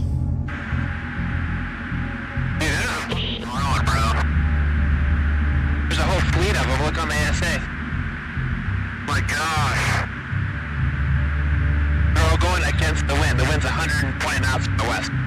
Look at that thing, dude.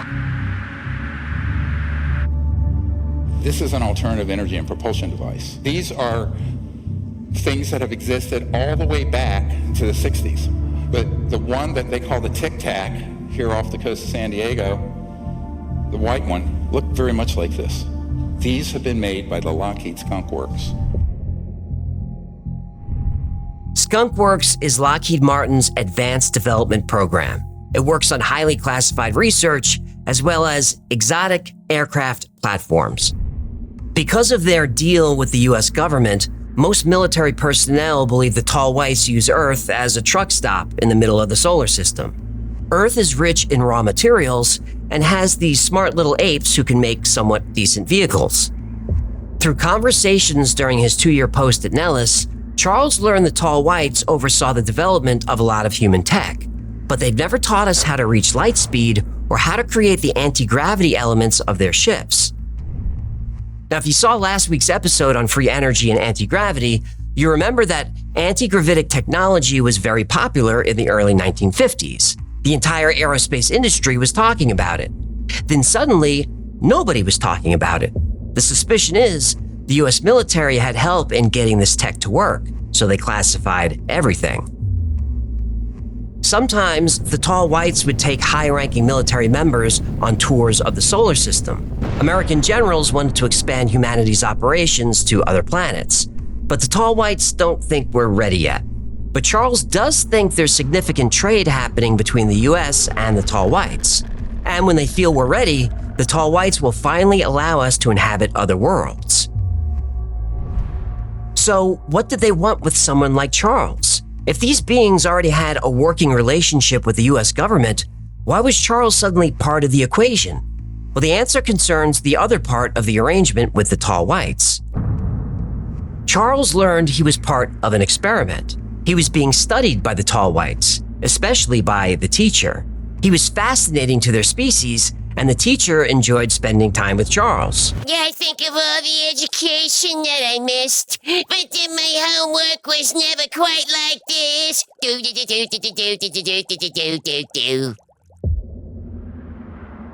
The teacher taught Charles about her people, and he taught her about humans. Charles spent so much time with her that he became known as the teacher's pet. Get it bad, get it bad, get it bad. I'm half a teacher. The tall white. Get it bad, so bad.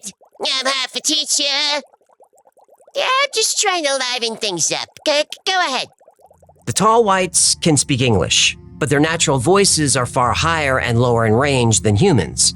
Their natural speech has been compared to songbirds. While tall whites may appear somewhat human, their abilities are quite different from ours. They possess the power to project powerful emotions into the human consciousness. They can also sense the emotional state of the humans they encounter. Now, even though the tall whites are naturally peaceful, they are always armed. They carry a pen-like object that can stun, damage, or even kill. Ew, it sounds like a sonic screwdriver. Kinda, yeah. But Charles was never in danger. He developed a deeply emotional relationship with the tall whites.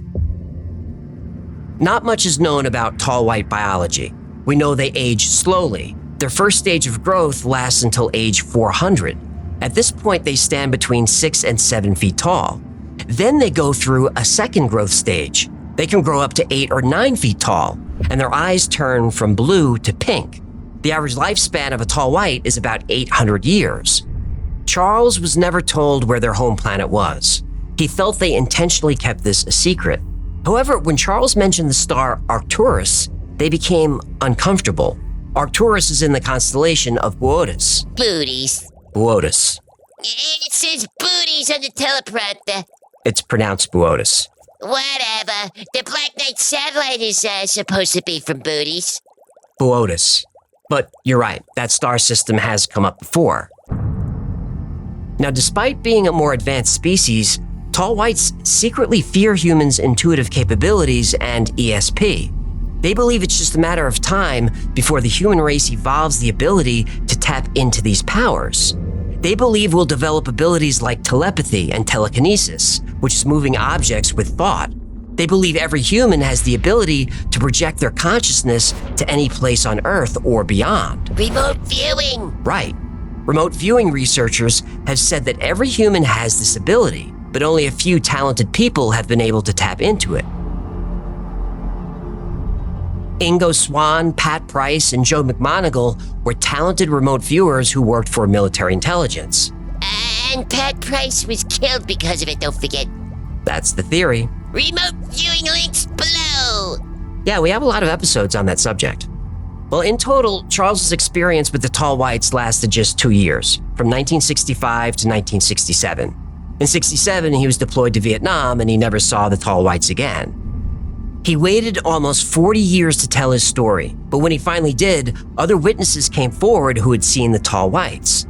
There was enough first-hand accounts that researchers started looking for evidence. The first step was to try to find the secret facilities built by the United States government. And somebody found them.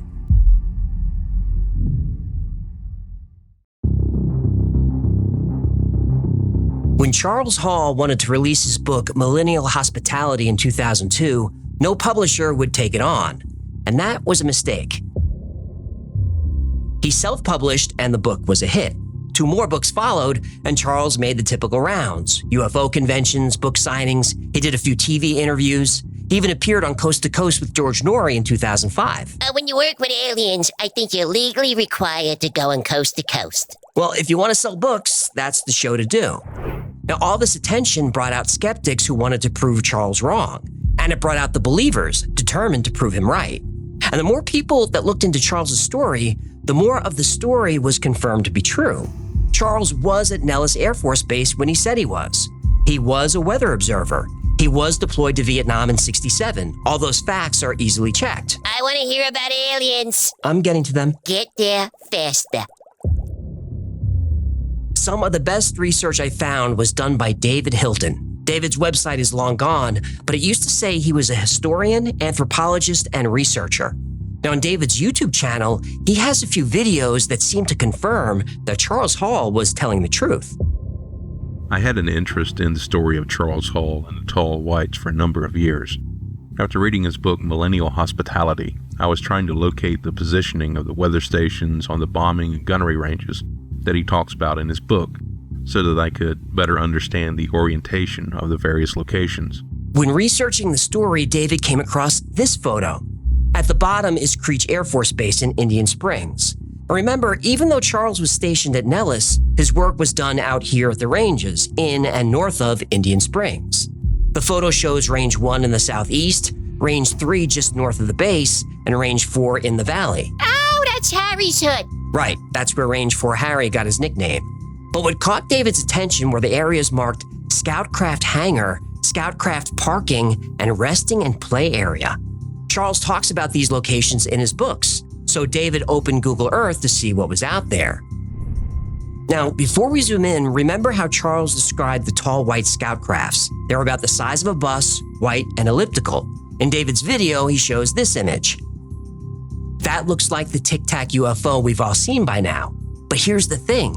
David released his video 11 years ago, long before the Tic Tac was made public. Dr. Stephen Greer and others claim the Tic Tac is a UFO made by Skunk Works at Lockheed Martin. Now, Charles Hall doesn't specifically name Lockheed, but he does say that the scout craft are made by military contractors. Now, let's see what David finds on Google Earth. There is some kind of platform, and near the platform, 3 elliptical white objects, each about the size of a bus. Tic-tacs! They certainly look like it. And even if they're not alien scout craft... They totally are. Fine, but even if they're not, look at the location. There are no roads or even walking paths leading to this place. And this is exactly where Charles said the craft would be. He also said there was a recreation area here. That platform could be what he's talking about. Tall white shooting oops? Could be. So David and people in his audience started scouring Google Earth around the old bombing ranges. Oh, did they find more alien playgrounds? Yep, lots more. One of the first sites listed on the video is just off the end of the runway at Creech Air Force Base. This seems to agree with Charles Hall's story of the aliens coming onto the base from the northwest corner at the end of the runway.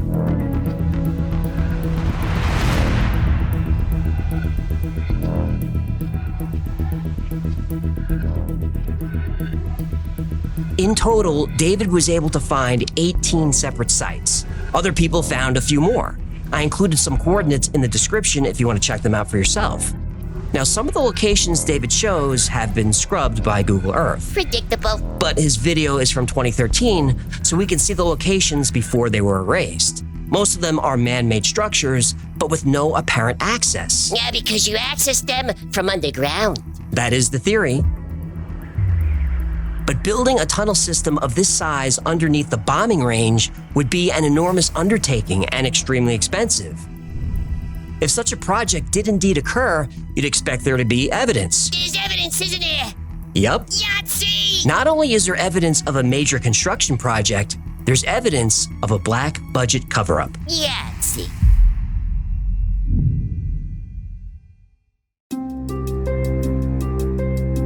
To build an underground base with miles and miles of tunnels, it's going to be a huge undertaking and wildly expensive. But there's evidence that this project did happen. In January 1951, an article was published in the Las Vegas Review-Journal, and the headline is, Indian Springs Project Key to Defense Plans. The project is said to cost $300 million, and that's in 1951. In today's money, that would be $3.6 billion. For comparison, that's about what it cost to build the Freedom Tower in New York. The article said most of the money was to build housing and offices. Look at the base. Do you see billions of dollars worth of construction anywhere? I don't. So where'd the money go? Again, the credit goes to David Hilton for tracking down this information. According to the article, the contract was awarded to the McKee Construction Company in El Paso, Texas. Government contracts are public information.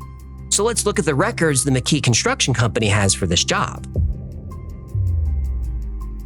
Job number 1267. Description, alternate test site facilities. Location, Las Vegas, Nevada. Contract started on December 23, 1950 and ended May 23, 1951. Total contract cost, $680,000. Math isn't my strong suit, but about 299 of that $300 million is missing. Black budget! It looks that way, but we don't know for sure. Even the article from 1951 says, quote, the actual details of the program are cloaked in a security blackout.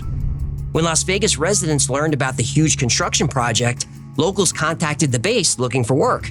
They were told the military would be using no outside labor for this project. But that $300 million went somewhere. If we don't see that money spent above ground, there's only one other place it could be. Underground? Yup. Holy sh...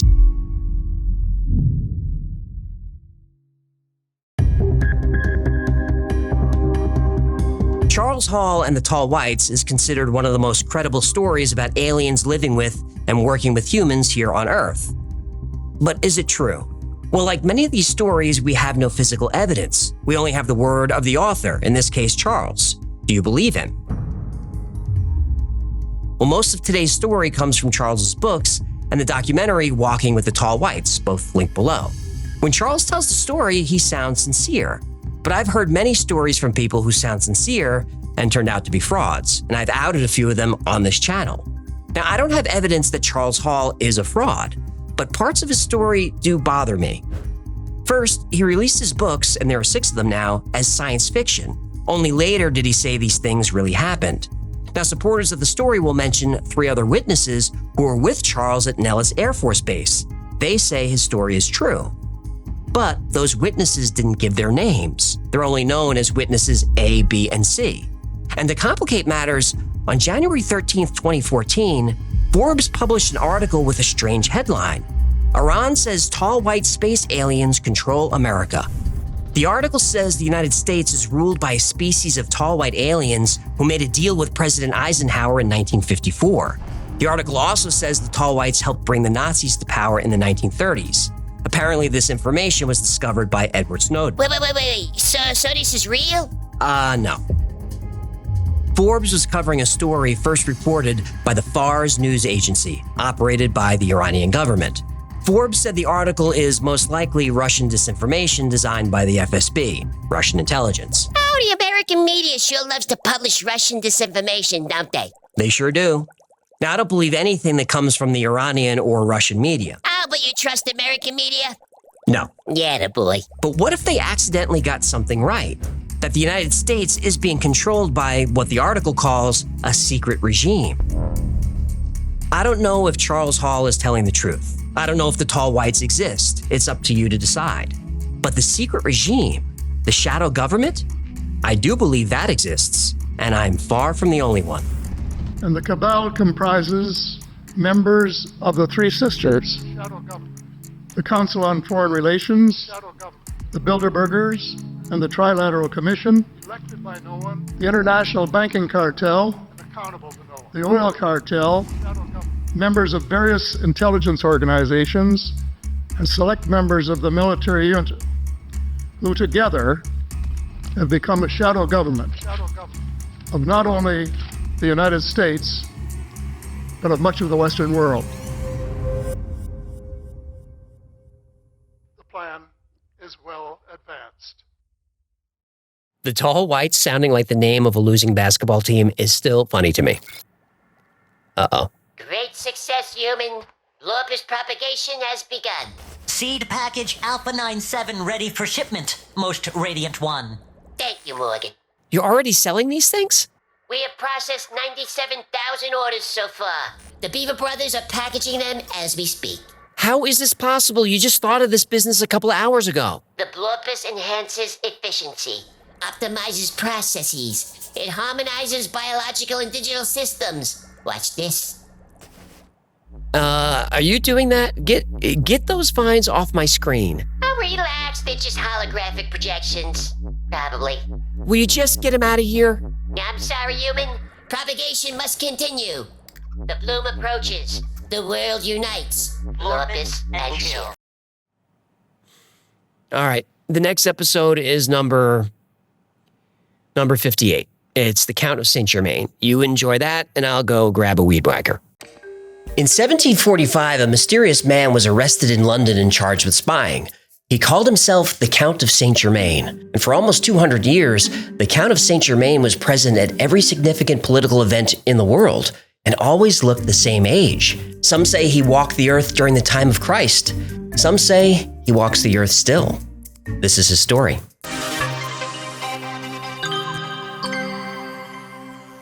1745 was a difficult time in England. The Jacobites, propped up by the French monarchy, had seized Edinburgh that summer. England was capturing, imprisoning, and executing spies everywhere.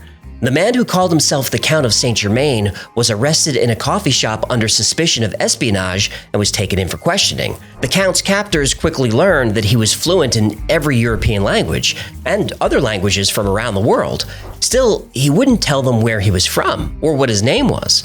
Horace Walpole, the Prime Minister's son, wrote that Saint-Germain could sing, compose, and play the violin so well that one would have thought he was a famous musician. Though he appeared about 45 years old, nobody had seen him before. While in custody, he gave details about historical events that only an eyewitness would know.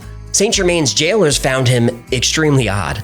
And during this time of rebellion, foreigners in England were imprisoned simply for being foreign. Yet somehow, without giving his real name, age, or place of birth, the Count of Saint-Germain was set free. Word quickly got around about this strange man who could speak every language, compose music, and who spoke of history as if he lived it. When the Prince of Wales heard the stories, he wanted to know more, so he sent for the Count. But it didn't matter. The Count of Saint-Germain was gone. When Western soldiers returned from the Crusades, they brought with them legends from the East, and one of those was the story of Cartaphilus, also known as the Wandering Jew. As Jesus dragged his cross on the way to Calvary, he stopped to catch his breath. Cartaphilus stepped into the street and told Jesus to stop resting and move along. Jesus said to Cartaphilus, "I shall go and I will rest, but you shall not rest until I return." Cartaphilus didn't know what Jesus meant by this, but as the years passed, Cartaphilus's friends and family grew old and died, though he never aged. He was destined to walk the earth immortal until Christ's return. Now, this was taken to be nothing more than a story until 1228, when an Armenian bishop spoke of having dinner with a strange man who spoke of history as if he was there. The man called himself Cartaphilus. For centuries after, Cartaphilus was seen in the Middle East, then Europe. It seemed as if the Wandering Jew was wandering west. Then one day, a mysterious stranger arrived in Paris. He dressed simply but elegantly in all black. He wore diamonds from head to toe. He had rings on every finger and even had diamond buckles on his shoes. He appeared to be about 45 years old, and he called himself the Count of Saint-Germain.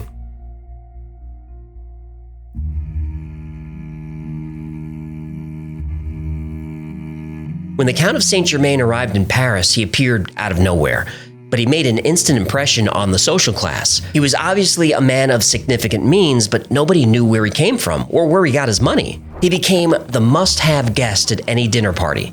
He was a talented pianist, a singer, and he could play the violin so beautifully that people were moved to tears. And he was a brilliant conversationalist who would dazzle anyone, no matter where they were from. He was fluent in French, English, Spanish, Italian, Russian, Dutch, German, and Portuguese, and native speakers couldn't detect an accent. The Count could also speak conversational Polish, Chinese, Arabic, ancient Greek, Latin, and Sanskrit. He had immense knowledge about everything: science, art, philosophy, politics. But where he really excelled? History. He would give accounts of the lives of Henry VIII, Nero, Cleopatra, and famous historical figures. And when asked how he could know so much about people that had been dead for hundreds of years, the Count would simply smile and say, "I was there." He even claimed to have met Jesus Christ personally. The Wandering Jew. Right. This would make the Count well over 1,000 years old, which brought challenges from Parisian skeptics. But whenever another historian would try to stump the Count on obscure details, the Count always knew the answers. In addition to being a talented musician, artist, and historian, he was also a gifted alchemist. He claimed he discovered the secret of the Philosopher's Stone, a process that can change base metals into gold. He said he had discovered the elixir for life, which is how he accounted for his youthful appearance. Saint-Germain even impressed the famous philosopher Voltaire, one of the keenest minds at the time. And Voltaire said of Saint-Germain, "He is the man who knows everything and never dies." Now, I admit, the story of the Count of Saint-Germain sounds fantastic and supernatural, but everything we know about him comes from eyewitness accounts. But the only way to really know if the Count was telling the truth about his age is to find someone who knew him in the past and could identify him in the present. Turns out, there was such a person.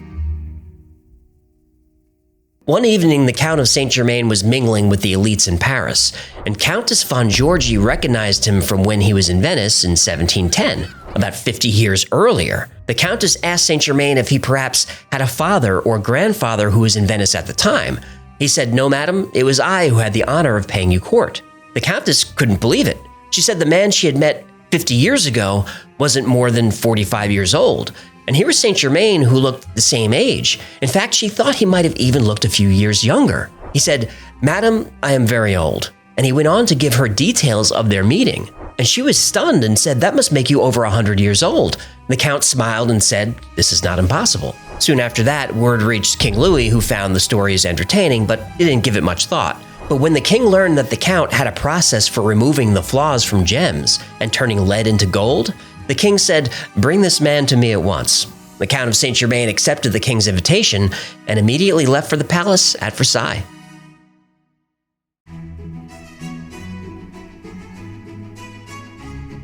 When the Count of Saint Germain arrived at the royal palace in Versailles, he was an instant sensation. Casanova himself wrote about their first meeting. He said the Count of Saint Germain was a scholar, linguist, musician, and chemist, and as a conversationalist was unequaled. And Casanova noted the Count never ate. He would sip mineral water and occasionally drink herbal tea, but he never saw him consume food of any kind. He's a vampire. Well, that's one of the theories. The Count had traveled to the palace with an assortment of equipment and substances that he used for his alchemy experiments. He created makeup and special face wash for the ladies of the court, which they swore made them look years younger. And he told the king of a process he invented for colors and dyes that would increase the value of French fabrics. But the king wasn't interested in fabric. He wanted to know about the Count's abilities with precious stones. The Count said he had just spent 5 years with the Shah of Persia, who taught him an ancient and closely guarded technique for removing flaws from diamonds, and even creating larger diamonds by melting smaller ones together. Now, the king was skeptical at this claim, to which the Count replied, "Your Majesty, I have witnessed Christ turn water into wine. Diamonds are a mere trifle." The king proposed a test. King Louis had a diamond that was valued at 6,000 francs, but without its flaw, it would be worth 10,000 francs or more. The Count said he could remove the flaw in a month. A month later, he returned with the diamond, flawless. King Louis's jeweler examined it and valued the stone at 9,600 francs. The king was impressed and set the Count up with his own laboratory right there in the palace. The Count of Saint Germain became a fixture at Versailles. For the next couple of years, the Count worked all day in his private lab and spent all night dazzling the king's guests. But one day the king went to pay the Count a visit, and once again, the Count of Saint Germain was gone.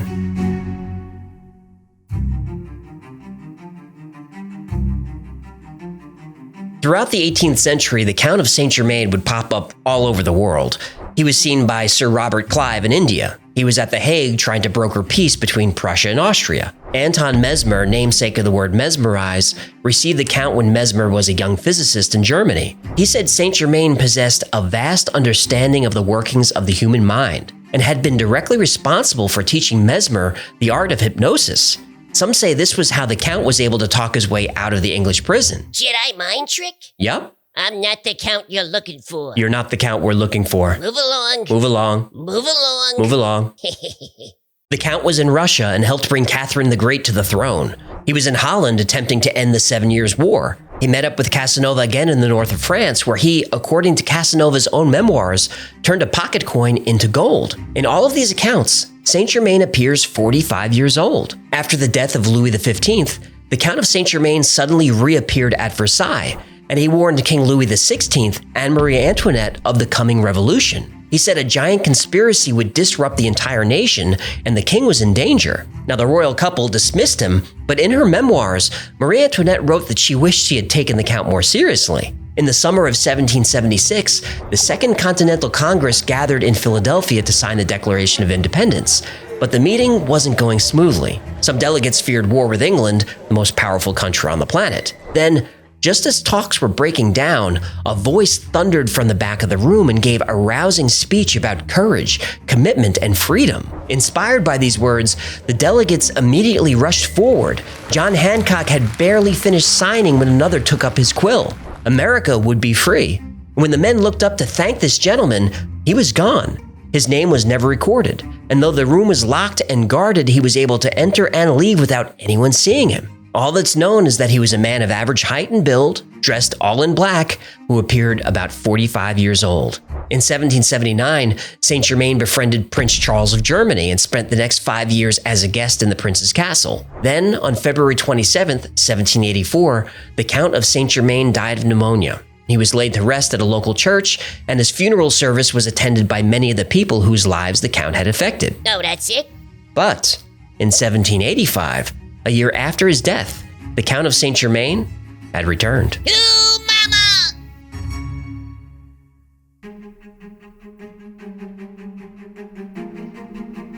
In 1785, a year after the Count of Saint Germain supposedly died, he was seen once again with Anton Mesmer in Germany. Later that year, the French Freemasons had chosen as their representative the Count of Saint Germain. He was seen at the taking of the Bastille in 1789 and at the execution of Marie Antoinette. Almost 40 years later, the Count was seen in Paris several times by Mademoiselle d'Adamar, who had known him from years before. She wrote in her diary that she was amazed that every time she saw him, he still looked 45 years old. In 1870, Emperor Napoleon III was so fascinated by the Count that he created a special commission to investigate him. A year later, a mysterious fire destroyed all the records they'd gathered. Suspicious! It is. In 1877, Saint Germain was seen again at a Freemason lodge in Venice.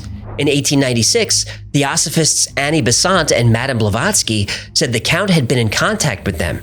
He claimed to be of an immortal race who come from a civilization hidden beneath the Himalayas.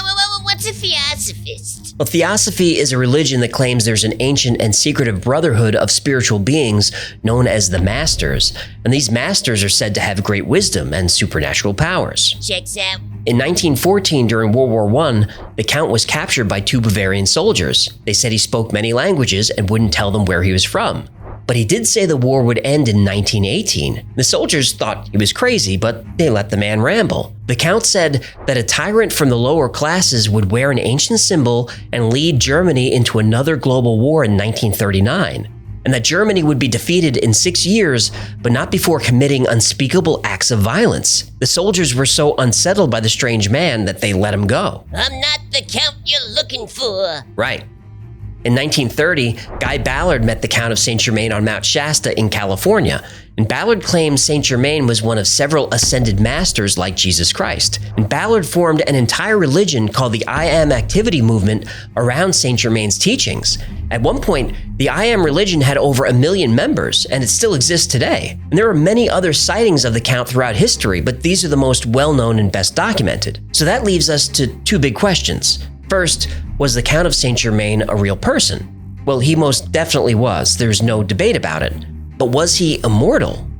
Well, we'll address that in part 2. Wait, what? You're not gonna tell us now? Nope. That's a bunch of bullshit. I have a reason for doing this. In part 2, we'll see if we can separate the myths from the facts and figure out who the Count of Saint Germain really was. I still say bullshit. Here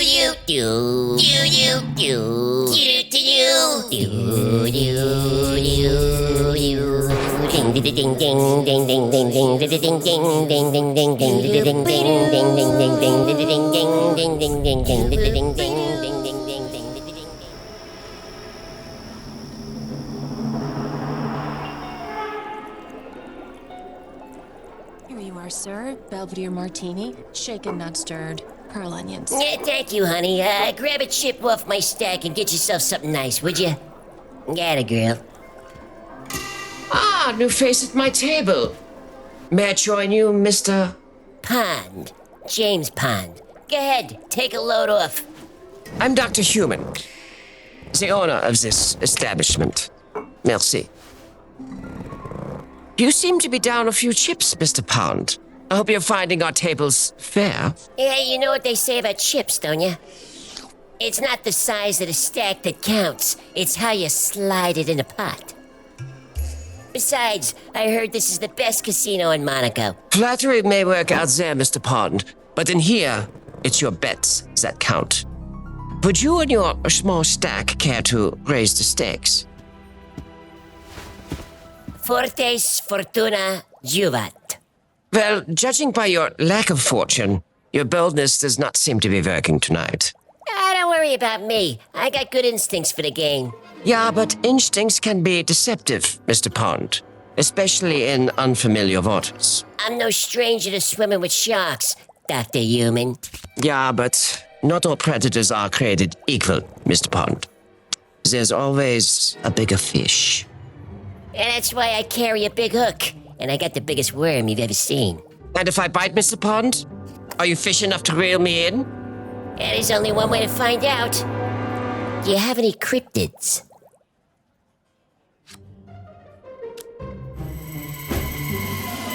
Go Hecklefish.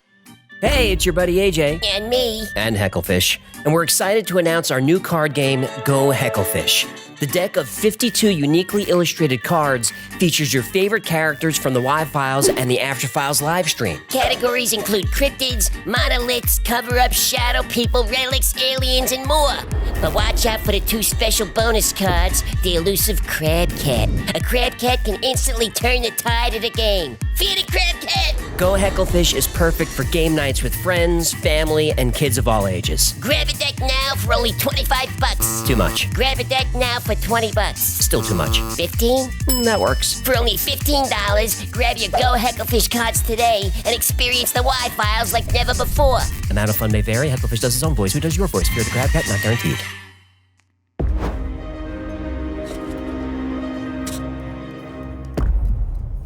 Well, Mr. Pond, I'm afraid luck wasn't on your side tonight. Pity.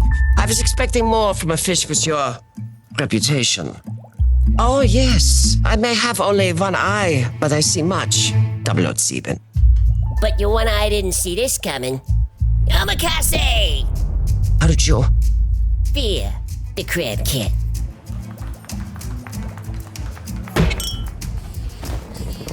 You may have won this round, Mr. Pond, but we will meet again. If this stupid commercial gets a lot of views, you can count on it.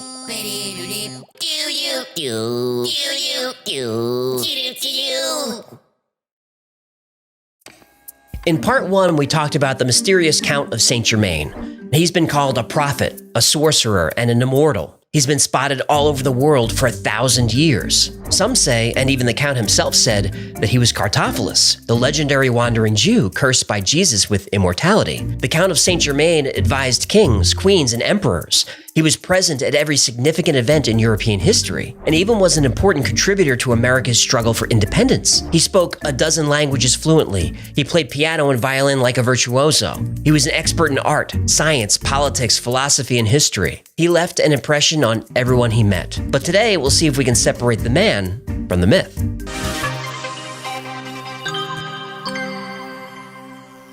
In paranormal history, there isn't a more fascinating figure than the Count of Saint Germain, and there are countless stories about him spanning hundreds of years. But how many of these stories are true?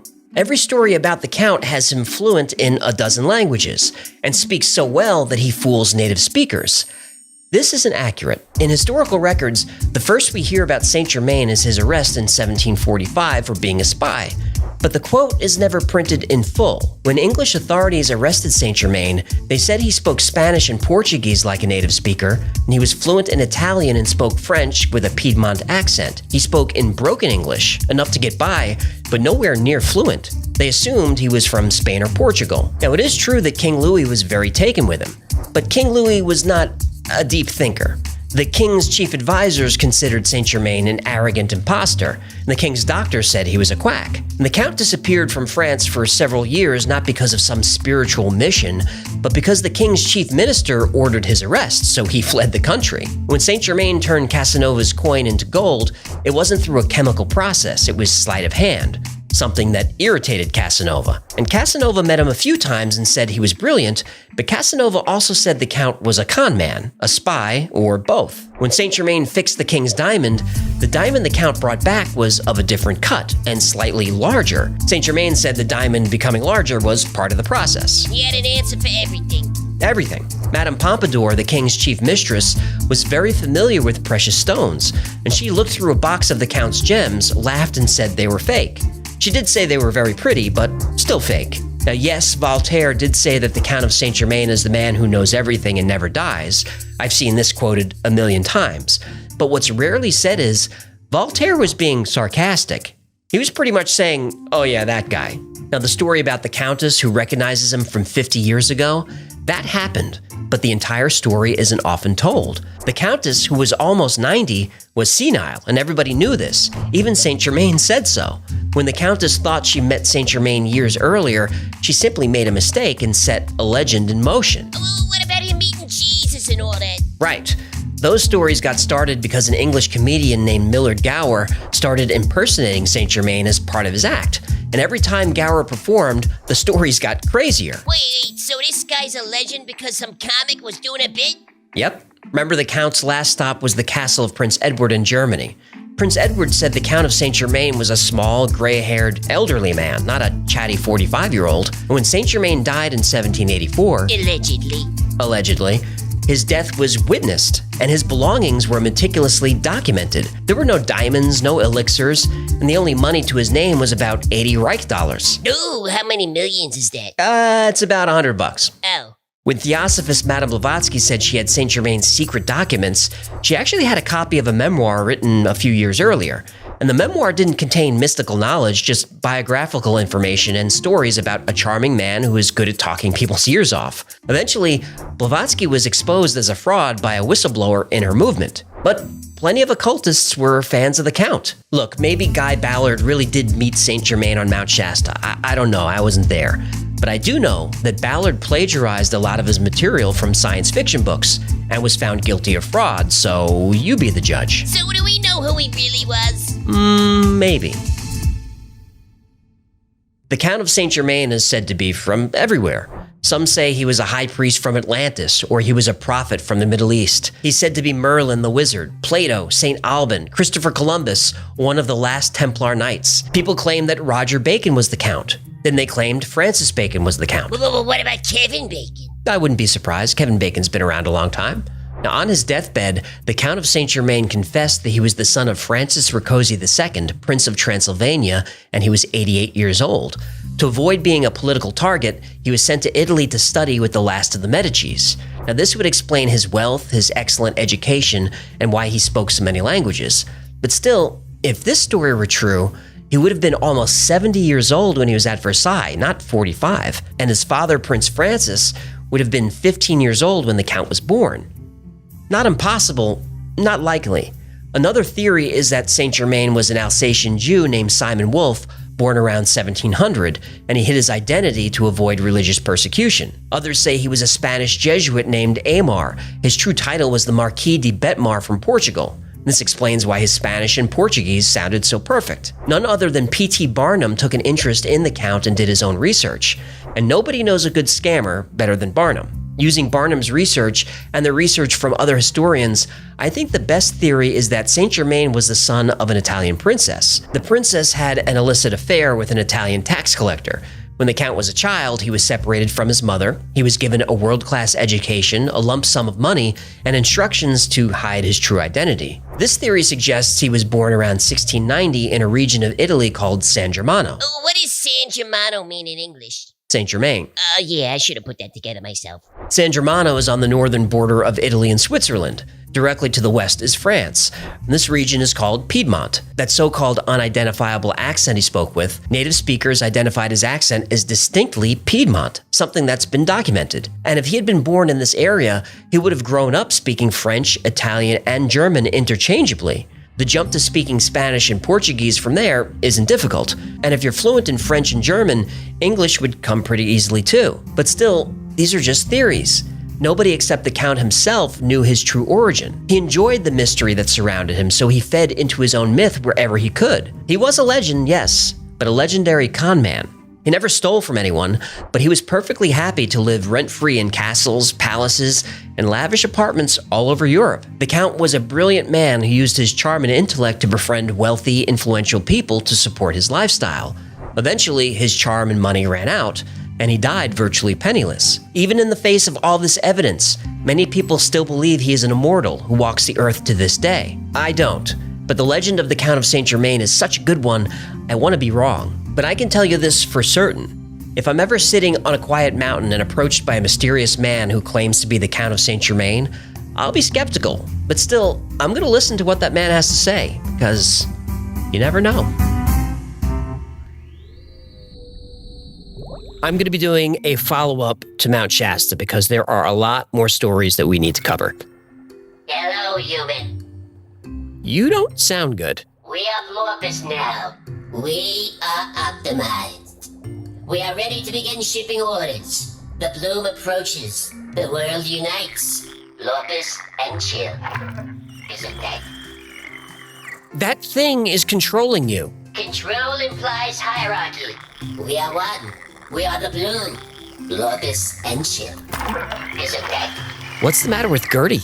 She's experiencing a minor biological resistance to Blorpus. She's allergic? What I said. Well, it sounds like Blorpus doesn't like camel mucus. Insignificant. The bloom approaches. The world unites. Blorpus. The next episode is probably my favorite. And there's an update to the story, which I'll tell you when we're back.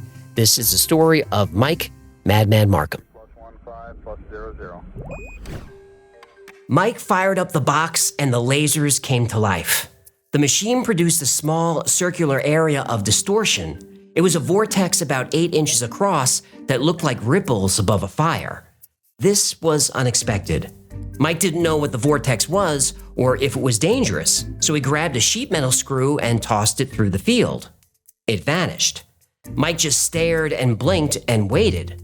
The screw was just gone. So Mike powered down his machine and turned to head back into the house. Then he heard something clattering. It was the screw. It rolled to a stop about 2 feet from the box. Mike thought he invented some kind of teleportation device. He didn't. Michael Madman Markham invented a time machine.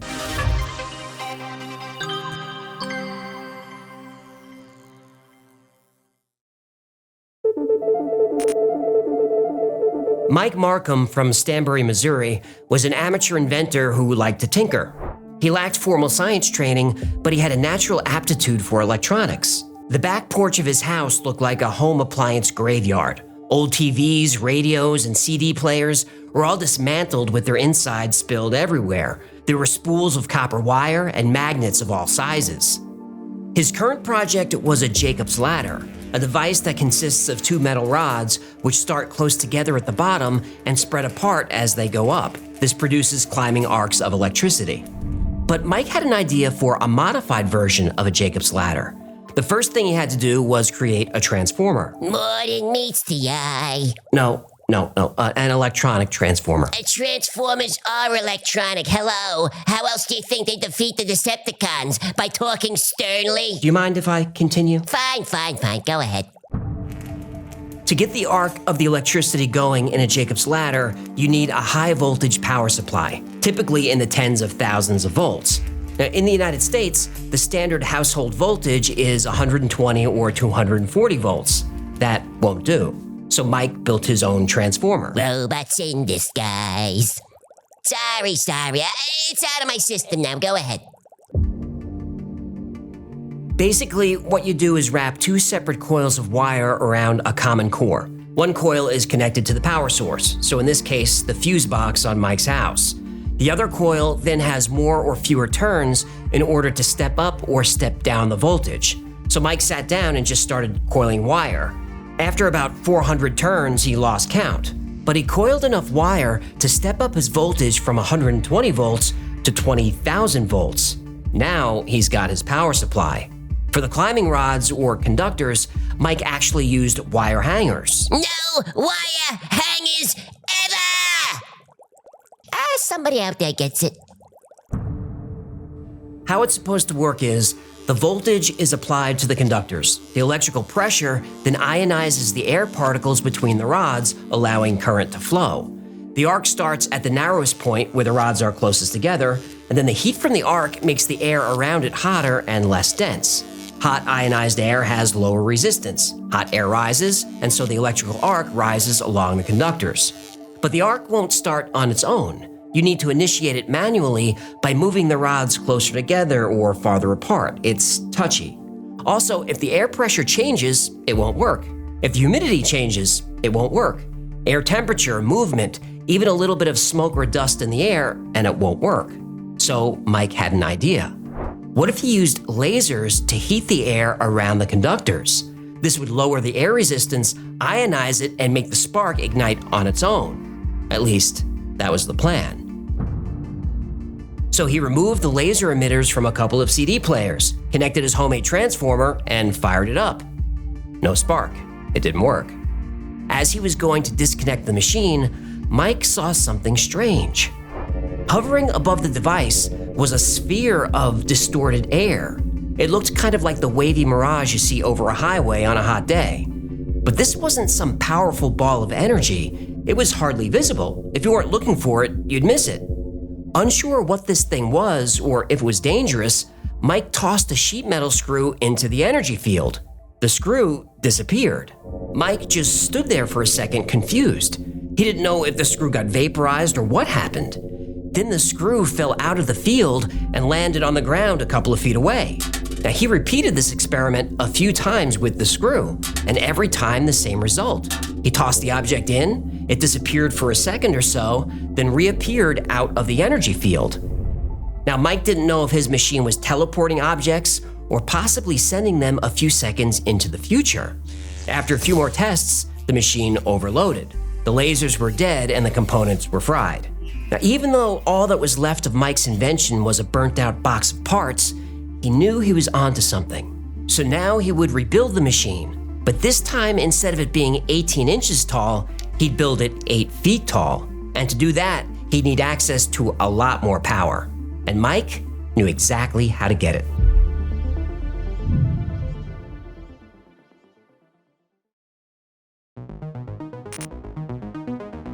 Mike Markham was pretty sure he invented a time machine, but to really test it, he'd need to scale up his invention. His prototype was only about 18 inches tall. Now he wanted to go bigger. Scaling up the parts of the machine wasn't a problem. Bigger conductors and even bigger lasers were available. The problem was power. He needed lots of it. His house gave him 120 volts. He stepped that up to 20,000 volts for the prototype, but his homemade transformer blew out after just a few minutes. If Mike was really going to scale and test his machine, he'd need transformers that can handle 50,000 volts or more without breaking a sweat. Basically, he needed the kind of transformer you see on power poles, but those are not easy to get, and they're not cheap. Mike didn't have $15,000 to $20,000 to put into this experiment. Besides, he'd need more than 1 or 2 transformers, he'd need a few. So Mike had an idea. A bad idea. He knew there were 6 industrial-grade transformers just sitting in a yard doing nothing but getting rusty. But that yard was a substation for the King City, Missouri Power Company. So Mike called a couple of friends with pickup trucks and in broad daylight drove to the substation, loaded up the transformers, and drove away. A few weeks later, he had his next version of the machine. The transformers were connected to the grid, new lasers were in place, and the wire hanger conductors were upgraded to 4-foot-long, half-inch metal rods. This thing was a beast. Now, the moment of truth. Mike powered up the machine. There was a loud crack, a spark, and then nothing. His whole house went dark. The new machine knocked out the power. Then Mike looked out the window. He knocked out the power in the whole town. It took some tinkering, but soon Mike was able to get the machine running without causing brownouts all over town. And the machine? It worked.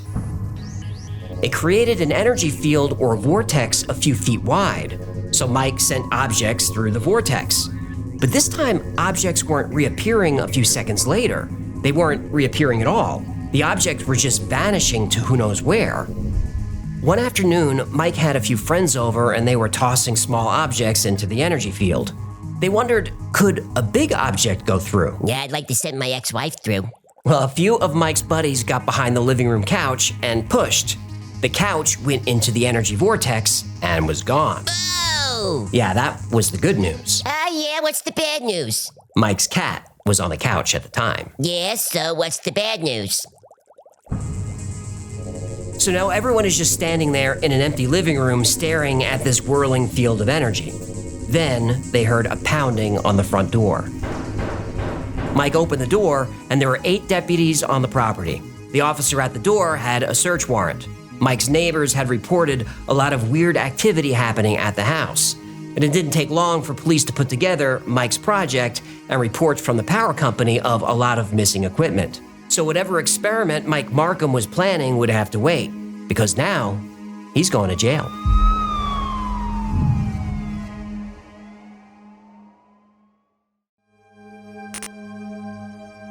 For stealing the Transformers and stealing power, Mike Markham got 60 days in jail and 5 years probation. Now, while he was in jail, Mike thought of different ways he could make the machine more efficient. But there was no way for Mike to build any of this. He lost his house, he lost his job, he was a pariah in his town because of the brownouts. It seemed like Mike's time machine career had come to an end. But then something happened. His story made the news. The headline was, "Kansas City Man tries to build time machine on porch." A Missouri worker set out to make a time machine on his back porch. The contraption he came up with was not completely off the mark, according to scientists. There are theoretical physicists working on those areas, and it's not total nonsense, according to the chairman at the physics department at the University of Missouri at Kansas City.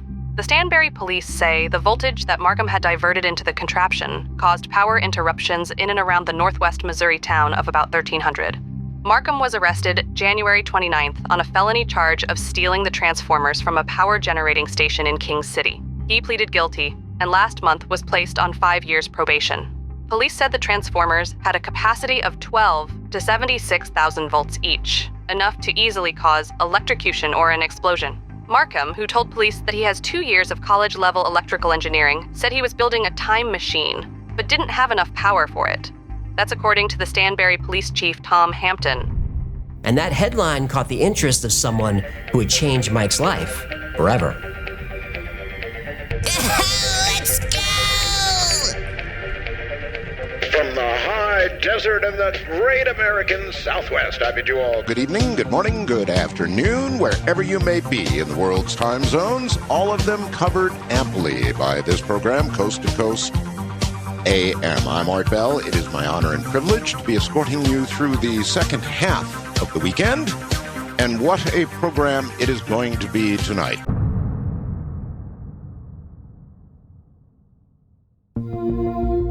If you're building a time machine and you need help getting the word out, there's no better person in the world to help you do that than Art Bell.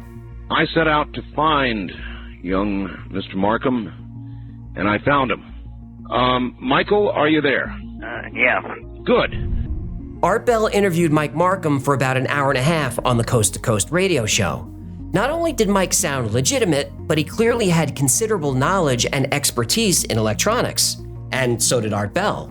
Let's say it's 400 turns in your primary, and there's 4,000 turns in your secondary. Mm-hmm. Well, 10 times the turns, then you'll get 10 times the voltage. Right. Watts, amps, voltages, stepping up, stepping down. Art knew about all that stuff. If Mike was faking it, he wasn't going to fool Art Bell.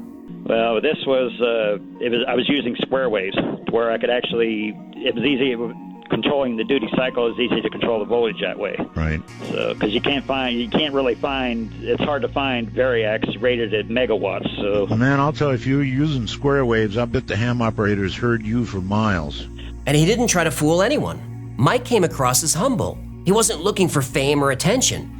In fact, Art Bell is the one who tracked Mike down and convinced him to come on the air.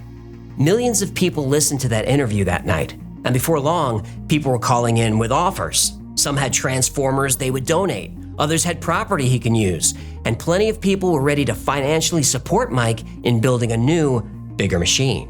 How do you feel about the possibility, Michael, of somebody coming along and being your mentor, even more than this, maybe contributing money to build a great big gigantic version? Oh, that'd be great. That'd be like a dream come true.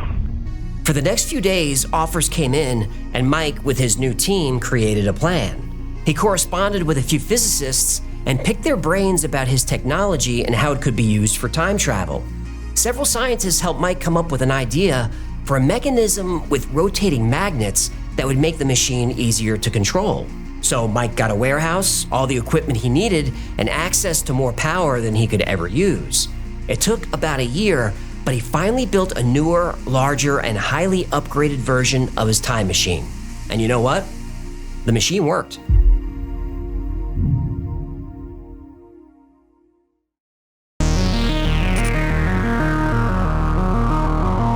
It took almost 18 years, but Art Bell was finally able to catch up with Mike Markham. Honestly, Art thought Mike was dead.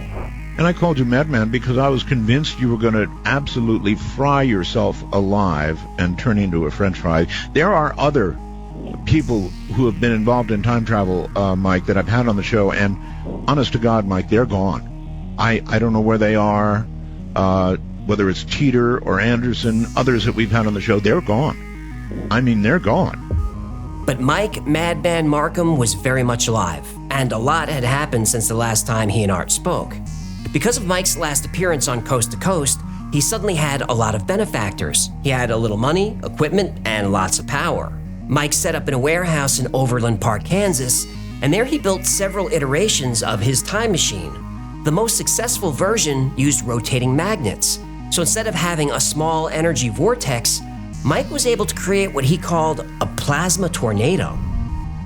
Maybe it'll be more efficient if I use, instead of using basically heat from a laser in a cold room, the differential, the temperature difference between those two to stir the plasma, maybe even more efficient if I use the magnetic field to stir it. That's what I ended up doing. Use the magnetic field to do what?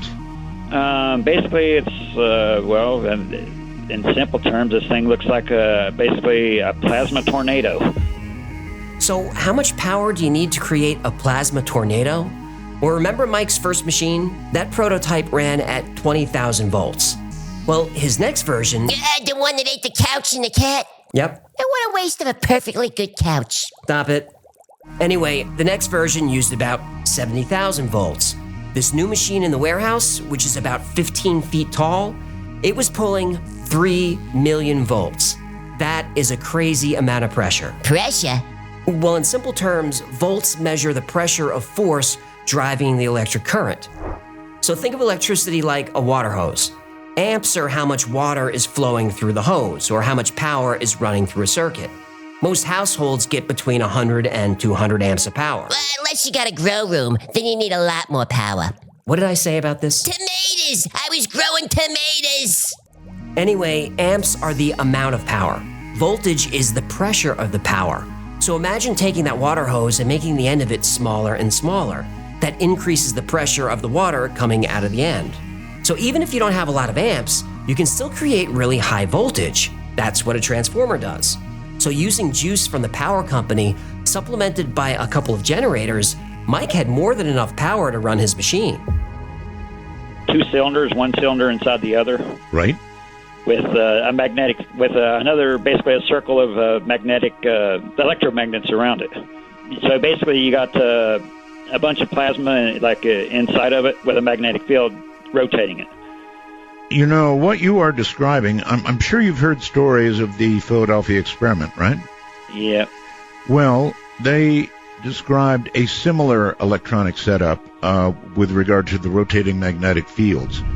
Art correctly pointed out that this is how the Philadelphia experiment was done, with high voltage and rotating magnetic fields. In fact, when Mike was arrested, he told the police he was building a time machine. Now, of course, they thought he was nuts, but several scientists said that if building a time machine was possible, Mike's technology was on the right track. Because Einstein's equations do allow for time travel. And they're blueprints, blueprints for different kinds of time travel designs that are compatible with Einstein's theory. For example, gigantic spinning cylinders. You go around the cylinder and you come back before you left. So now Mike started testing the machine by sending objects through the vortex. First with small objects like bits of wood, baseballs, and little things like that. And they went through just fine, but they just disappeared, just like the couch. And the cat. But they really didn't disappear. They just ended up in different locations. So, what, it's teleporting stuff? No. The objects would go in and vanish, and then about 2 minutes later, they reappeared. But the objects ended up between 50 and 150 yards east or west of the machine. And always east and west, never north or south. Mike thought this could have something to do with the Earth's rotation or magnetic field. And look, I know the story sounds crazy. I don't mind it. But these tests were witnessed by 15 people. Anyone who donated money or equipment, Mike let them be a part of the project. And those people showed up. I would have too. And it's a good thing there were so many people on hand. Hamsters are fast. Wait, did you just say hamsters? Yep. The tests were so successful that Mike started sending small animals through, specifically mice, hamsters, and guinea pigs. No more cats? No. That's a shame. Between the inanimate objects and animals, Mike had successfully tested the machine about 200 times. It seemed like varying the voltage and the speed of the magnets could adjust how far objects were traveling. Before long, Mike could make a pretty good prediction of where an object was going to end up and how long it would take before reappearing. So at this point, there was really only one final test to try. Do you mean? Yep. Mike stood in front of the vortex, took a deep breath, and jumped. There was a flash of light, and Mike disappeared. Now, remember, Art Bell had been following this project closely. He was even planning a trip to the warehouse. But when Art checked in looking for Mike, nobody had seen him. He was just gone. The media did pay attention, and the media did, including me, nationally, went on the air and said, Madman is gone. We can't find him.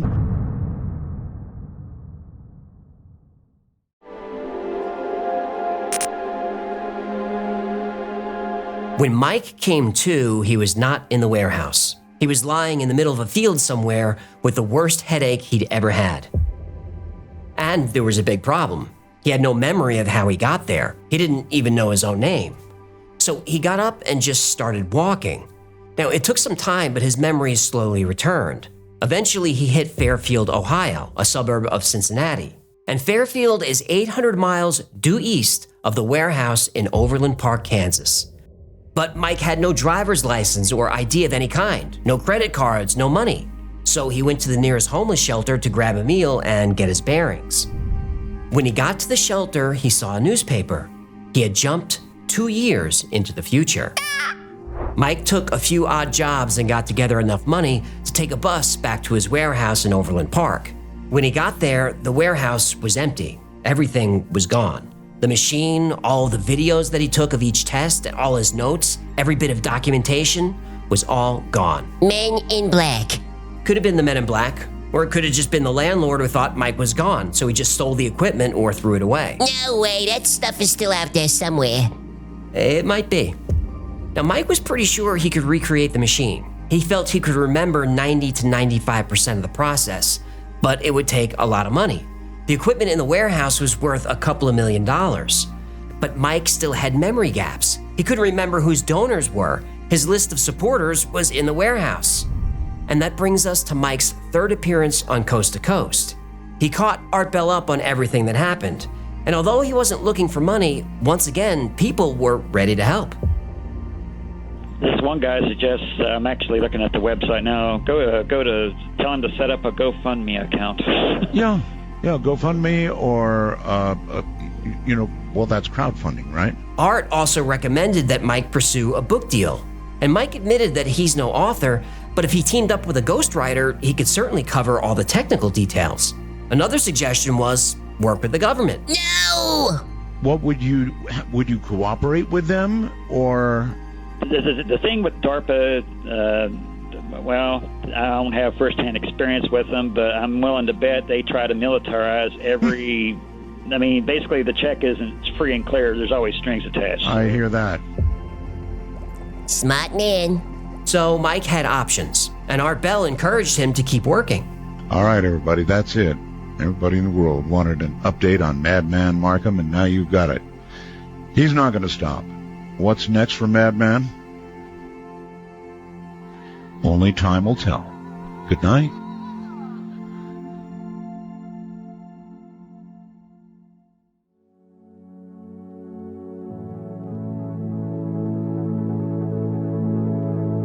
And Mike Markham would continue his research and continue to experiment. Mike wanted to travel again, but he needed to bring things with him, so when he woke up, he could quickly get up to speed in case his memory failed again. A big problem he kept running into was that nothing metal could go through the vortex. Well, metal could go in, but it was unpredictable.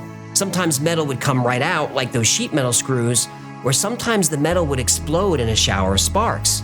But after some trial and error, Mike discovered that if a metal tube was built a specific way, it would act as a Faraday cage, meaning that the tube could travel through the portal and reappear undamaged. Plus, anything inside the tube would be unaffected, including metal. So Mike continued to document his work and built a pretty large following online. One day, Mike posted that he was ready to go through again. And this time he would go through inside the tube, and he'd take his cell phone with him. That way he'd have everything he needs, his notes, photographs, even money. It was a great idea. And that was the last anyone had heard from him. As always, Art Bell kept tabs on Mike and was disappointed to hear that he was gone again. To where or when, nobody knew. But during one radio show, Art took a disturbing call. The caller had found a newspaper article from 1930.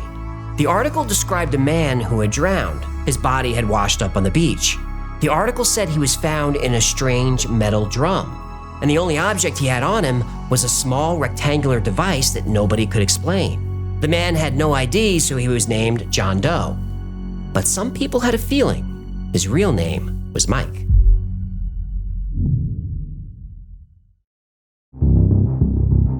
When Art Bell fans talk about their favorite episodes, there are a few on everyone's list. Jonathan Reed's Alien in the Freezer, The Man Who Flew Over Area 51, The Mojave Phone Booth. Everyone loves Mel's Hole. Mel's Hole is a classic. And Mike Madman Markham is on that list. Art Bell loved time travel stories, and nobody could weave a tale like Art could. The third interview Art Bell did with Mike was in 2015, and it's a masterclass in storytelling. Art already had all the information. Everything from the early days of Mike building a Jacob's ladder on his porch, Mike going to jail for stealing the Transformers, the test with the animals, the warehouse, and Mike's 2-year jump in time. But Art teases the story out slowly. Nothing is spoiled. He walks you through the story at the perfect pace, giving you just enough information to keep you hooked. And we were hooked. And look, Mike Markham doesn't bring much personality to the story. But Art knows enough about electronics and physics to keep us in the loop on all the technical stuff. And Art Bell never condescended to his guests. He never ridiculed them. He made them feel comfortable because Art knew that's how to get the story. I think this is one of the reasons why the Y-Files has success with these topics where many other channels don't. I don't condescend or ridicule. I don't talk down to you. And no matter how bonkers a topic is, I don't ridicule it. I don't have to believe a story to enjoy it. And if you believe a story that I don't, great. So here's a piece of unsolicited advice to creators who cover these topics with a snarky attitude. You're making the story about you, and that's a mistake. So, Madman Mike Markham, one of the best time travel stories ever. But is it true? Well, there's a lot of information about Mike on the internet that isn't true. In his last interview with Art, Mike even debunks some of those stories. Like, he never sent a cat through the portal, but he did send the couch through, but no cat. Damn. And Mike addressed that article from 1930 where the man washed up on the beach in a metal drum. Now, I always thought it was a great twist, but that never happened. And there's a current story going around that Mike was still alive but homeless and died last year. Also not true. Now, I don't want to dox the guy, but Mike is still around. And unsurprisingly, it looks like he spent most of his career in technology. But what about the machine? Well, Mike Markham clearly knew a lot about electrical engineering. When he built that prototype on his porch, he was only 21 years old. And scientists did say that his technology was on the right track. Now, they didn't believe he could actually create a time machine, but they said if a theoretical time machine could be built, it would be done with high voltage and magnetism. Nikola Tesla thought he could possibly see through time using electromagnetism. And Einstein proved time travel was possible with gravity. The higher the gravity, the faster time moves.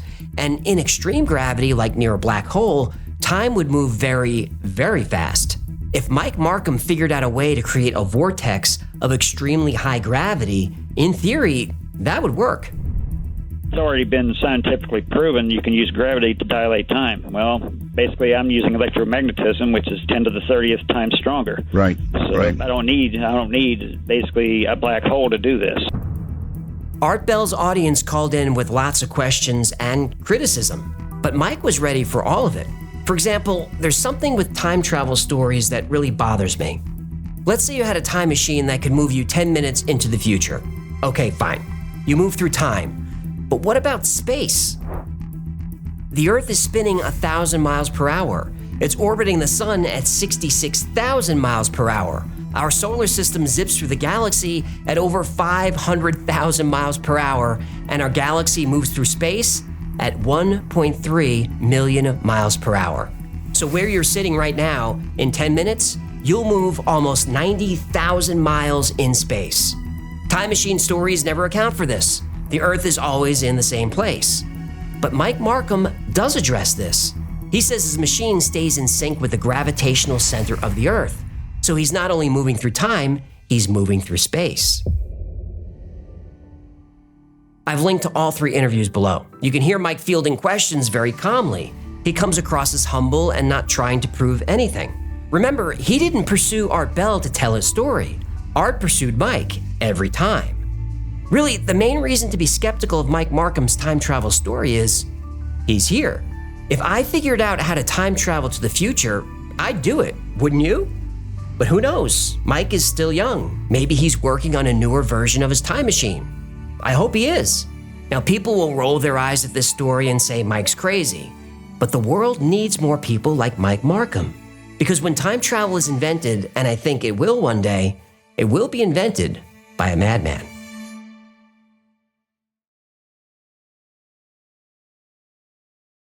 So first of all, I'm proud to say that the Y-Files is the only channel that has express permission from Mike to publish his story. And I'm checking my notes. So I recently traded emails with Mike and instantly liked him. And he mentioned that he and his wife watched the show, which I think was okay because I wasn't insulting to Mike. I think I was very complimentary, actually. But he said that that redheaded guy in the mugshot, that's not him. So that was the picture that I came up with in my research, and it was hard to find. And now there's lots of videos out there with the wrong picture. Anyway, Mike says he has an update. So I asked him to come on the podcast, which we're just about to launch. But he's sort of a private guy, and I respect that. I don't want to intrude on his privacy, but I am going to check in with him from time to time. And he said he will do an update, but he just has to be ready. He's not sure if he wants to put himself out there yet, and I totally get it. Is it tight? Gertie, stop sneezing. No, cannot override primary protocol. Okay, the next episode is a quick one. Number 83, The Betts Sphere. In the spring of 1974, a large brush fire swept across the property owned by Antoine and Jerry Betts. While assessing the damage, they noticed something very out of place. Lying in the smoldering grass was a highly polished metal sphere. This became known as the Betts Sphere or the Betts Orb. Antoine and Jerry's 21-year-old son, Terry Betts, went to pick up the sphere. Although it was only 8 inches in diameter, it was extremely heavy. Then the Betts family did something with the sphere that would change their lives forever. Something that the family would come to regret. They brought it home.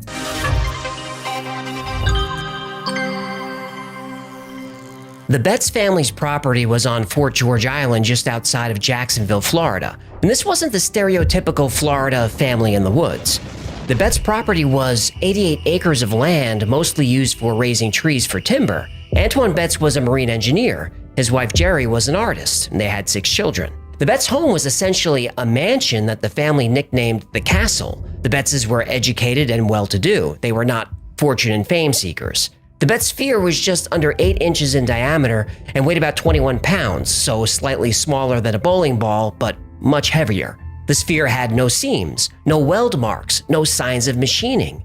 It had a few scuffs and scratches, but no other dents or damage. It did have a 3mm triangle that was etched or stamped into it. The sphere didn't seem dangerous, so Terry brought it home and set it on his windowsill with some other collectibles, and nobody really thought much about it. But a few weeks later, that would change. Terry and a friend were in his room playing guitar when they noticed a humming sound coming from somewhere. They stopped playing, listened for the hum, and it faded away. After a minute, they shrugged and went back to playing. The humming returned. Terry walked around his room strumming the guitar. He soon realized the sphere would vibrate along with the notes he played. He played a little louder. The sphere vibrated more powerfully and then started buzzing. At this point, the family dog started whining as if disturbed by the sound. Terry decided to try a couple of experiments. He gently tapped the sphere with a hammer, and it responded with a ringing sound. The way the sphere reacted to sound fascinated Terry, so he grabbed it, took it out to the living room to show his family. Everyone gathered around. Then Terry set the ball down and went to grab his hammer and his guitar. Though nobody was touching the sphere or even near it, it started to move on its own. The Bet sphere was no longer just an interesting souvenir found in the woods. It had extraordinary properties. It responded to sound, to touch, and now had the power of locomotion. When the Bet sphere was rolled across the ground, it would roll away, stop, vibrate, and then change directions. It would then stop, vibrate, change directions again, and come back to the person who rolled it. Sometimes it rolled for just a few seconds, but sometimes for up to 5 minutes. Once it rolled for 12 minutes on its own before it finally came to a stop. At first, the Betzes thought it could be a gyroscope, which would account for the movement. Gyroscopes don't chase people, scare poodles, or play guitar. No, but I respect them for being skeptical. So they put the sphere on this coffee table that had a glass top. They pushed it. It would not fall off. It would roll around the edge of the table, then to the middle, and just stop. Oh, they had to be freaking out by now, right? They were. But what happened next is bananas. They lifted one end of the table to get it to roll onto the floor. It didn't. It rolled up the incline as if trying to save itself from falling. Ascension sphere! It seemed to be. Jerry picked up the sphere and started shaking it. It didn't like this. In a newspaper report, Jerry's quoted as saying, "If you shake the ball vigorously and then place it on the ground, it feels just like a huge Mexican jumping bean which is trying to get away from you." The Betzes figured out that the sphere had a magnetic field. A paperclip would stick to it, but could be removed easily. But if the sphere spent a lot of time rolling, the magnetic field got stronger. After rolling around for a few minutes, the lid from a mayonnaise jar stuck to it, and they couldn't pry it off. They thought maybe it could be solar-powered. The sphere seemed to be more active when exposed to sunlight. When set in the sun, they could feel a gentle vibration and hear a low hum, as if there was a motor inside. When they brought the sphere back inside, it stayed warm for 3 entire days. After a few days of this, a family friend reached out to the Jacksonville Journal, who reluctantly sent a photographer. That photographer arrived a skeptic, but he left a believer. Lon Anger was a longtime photographer for the Jacksonville Journal. He'd seen it all. When he arrived at the Betts' home, he admitted this to Jerry. I'm leery of this kind of thing. When I got there, Mrs. Betts said, "You won't believe this if you don't see it." They told me to put the orb on the floor and give it a push. It rolled a ways and stopped. So what? Just wait a minute. Then it turned by itself, then rolled about 4 feet. It stopped. Then it turned again and rolled to the left at about 8 feet, made a big arc, and came right back to my feet. The photographer was convinced. The paper ran the story, and the Betts sphere became an overnight sensation. Journalists from all over the world were calling for interviews. Now, in the 70s, there was no call waiting. You either got through or you didn't. And after the story went out, it was almost impossible for calls to get through. "We came to Fort George Island to get away to a serene atmosphere. Now we can't get away from the telephone. It means nothing to people in the West that it's midnight here. And when they quit calling, those in the East wake up and start." The Betzes were not that interested in giving interviews, but they did want help identifying the sphere. Finally, a call came through that would be difficult for the Betts family to ignore. Let me guess. Does the first name rhyme with Uncle and the last name rhyme with Sam? Yep, the United States military wanted to have a look. Of course they did. Still, Jerry said no. This annoyed the government. Anybody who annoys the government is okay in my book. Mine too. But the US government wouldn't take no for an answer. With all the media coverage surrounding the sphere, the military wanted to have a look. Jerry was reluctant to let them have it, but there was concern that the sphere could be unexploded ordnance. So Jerry agreed to loan it to the Navy for 2 weeks, but if it was determined that it wasn't military property, she wanted it returned. She even made the Navy sign a contract. "I told them we expect a comprehensive report in 2 weeks, and if it can't be identified as government property, it is to be returned to us." Navy scientists performed a number of tests. They measured it at exactly 7.96 inches in diameter, and it weighed 21.34 pounds. The shell was made of some kind of magnetic stainless steel alloy. It could withstand extreme heat and extreme pressure of 120,000 pounds per square inch. This thing was tough. According to the spectrograph, it was made of stainless steel grade 431. The Navy also found that the sphere was intensely magnetic. It had 4 magnetic poles, 2 positive and 2 negative. The magnetic fields varied in strength and were in an unusual pattern. The next test was X-rays, and that's where they ran into a little snag. Our first X-ray attempts got us nowhere. We're going to use a more powerful machine on it and also run spectrograph tests to determine what metal it's made of. There's certainly something odd about it. The X-rays showed nothing. So at the end of the 2 weeks, the Navy confirmed that it wasn't government property and wasn't dangerous, so it was returned to the Betts family. But something strange happened next. A Navy serviceman came to the Betts house to return the object. He was also carrying a manila envelope. And even though the Navy said they were unable to X-ray the sphere, that envelope contained X-rays. The images showed the entire internal structure of the sphere. The images also showed there was something inside. The results of the X-rays were surprising. The sphere had an outer shell that was about half an inch thick.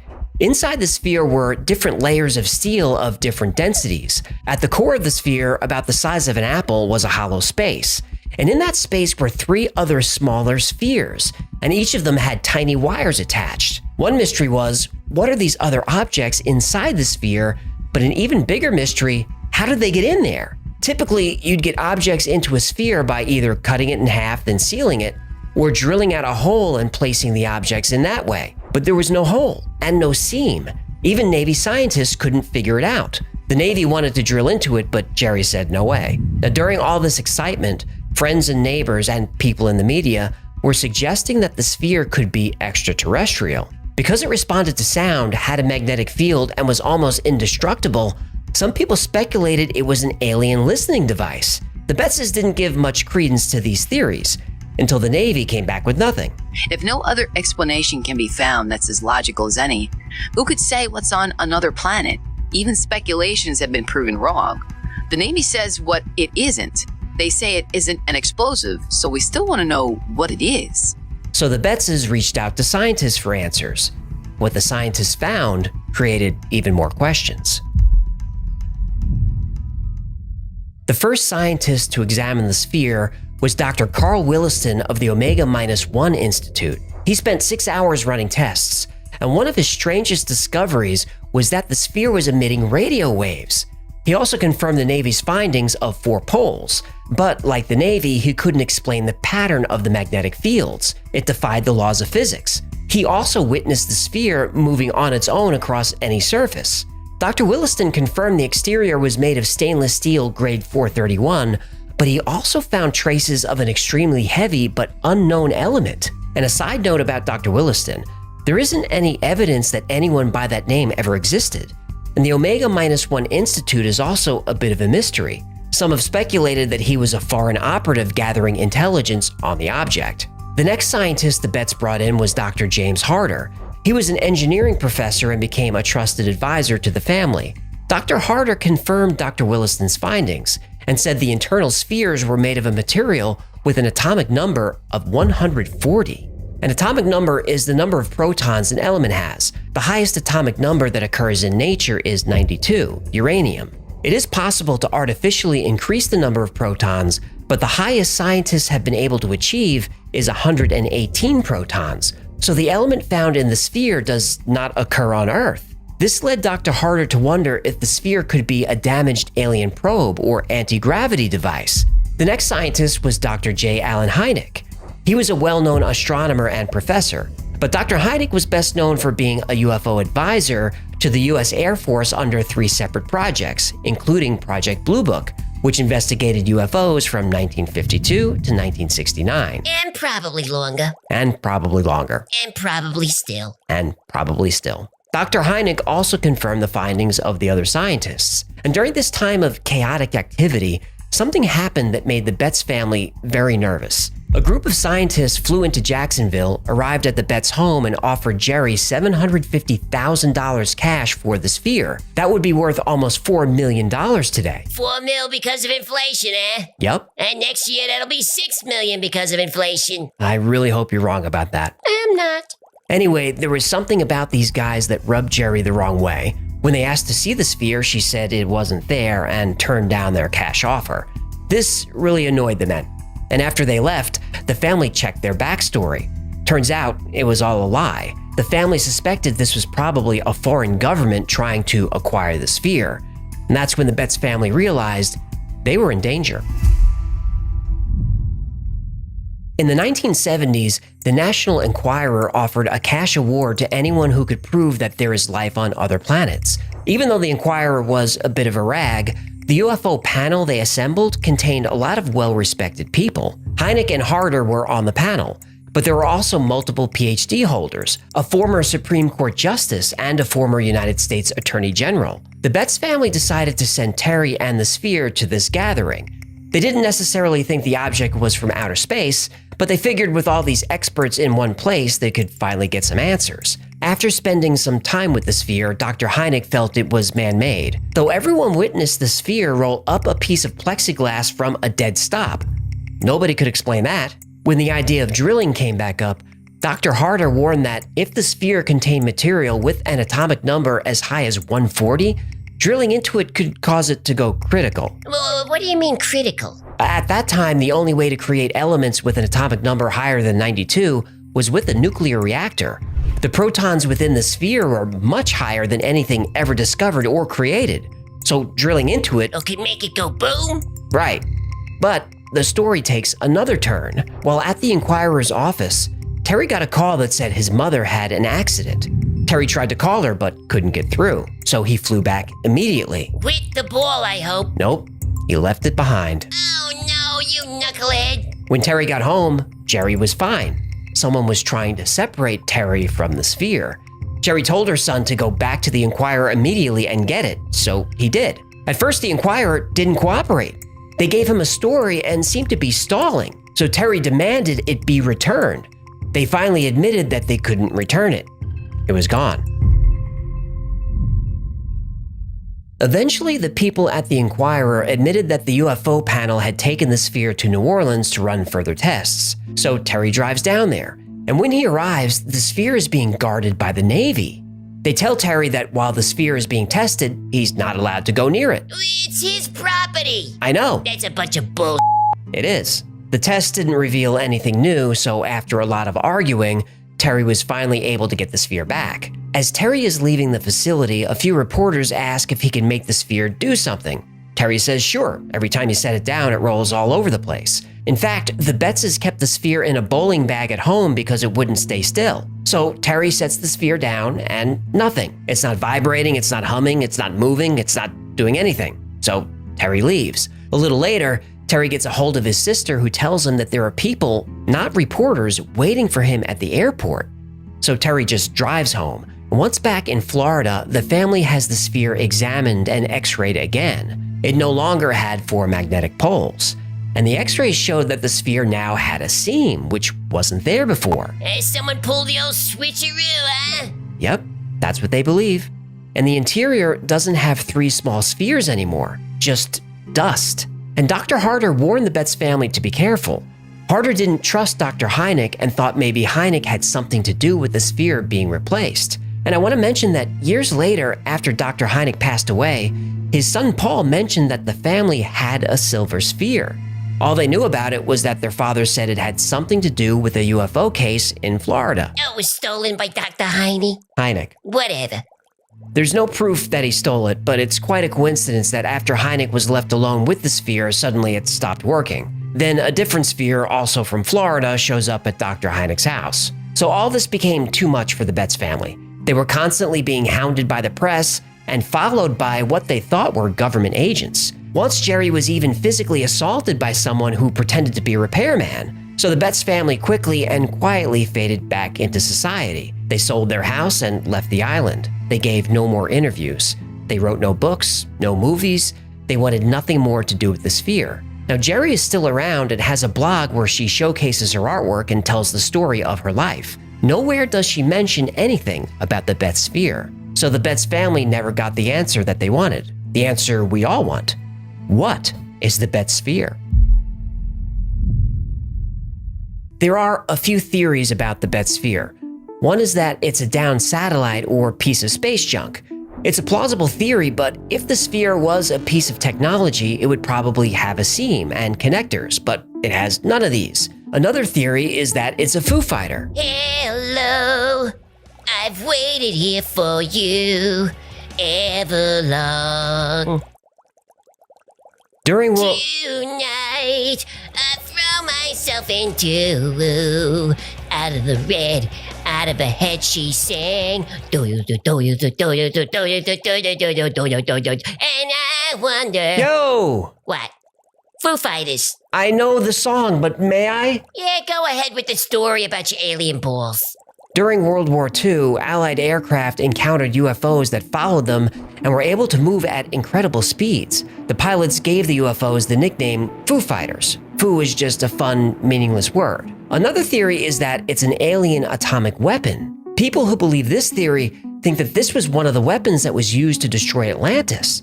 And there could be clues that ancient nuclear weapons did exist. In the world's oldest epic, the Mahabharata, a line mentions a terrifying weapon. A single projectile charged with all the power of the universe.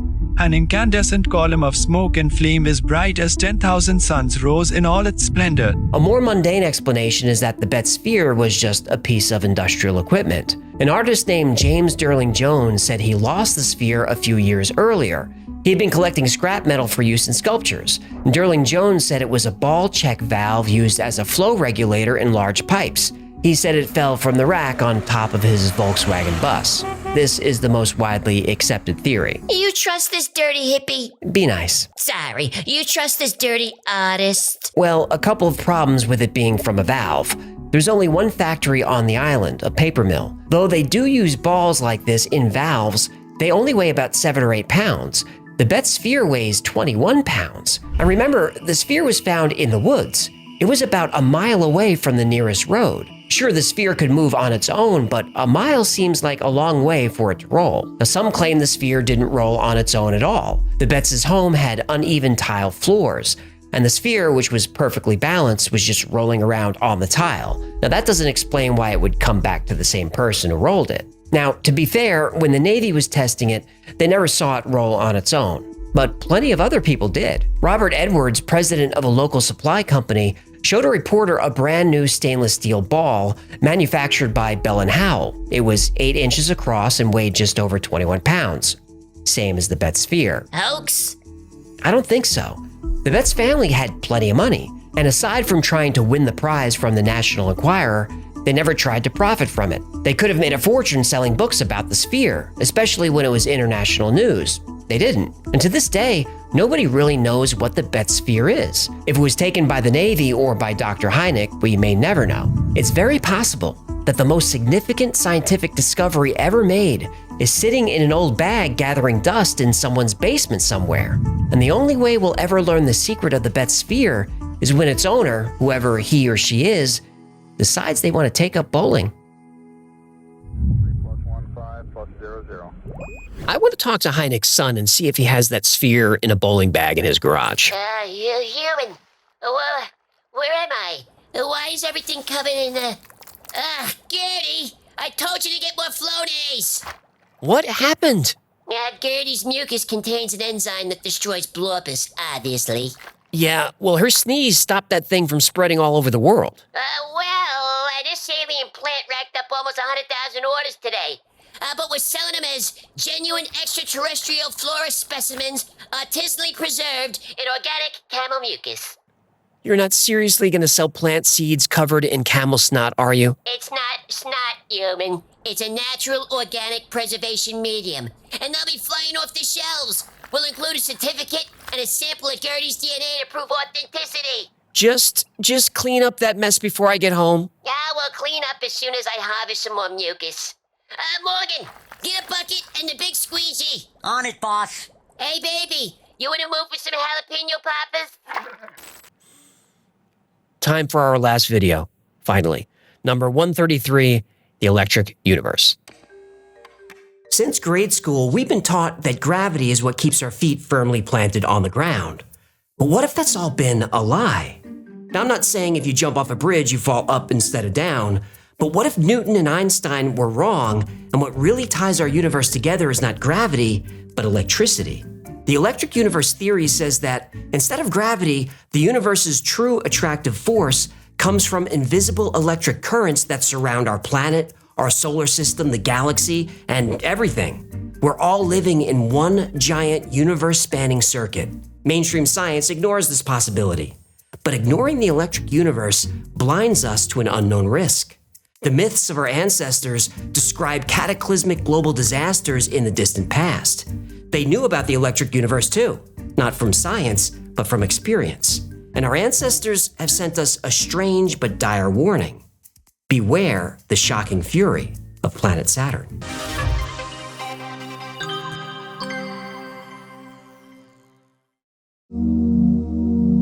Standard cosmological theory says that the universe was created during the Big Bang.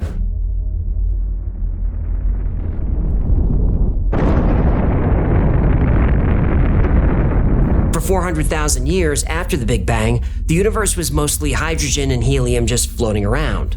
Then gravity started to pull matter into bundles that became stars. Gravity pulled stars into galaxies, gravity pulled galaxies into clusters. After that, supernova explode and the universe is sprinkled with elements. Gravity causes these elements to coalesce into planets. Those planets fall into regular orbits around their stars, and here we are, all thanks to gravity. The current theory of gravity was proposed by Albert Einstein through his work on general and special relativity, published in 1915. But there's a problem with this theory, and Einstein knew it. Gravity isn't strong enough to keep all this stuff in place, especially on a large scale. Given the amount of matter spinning around a galaxy and how fast it's moving, everything should fly apart, but it doesn't. So what's holding everything in place? Well, officially, it's dark matter, which you've heard of. But here's a little secret about dark matter that they don't tell us. There's no proof it exists. Dark matter is just a theory that's used as a band-aid to explain the gravity problem. But maybe there's something else happening. Maybe our universe isn't held together by gravity, it's held together by electricity. The electric universe theory says that permeating space is a vast sea of ionized particles. These particles create an enormous field of plasma. Plasma is the fourth state of matter, the others being solid, liquid, and gas. Not only is our sun mostly plasma, plasma makes up over 99.9% of the visible universe. This network of plasma is so massive that it connects every galaxy in the universe in a single electric circuit. This circuit not only conducts electricity over great distances, but it transmits it faster than light. Much faster. If the electric universe theory is true, it will change everything we know about physics and reframe our understanding of the cosmos. But what evidence is there? Electric cosmologists have recently begun testing their theories in the lab and have produced surprising results. But the real proof may not be found in cosmology, but archaeology. The electric universe theory says that at one time, our night sky was a tapestry of glowing plasma, but then a drastic cosmic event changed our sky forever. Our ancestors recorded this event in customs and in myths and symbology. But changes to the sky weren't the only thing they described. Hidden among the symbols is the record of a catastrophe, one that's left scars across not just the Earth, but every planet in the solar system.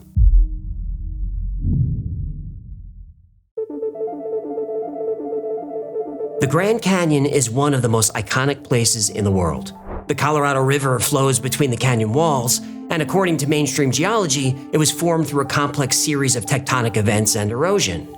But if you look closely at the river from overhead, you'll notice its many branches and tributaries split at very odd but consistent angles. This structure is familiar to electrical cosmologists, many of whom are electrical engineers. The patterns look just like current flowing through electronics. Specifically, junctions in the Colorado River follow rules for an electrical circuit. And there's a reason for that. Even though the universe is an ocean of electricity, we don't really see it because everything stays pretty well balanced. Just like you don't see electricity flowing through a circuit. That is, until something goes wrong and everything goes haywire. When the electrical balance of the solar system is thrown off, it leads to violent arcs that travel from planet to planet. And those arcs of current leave scars across everything they touch. Scars like the Grand Canyon on Earth or the Valles Marineris on Mars. Geologists say these canyons are formed by tectonic activity and water erosion over millions of years. But electric cosmologists believe unbelievably powerful lightning creates the canyons, which are later filled in by water. The Valles Marineris Canyon, which is as long as the entire United States, doesn't look like water erosion. It looks like something quickly and violently gouged out a chunk of the planet. And parts of it have marks that look exactly like tributaries in the Grand Canyon, or exactly like an enormous bolt of lightning. This entire region resembles nothing so much as an area zapped by a powerful electric arc, advancing unsteadily across the surface. These canyons are on rocky planets and moons all over the solar system, from Venus all the way to Pluto and beyond. Ooh, what about Uranus? What now? Are there any scars on Uranus? Uranus has 27 moons. Yeah. Its largest moon, Titania, has a gash on it almost 1,000 miles long. Whoa, something violent happened near Uranus, huh? Don't be an infant. Electric cosmologists believe that interplanetary lightning bolts have hit the Earth many times in the past, with dire consequences for everyone on the planet.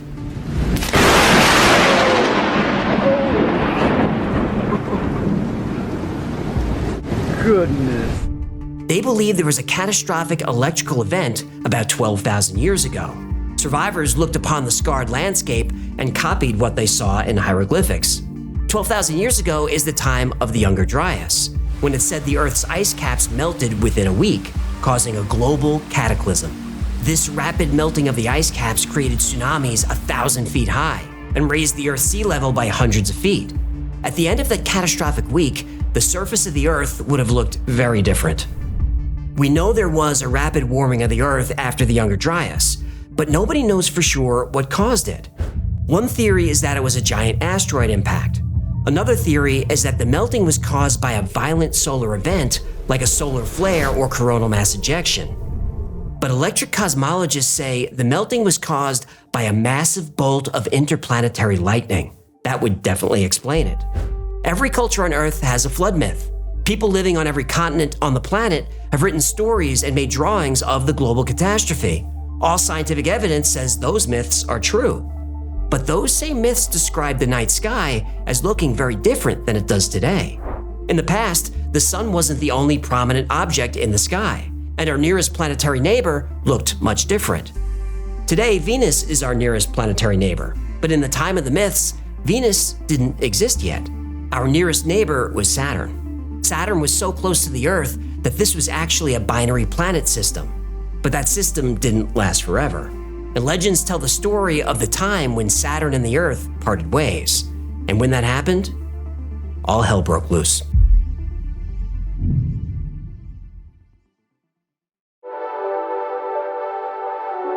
When Immanuel Velikovsky released his best-selling book, Worlds in Collision, he turned astronomy on its head.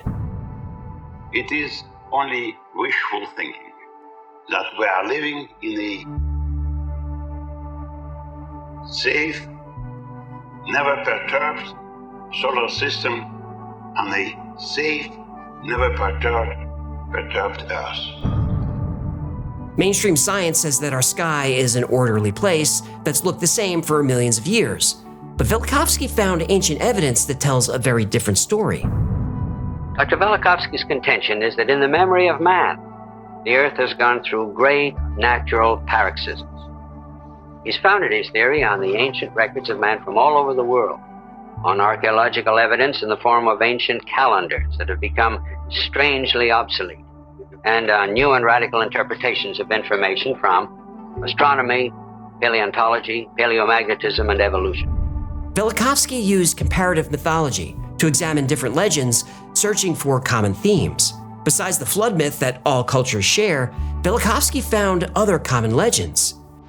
And the same story could have been found in all places, but differently told, so that it was no question of just borrowing from one nation by another. So this was the collision, the story of human memory of catastrophes that took place in historical times, but strangely, despite the fact that they were described in so many sources, as if non-existent for the scientific world. Gods were often described as immense celestial bodies presiding over a mythical golden age where the planet Saturn was the most important object in the sky. The Egyptians placed their creator god Atum at the celestial pole, the axis around which the sky turned. The Babylonians said their supreme god Anu ruled from the pole star. But the pole star wasn't a star at all. The pole star was Saturn.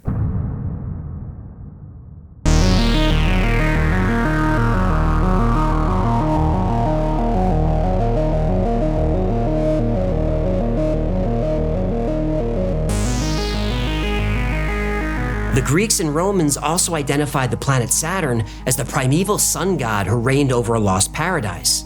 The archaic Latin name for Saturn was Sol, the sun.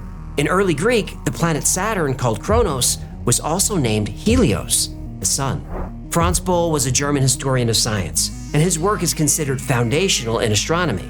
He said Kronos and Helios were at one time the same god. Saturn figures prominently in many ancient texts. Astronomical history from Greece, Persia, and China all claim Saturn ruled the world. The Golden Age was called the Reign of Saturn. The original site of Rome was known as Saturnia. The Jewish Sabbath was Saturn's Day. Popular Roman festivals honored Saturn as the father of the gods. Velikovsky thought this was strange. How could a distant planet like Saturn be linked to the central axis of the sky? All of our ancient heritage that comes to us in terms of architecture, writing, and so on, they're actually obsessed with the idea of worshiping these stars, these dreaded planets. All mankind through the years have worshipped stars that we can't even pick out of the sky today. Now, why? Because in ancient times, Saturn was much closer to the Earth and dominated the sky. During this time, the Earth and Saturn were a binary planet system that together moved around the sun. Because the two planets were locked, Saturn didn't rise or set. It was fixed in the sky, just like the ancient Egyptians said. David Talbot continued the work of Velikovsky. He studied ancient symbols from across the globe, which described how the sky once looked, and it's very different than the sky we now know. Going back through prehistoric times, we see the same image in every culture, on every continent. It's called the cosmic wheel. The wheel was the throne of the gods. We see the wheel in Buddhism, Jainism, and Hinduism. The cosmic wheel is seen in prehistoric Ireland and in the hills of California. Across Africa, Scandinavia, around the Mediterranean, Mexico, Mesopotamia. The image represents three objects. Saturn, the large planet farthest away. A dark planet is closest, this was named Mars, and in the middle, a glowing object. The energy of the three objects washed over the Earth. The energy gave humans lifespans of hundreds or even thousands of years. This time had been called the Golden Age of Heroes. Civilization flourished. But then, something terrible happened.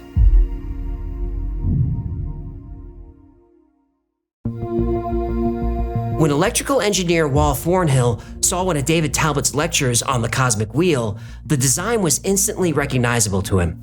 So it came as a bit of a shock and a surprise to see David Talbot showing slides at one of the sessions at the conference, which I recognized immediately as being similar to those of electric discharges in the laboratory. Many ancient cultures describe a golden age that ends with a war between gods, leading to a catastrophe on Earth.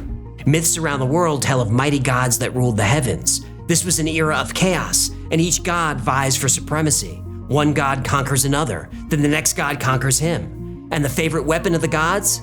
The thunderbolt. In Hinduism, the Mahabharata tells tales of a lost age, where gods waged war on each other in the sky using what can best be described as energy weapons. In Greek mythology, the god Zeus wielded a celestial thunderbolt to wage war against the titan Kronos. In Roman mythology, Zeus was named Jupiter, and he was at war with Saturn. The arrows of Apollo, the trident of Neptune, these are all connected to thunderbolts. So when our ancestors said the gods waged war in the sky, they were interpreting actual celestial thunderbolts that they witnessed jumping between planets that they had named after the gods. But what caused this war between the gods and the cataclysm on Earth? It was the glowing middle object in the cosmic wheel, Venus. But Venus didn't form like the other planets. It was created much more violently. A chunk of Jupiter was ejected from the center of the planet. This matter took the form of a giant comet. This comet would eventually become the planet Venus. And this event is also reflected in legends around the world. The Greeks have the myth of Zeus birthing the goddess Athena from his forehead. She emerged fully grown and radiated brilliant light. She then uttered a cry that shook the heavens and the earth. And remember, planets and gods are one and the same, and Zeus is Jupiter. The Maya and Babylonians had myths about Venus being a fiery or blazing star, just like a comet. The ancient Egyptians had a myth about the goddess Isis, who was associated with Venus. She was transformed into a fiery star that descended to the earth. At some point, the Earth, Venus, Mars, and Saturn drifted too close to each other. This led to massive bolts of lightning between the planets. And this lightning blasted craters in the moon and tore through the earth to create the Grand Canyon. Ancient cultures recorded evidence of this lightning and other plasma discharges. The Lascaux Cave in France has cave art that's 17,000 years old. These images are extremely detailed, very realistic, and very accurate. So why does later art become crude, with men being depicted as stick figures? It's because these are not drawings of men. Notice how the arms always appear outstretched, and there are dots on either side of the figure. These are the same all over the world. So what is this? The answer comes from Anthony Peratt, a plasma physicist. Peratt shows us an animation of a plasma discharge. The central column is the axis. Around the axis is a torus or donut-shaped ring of charged particles. The top is called a champagne glass, the bottom is called a squashed bell. To an observer, the shape is transparent, but there are places where the plasma is most dense. Holy sh**. This is the shape drawn by ancient cultures around the world. The reason they recorded it is because they would have seen this as a giant glowing object in the sky. Like a god. Exactly. These plasma discharges would have been loud and bright and violent, and could have easily been construed as gods battling in the heavens. Eventually, the lightning stopped and the war ended. Saturn, Mars, and Venus moved into their current orbits, giving us the sky that we know today. Now, it's an amazing story, but it goes against everything we've been taught about gravity, the solar system, and all of mainstream cosmology. In order for this theory to be taken seriously, someone would have to prove it. So someone did.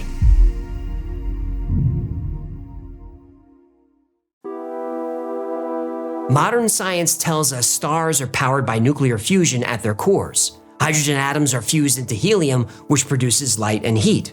Scientists who support the electro-universe theory disagree. They believe electricity plays a bigger role in the cosmos than mainstream theories suggest. The energy of the sun is not being driven by fusion, but by a powerful electric current that permeates all of space. Over the past decade, experiments by an international team called the Sapphire Project have put the electric universe theory to the test. Their goal? Recreate the plasma environment of a star in a laboratory chamber on Earth. Is this a good idea? Well, It sounds like a fire hazard. inside their high-tech facility in Canada, the Sapphire team built a plasma reactor. They filled it with low-pressure hydrogen gas, which mimics the early universe. Then they introduced an electrical current, creating a glowing ball of plasma. The plasma quickly self-organized into stable, donut-shaped vortices called double layers. These double layers formed electrified shells that trapped electrons and ions and hydrogen atoms inside. Okay, tell me that again. But this time pretend I don't know anything about what you're talking about. It made a baby star. Was that so hard? The team measured effects within the reactor never before seen in any lab on Earth. The electron density matched the measurements made from spacecraft sent to study the sun. Also, the sapphire plasma sustained enormous electrical fields up to 8,000 volts per meter, but also a steep drop in voltage off the surface of the plasma, which sounds technical, but that's exactly what happens in the sun. The reactor core reached temperatures of over 80,000 degrees Celsius. That's hotter than the sun's surface. The plasma thermal radiation was uniform, just like the sun. Oh, these doctors must be so tan. I don't see how that's important. I'm saying it's a good thing. Scientists are usually pretty pasty. And they also found evidence of higher energy in the plasma corona, just like the sun. And it goes on and on. The Sapphire Project had created their own mini-sun, and they did it without nuclear fusion. This was done using only electricity. And most shockingly, yeah, I see what you did there. The reactor was changing elements like iron and tungsten into other elements like magnesium, calcium, titanium, and 17 others. This is a process called transmutation. The Sapphire Project had repeatedly transmuted tungsten and iron into more than 17 other stable elements. All these phenomena are exactly what the electric universe theory predicts, that stars are not driven by internal nuclear fusion after all, but by electrical discharges flowing through cosmic plasma. Now, more experiments are needed, but the Sapphire reactor hints at the ability to pull energy from the quantum vacuum. Nikola Tesla also believed this was possible. If the Sapphire technology works, it would lead to unlimited clean energy for the entire planet. All those tan scientists are gonna get whacked before that happens. Yeah, scientists who try to create free, clean energy always seem to get hit with a lot of bad luck. They also get hit by cars. True. And bullets. I get it. So we have experiments that validate the electric universe theory with how stars are formed, and it's an amazing discovery. But there's one more experiment we need to do in order to prove this thing, and it's a tricky one. We need to prove that the energy moving through the cosmic plasma can move faster than light. Now, Einstein said this was impossible, but it turns out that Einstein was wrong. And last year, somebody proved it.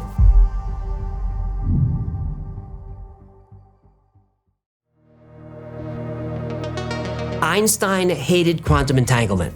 What is entanglement? This is when two particles transmit information to each other faster than the speed of light. Really, they transmit information faster than anything. Entangled particles transmit information instantly, no matter how far apart they are. All right, I'm going to try and keep this simple.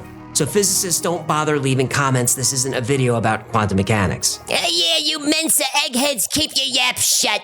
Come on, that's not nice. Hey, you know what Mensa stands for? No, what? My entire night spent alone.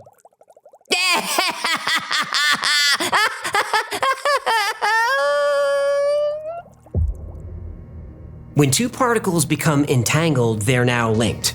Now that they're linked, their movement cancels each other out. Meaning if particle A is spinning up, then particle B is spinning down. This is called conservation of angular momentum.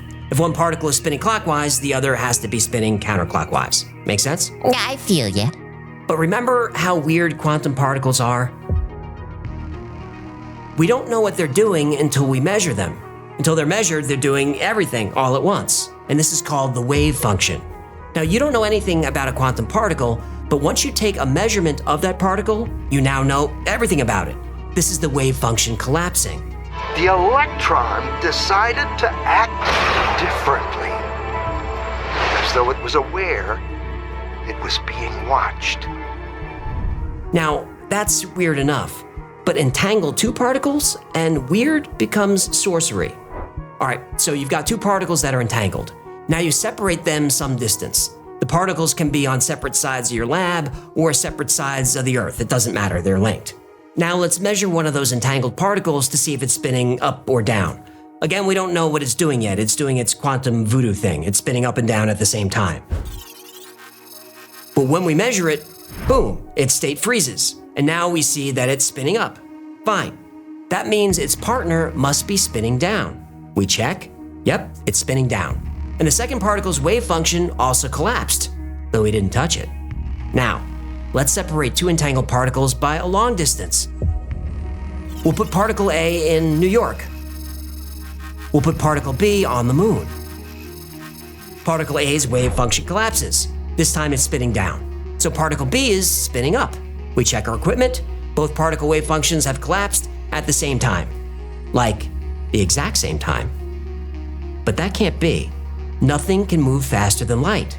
Light takes 1.28 seconds to get to the moon. But that other particle, the one on the moon, it didn't wait 1.28 seconds. It collapsed instantly. Wait, what? Now let's put particle A in Tokyo.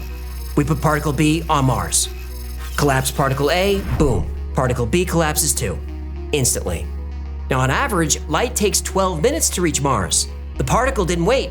It knew its partner in Tokyo collapsed, so it instantly did the same. This can't be real. Okay, last one. We put particle A in London. We put particle B in the Andromeda Galaxy. That's about 2.5 million light years away. We collapse particle A in London. It takes light 2.5 million years to reach particle B. But particle B doesn't wait 2.5 million years to collapse. It doesn't wait 2.5 minutes. Particle B, 2.5 million light years away, collapses at the same time, the same exact time as the particle in Tokyo. Now this is freaking me out. Well, this is what Einstein hated. Nothing can move faster than light, so something must be off. So in 1935, Albert Einstein, Boris Podolsky, and Nathan Rosen wrote a paper saying that quantum mechanics was incomplete. That's why Einstein called it spooky action at a distance. That wasn't a compliment.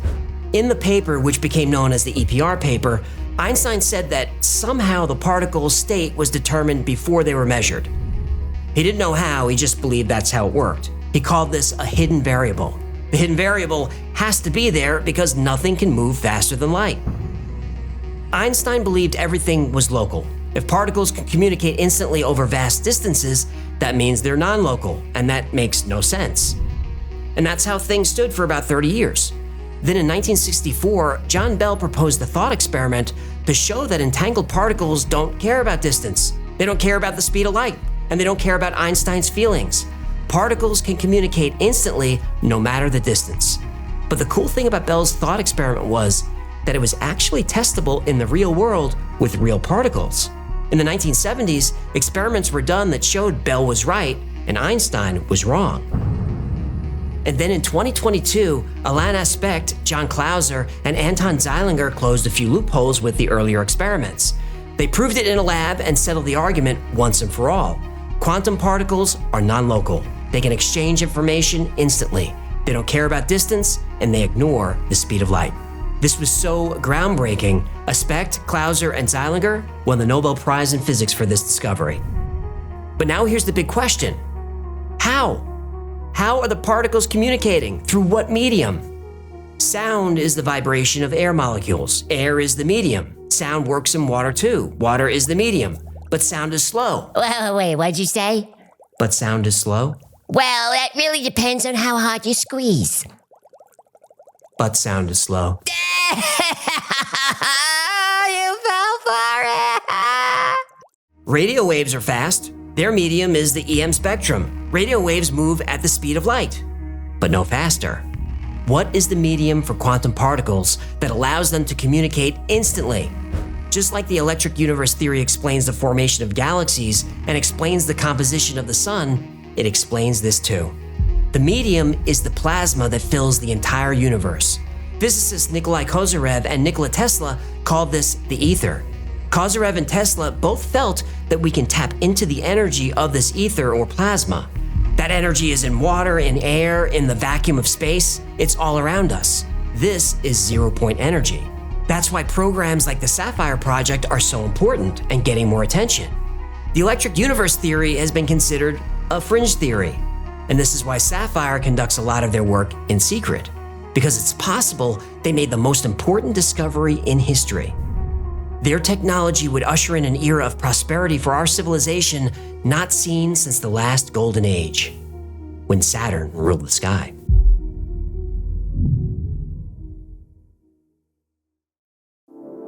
The electric universe theory gets a lot of science right. The electric universe answers questions that Einstein couldn't answer. So let's recap. The early universe was just hydrogen. Gravity played a role in compressing the hydrogen into stars, but it was really electricity carried through cosmic plasma that fired up the stars and keeps them going today. According to this theory, 3,500 years ago, Venus emerged from Jupiter as a comet. It made a few close passes to the Earth and caused all kinds of havoc. Our solar system was like a billiard table. Planets bounced around and eventually settled into their orbits.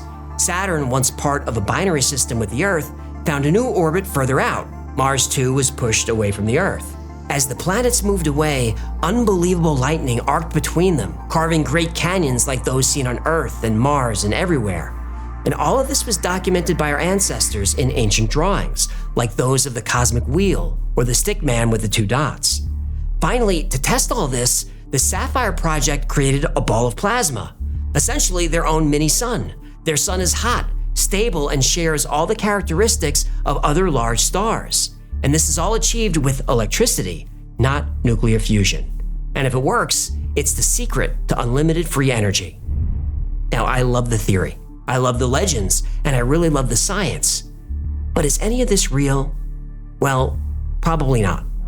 The truth is, Venus was probably never a comet. It's been observed in the sky as a planet for thousands of years, well before when Velikovsky said it emerged from Jupiter.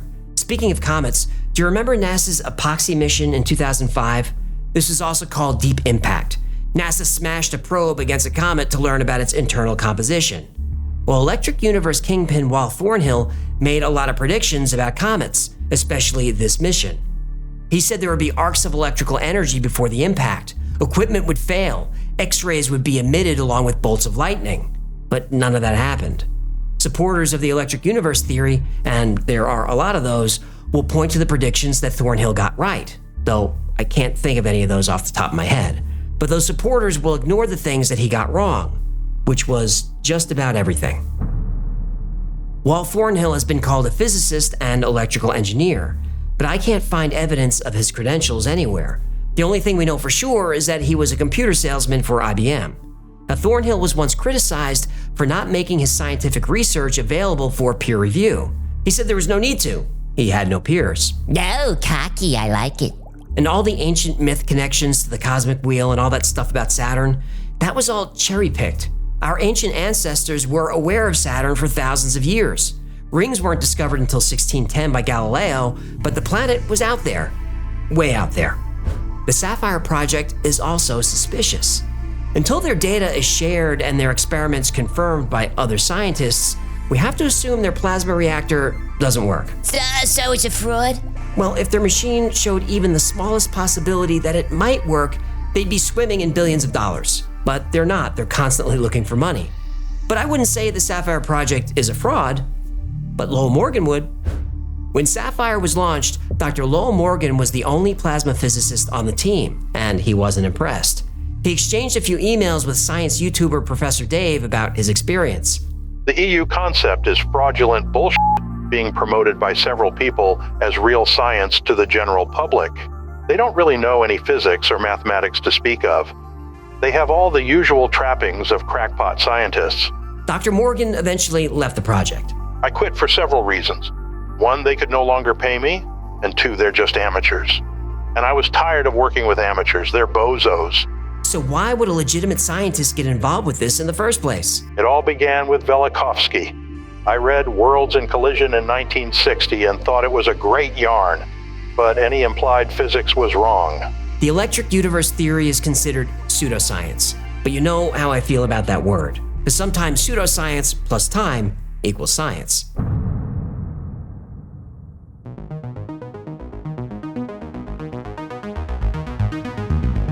The prejudging scorn and closing of ranks against the heretic showed typical guild animus.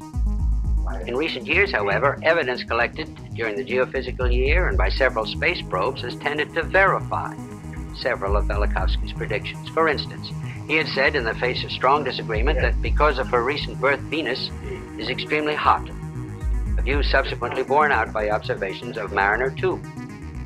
He was accused of inventing an interplanetary magnetic field, but one has been detected since then by Pioneer 5. He claimed in 1950 that the ancient civilizations of Central America were much older than believed. Recently, this view, too, has been proved by radiocarbon dating. As you know, I try to find all sides to a story if I can. And whenever I cover alternate science, I also give the point of view of the skeptics. But that's, with this episode, when I started to get upset. Some of the videos I found that debunk the electric universe theory are aggressive. If you're open-minded to an idea like the electric universe, then according to some YouTube scientists, you're a moron, you're a nut job, you're a toddler. If a snake oil scientist is taking advantage of people by charging them money for nonsense, then call them out. I support that 100%. But attacking the believers, the victims? I don't agree with that at all. You persuade with compassion and kindness, not with insults and condescension. And there are other debunkers who think Velikovsky, Thornhill, and other proponents of the electric universe theory should be silenced, and that their research should be removed from the internet. This is to protect us from, you guessed it, disinformation. Right. Protecting people from disinformation is censorship, and there's no place for that in science. Not only was the scientific press copying at him, and in a way that was violent, not in terms of an orderly discussion that this idea is yet to be tested and it takes more time and etc., but saying this idea is crazy and any man who has such an idea is mad, insane, that kind of thing. But the establishment through which men who think that way make a living, the academic establishment, was saying to this man, you're not saved. Scientists tried to censor Velikovsky too. Velikovsky's book, Worlds in Collision, was a New York Times bestseller. The scientific community did everything they could to remove it from the charts, and eventually they succeeded.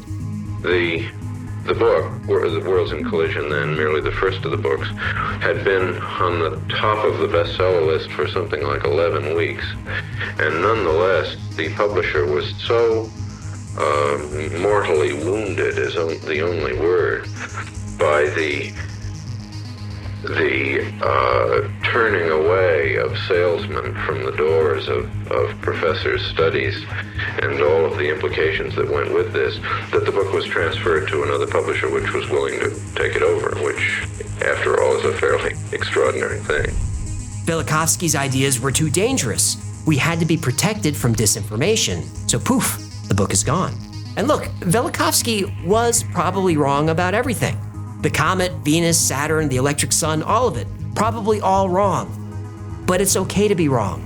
That's how we find out the truth. In the words of a great scientist, science is a self-correcting process. To be accepted, new ideas must survive the most rigorous standards of evidence and scrutiny.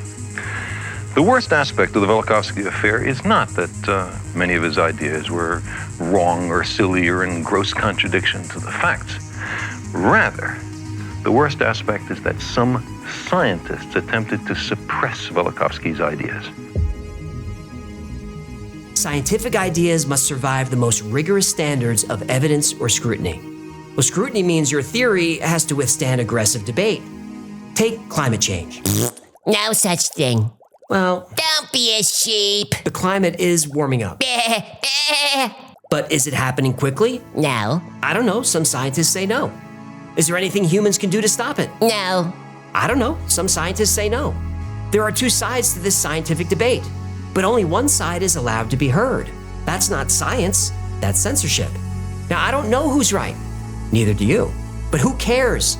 I just want to know the truth, don't you? The suppression of uncomfortable ideas may be common in religion or in politics, but it is not the path to knowledge, and there's no place for it in the endeavor of science. Now, what about certain experimental medicines that a lot of us have been taking? Those medications work well for most people, but not all people. But we don't hear much about that. There are two sides to this issue as well, but there's no debate allowed. Look, I can't even say the V word on this platform. Now, that's not science, that's censorship. Science is now used to give more wealth to the wealthy. Science is used to give more power to the powerful. And science is now weaponized to turn half the country against the other. Again, I don't care who's right. I just want the truth. But science isn't about truth. Not anymore.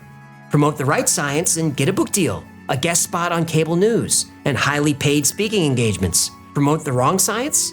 Lose your reputation, lose your career, get deplatformed on social media. What would you choose? So scientists without accepted and conventional ideas stopped asking questions. And the history of our study of the solar system shows clearly that accepted and conventional ideas are often wrong, and that fundamental insights can arise from the most unexpected sources. Carl Sagan was correct. Accepted science is often wrong. So here's something to keep in the back of your mind.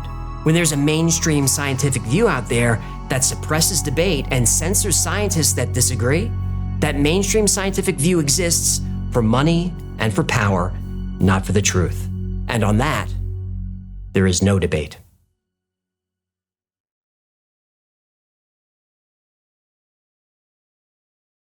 Thank you so much for hanging out today. I'm AJ. There's Hecklefish. Blorpus and Chill.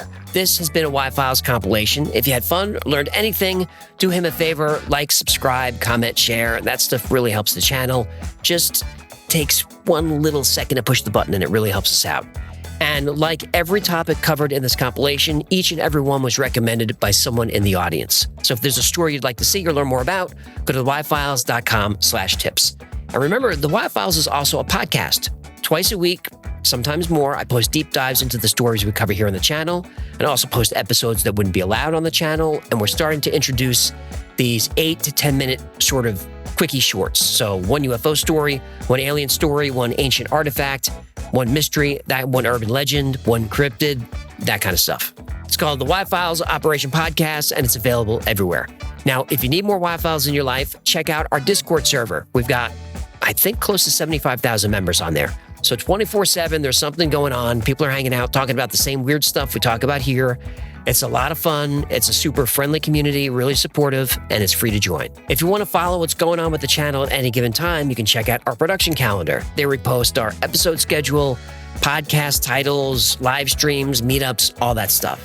And special thanks to our patrons who made this compilation happen. I dedicate every episode of the Y-Files to you. I cannot believe that we've come this far. Because of you, I can proudly wear this outfit. And if you want to join this amazing community and keep the channel going, consider becoming a member on Patreon. For as little as $3 a month, you get access to videos early with no commercials, access to merch only available to members, plus 2 private live streams every week just for you.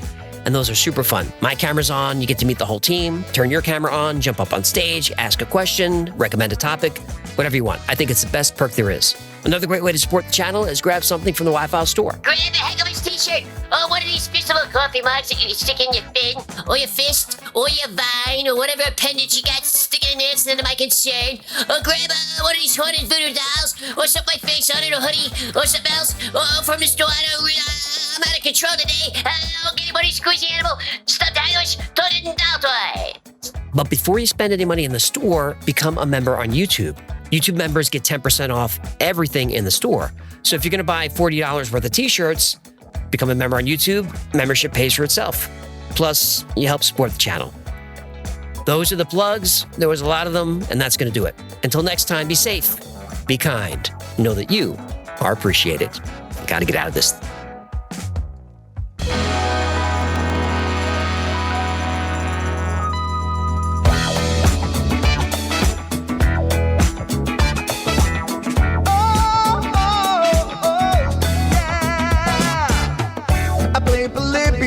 In Area 51, a secret code inside the Bible said I would.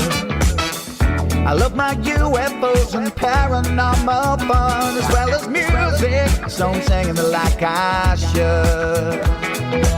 But then another conspiracy theory becomes the truth, my friends, and it never ends. No, it never ends.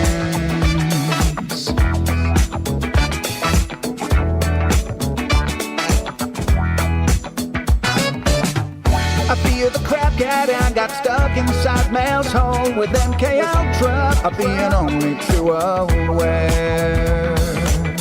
Did Stanley Kubrick fake the moon landing alone on a film set, or were the shadow people there?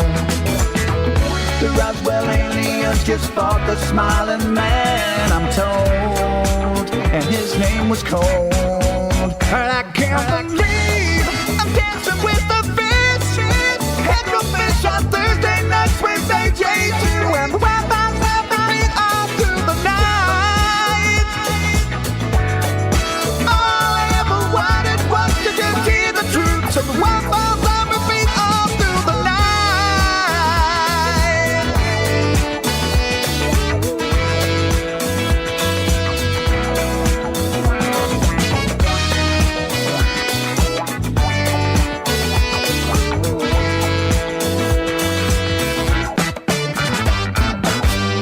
The Mothman sightings and the solar storm still come to Agatha, the secret city underground. Mysterious number stations, planet Serpo 2, Project Stargate, and what the Dark Watchers found. We're in a simulation, don't you worry though. The Black Knight satellite, it told me so. I can't believe I'm dancing with the fish. Hecklefish on Thursday nights with AJ2, and Wi-Fi's on repeat all through the night. All I ever wanted was to just hear the truth, so the Wi-Fi's on repeat all through the night. Hecklefish on Thursday nights with AJ2, and Wi-Fi's on repeat all through the night. All I ever wanted was to just hear the truth, so the Wi-Fi's on repeat all through the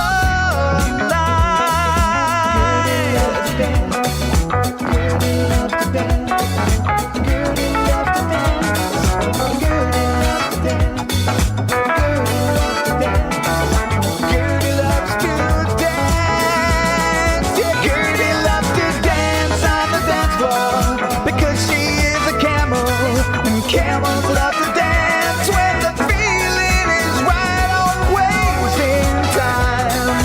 Gertie loves to dance. Gertie loves to dance.